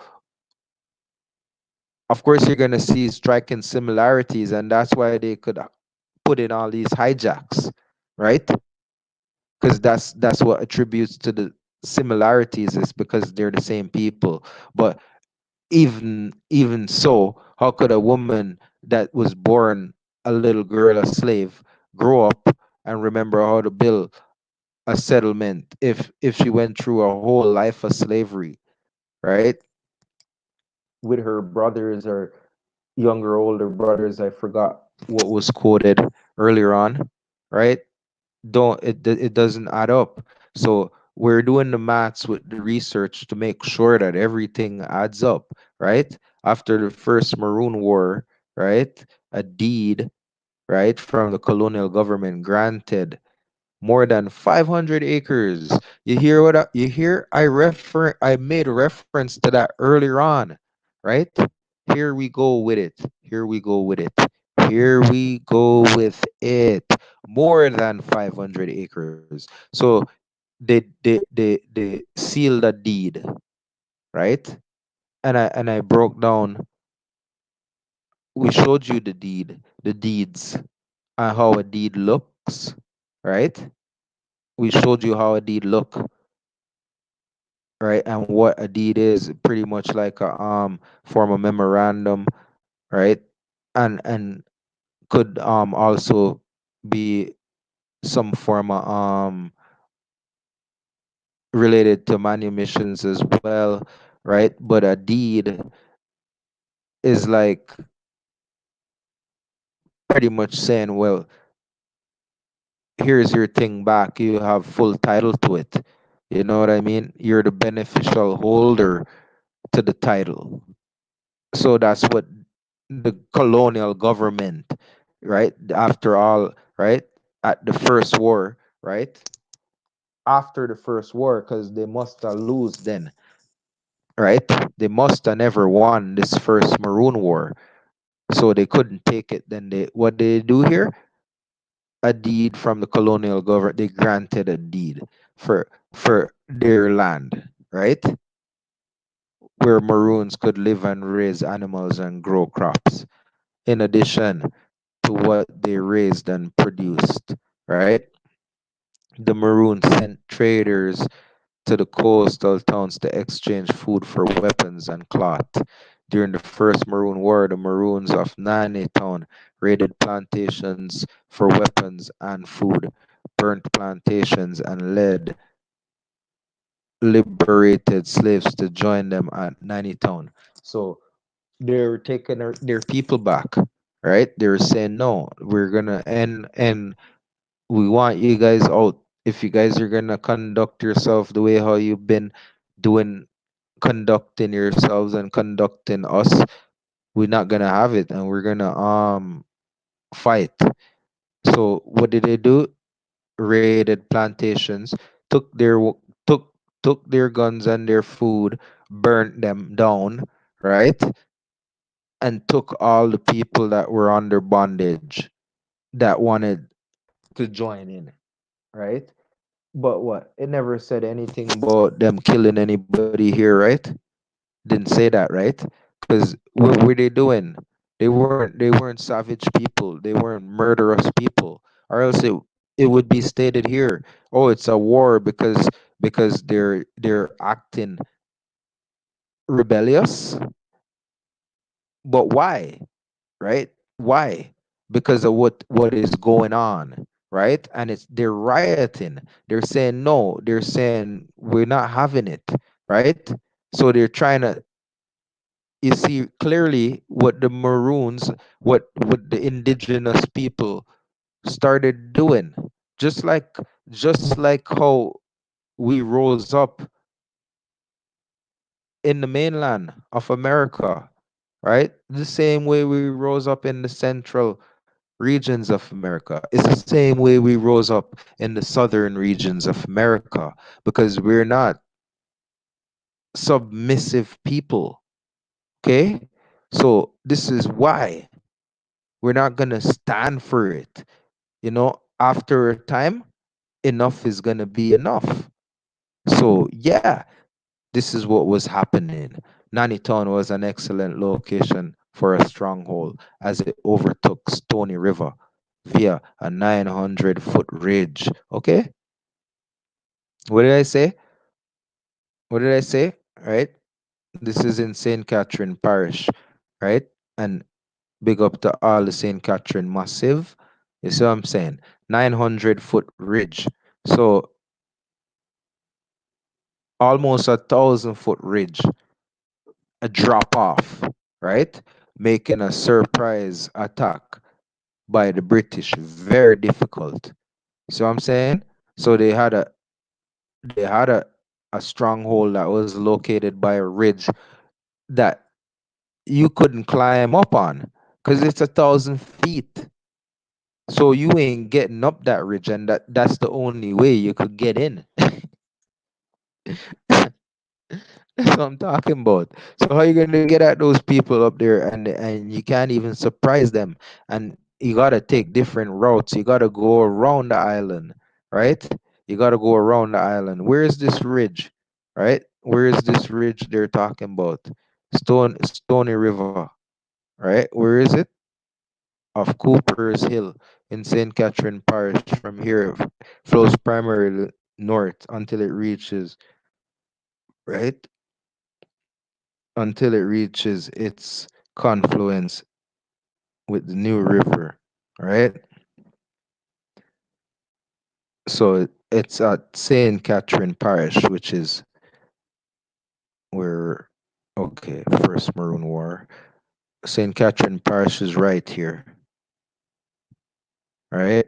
In between these lines, right?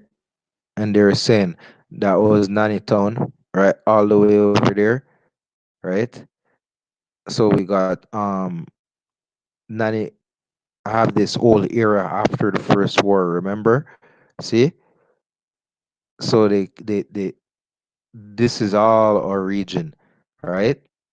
So Nanny went and situated right around here because that's, see the river coming through St. Catherine is that line right there going through the two ends of Nanny, right? And that's Cooper's Hill River that flows off the steep right there, right? So the British couldn't get past that part, right? So if they can't come across this riverbank to get up anywhere in the territory, they gotta go all the way around, all the way around, all the way around. So by the time they come all the way around, it ain't no surprise that they coming, because you could see them coming from downhill, coming up the hill, because you're on a cliff, right? You're right behind a drop off, so it's right at a stony river, right? It's a ridge, right? So you're on top of that ridge, right? So it's both ways. But one way you gotta climb up a steep ridge, 900, 1,000 feet. You ain't getting up there. The other way you gotta climb uphill all the way till you get up 1,000 feet in elevation to even be on the ridge. So if you're coming from the one way, which is passable, which is the way of passage, the other way is no passage because it's a ridge, it's a drop off. But the other way, you gotta come up, so you're gonna be spotted really easy, right? And this made it very difficult for the British to surprise attack the Maroons, right? The Maroons organized lookouts, right? So they had people on lock. Like we had people around the clock looking out for people, right? And warriors could be summoned by the sound of a horn call, right? So we're using the horn. Who else used the horn, right? To sound, right? So I say we're the old world. And an abeng is an animal horn of a musical instrument in the language of Akan people, right? They're saying is from Ghana, right? But the word ebeng is from the Twi language of the modern day Ghana, right? It is a commonly used word in the Caribbean, right? So they're saying it's commonly used in the Caribbean, especially Jamaica, and the instrument associated with the Maroon people, right? So this is an indigenous instrument that they're trying to tie back and say it's from Ashanti people.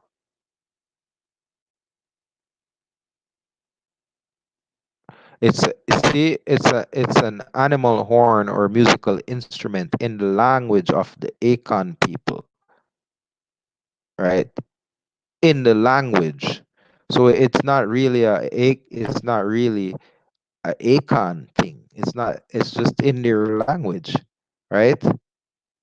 And the word abeng is from, right, modern day Ghana, right? Because it's modern day, right? It's modern, right? Modern day Ghana, right? It is the commonly used word in the Caribbean, but so it's our people that know this word because that's where we use it all the time. Ghana is modern day, and we know who brought who to Ghana, right? Under colony.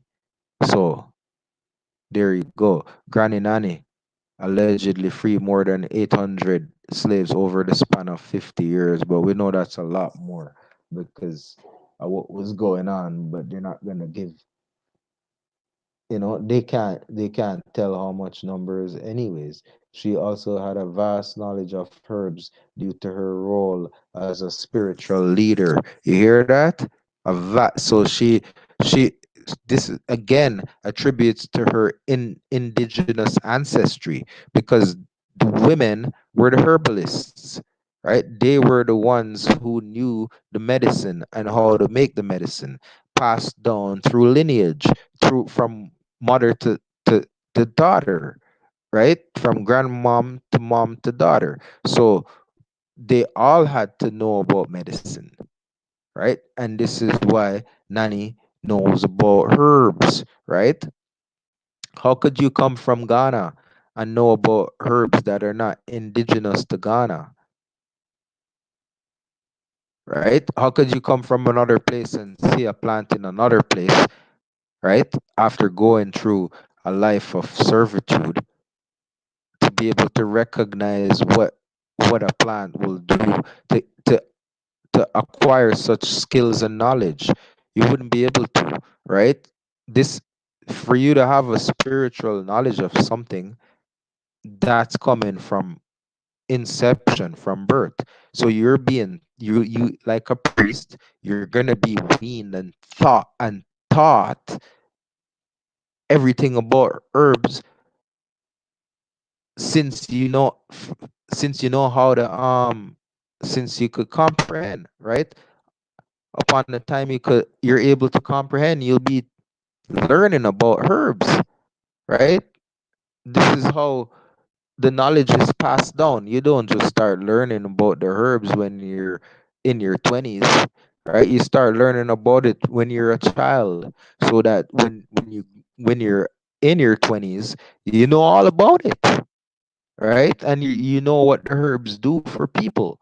So she was also a spiritual leader. However, during the first Maroon War, and especially between 1728 and 34, the British attacked Nanny time and time again, but each time the colonial militias captured and occupied Nanny, the Windward Maroons regained it shortly afterwards. Right? So they're going back and forth, right? And trying to occupy the place, but then they would come back and chase them out, right? Because they weren't doing this with the Spanish. The Spanish left them alone. Remember? But the British wasn't having the British weren't as content. They were like, well, the people in the metropole was like, yeah, make sure you get full jurisdiction. So these they weren't having free people of colored, and they're gonna fight against them at any given moment, at any chance they get, with any measure, by any measure. So the British attacked Nannytown time and time again, right? But each time, right, the Maroons regained it afterwards. This was accomplished due to the skill of the Maroons, skilled in fighting in an area of high rainfall, as well as disguising themselves as bushes and trees. Wow. So you got people now that you can't fight against because they're not subjected to your will, and they're from the terrain. So you can't beat them. You could never beat them because the only way you're gonna beat them is by tricking them. Because how you gonna beat them when they know the land and the terrain way better than you, and they're indigenous to they're native to the climate, right? Ghana and Jamaica have two like different weather because Ghana probably have the wet season, right? The monsoon season probably hit that area in Africa. That's what I'm talking about, the wet season. So we don't have a monsoon season in Jamaica. It's like the same year round, except in December it gets a little cooler. Like I'm telling you, because I know I'm from there. So we don't have that. Yeah, we could deal with the humidity all year round because we're from there, right? We don't have that wet season. Yeah, it rains at some time, like hurricane season, but it get windy, but it's not like it dries up pretty fast. It's not like a wet, dry season. So we're talking about two different environment here that these people were immune to, obviously, because they were so skilled in fighting in the area of high rainfall as well as disguising themselves as bushes and trees. So they were painting themselves and wearing leaves and all camouflage, right? That's where camouflage come from, right? So there you go. The Maroons also utilize decoys. This is the first trick of camouflage warfare. You see that? Where these guys already knew about camouflage warfare, right? And we're using it against the British. They didn't even have that skill because they were saying that we were skilled because we were doing them things. This was done by having a non camouflaged Maroons. Wow.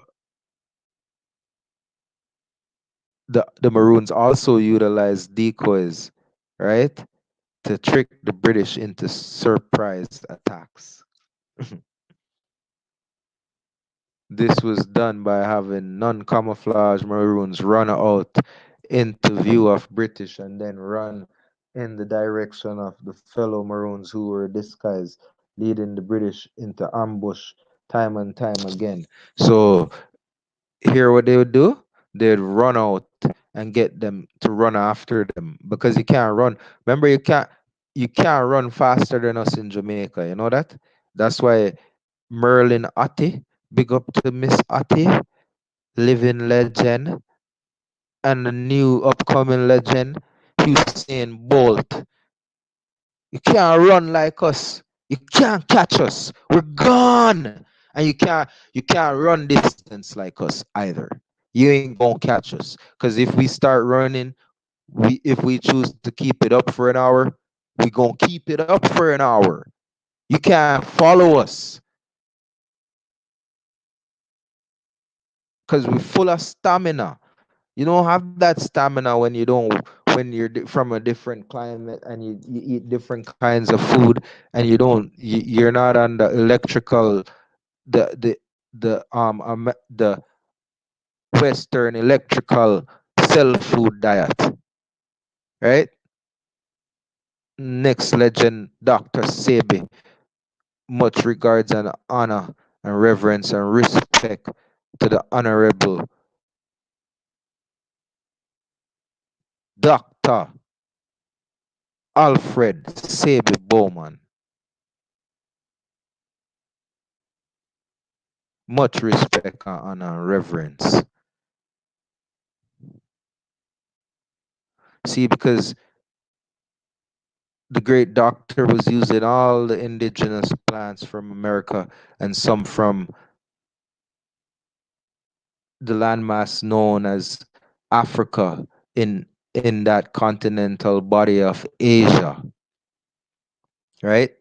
Oh, but only a few from over there to make electrical cell food to cure people diseases and ailments and all sorts of discomforts and you know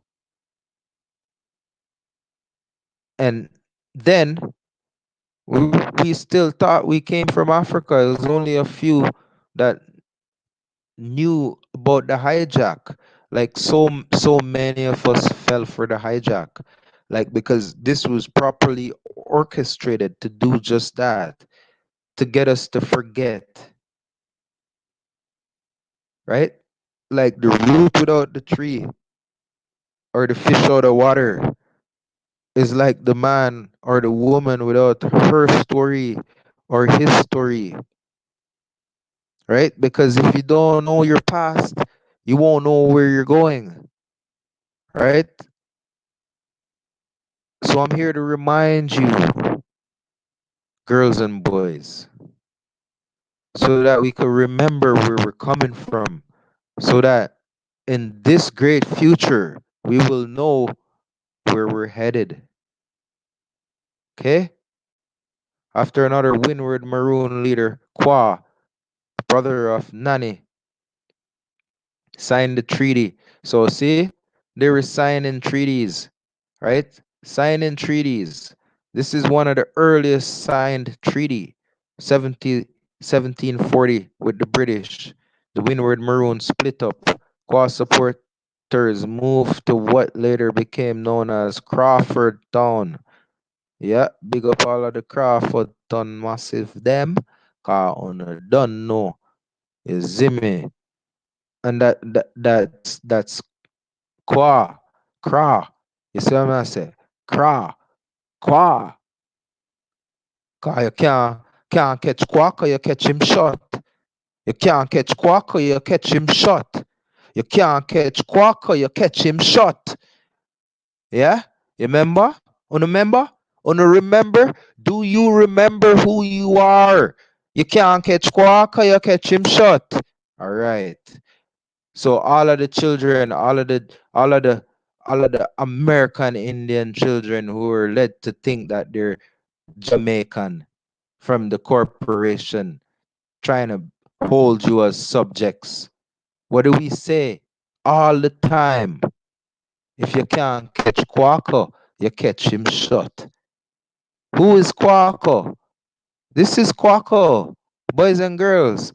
Quaco was one of the leaders of the Windward Maroon who fought the British forces of Jamaica to a standstill during the First Maroon War of 1730. He fought them till they had to stand still. And what did they used to say? If you can't catch Quaco, if you can't catch Quaco, if you can't catch Quaco, you gotta catch his shirt, which mean that you gotta catch the person that had his back. Because what does your shirt do? It covers your back. If you can't catch Quaco, you're gonna catch the shirt, the one that covers his back. So you see where the talk come from, boys and girls. I'ma teach you Anansi's story. I'ma teach you story. I'ma teach you say Anansi spider is a native spider to American continent. Right? All over North, Central, and South America is the Anansi spider. If you know what an Anansi spider look like, then everybody will know what I'm talking about because it was attributed to West Africa. But we know who brought who to West Africa and when, and who took the story of Anansi with them. So more Anansi stories to come, people, as we dive and indulge deep into the history and the document for the documentary. Right? While the Maroons of Nannytown relocated to Moortown, right? Crawford Town and Nannytown relocated to where? Port Moore Town. Big up all of the man them from Greater Portmore, you know. All of my family from Portmore, you know what I say?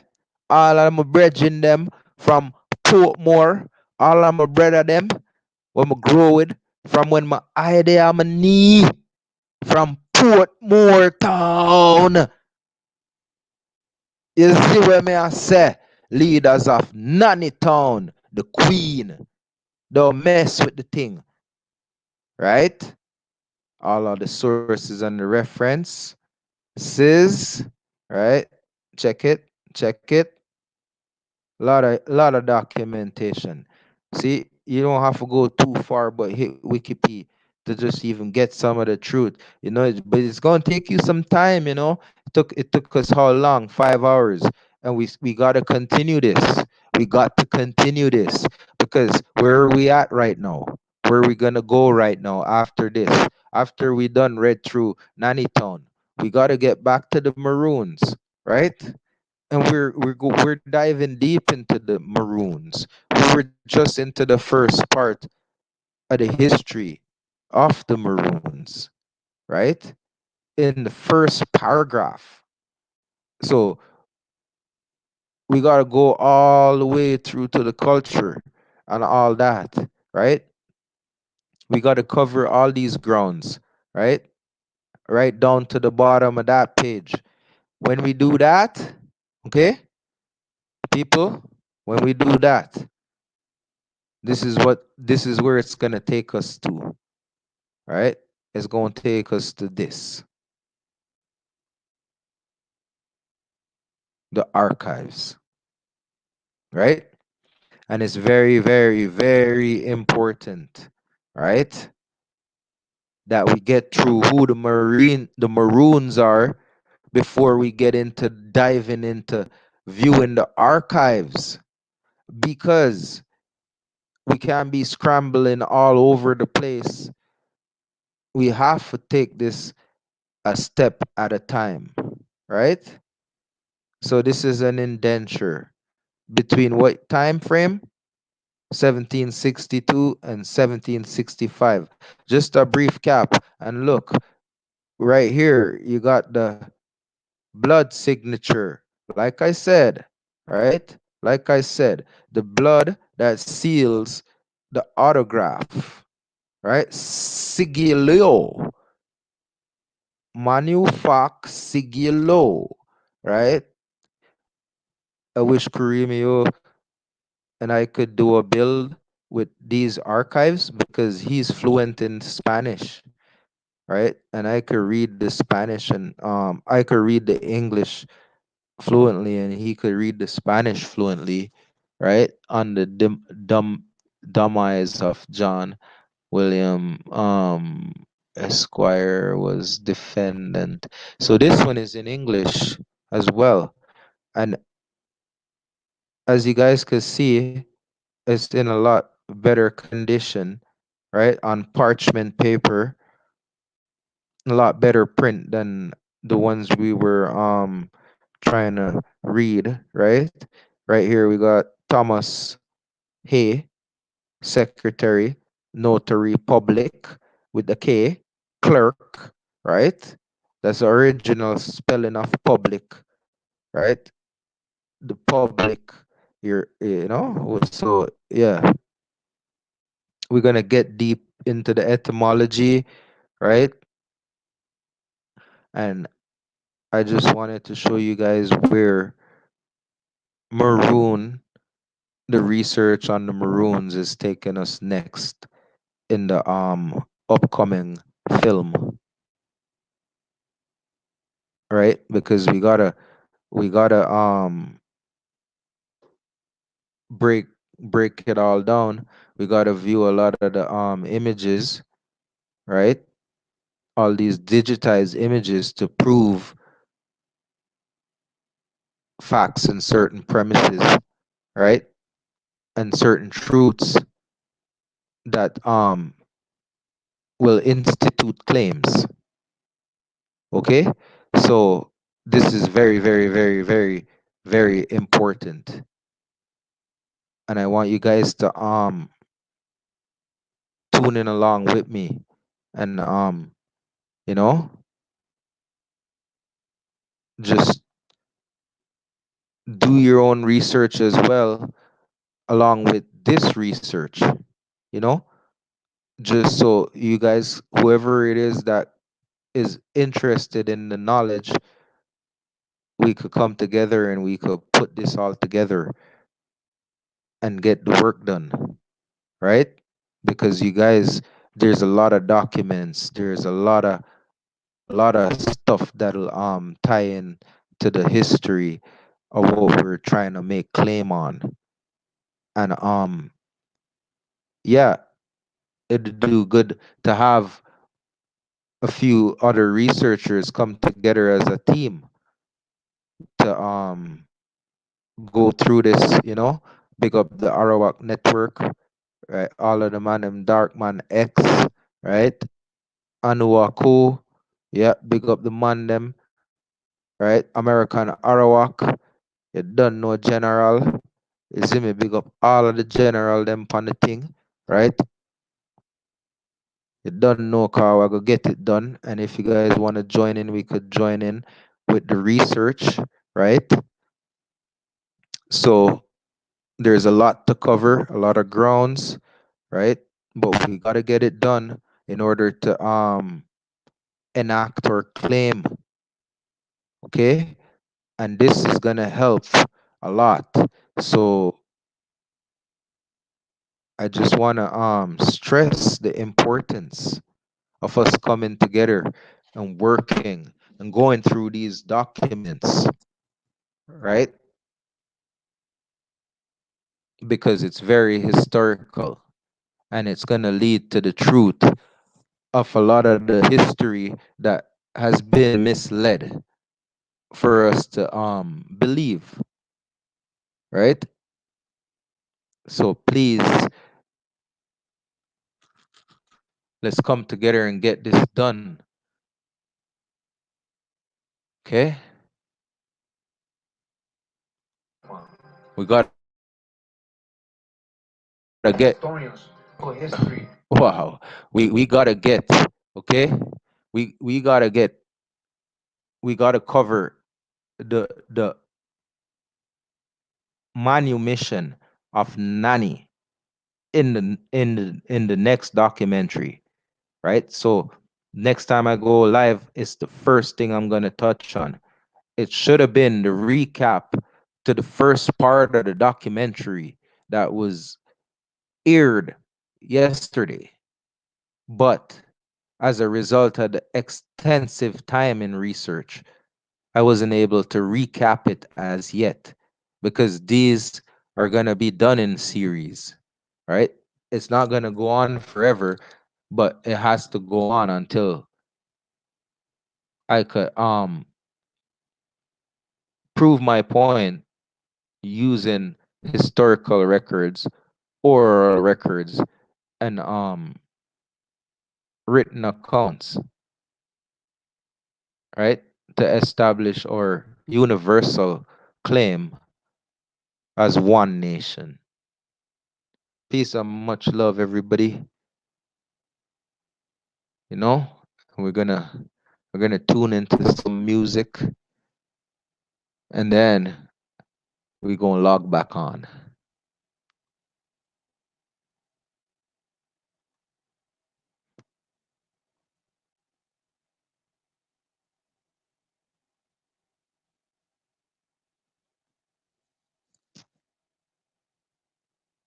As well as in the countries known to us as Central America, which in those times composed the Maya Empire. All right, all of Central America. The seat of the government and residence of the rulers was the peninsula of the Yucatan. All right, so that was like the capital, the epicenter, the Yucatan, but they ruled the whole Central America. Wherever found, the name Maya is synonymous with power, wisdom, and learning, all right? Wherever you're going to hear or see this word, Maya, it is synonymous with power, wisdom, and learning.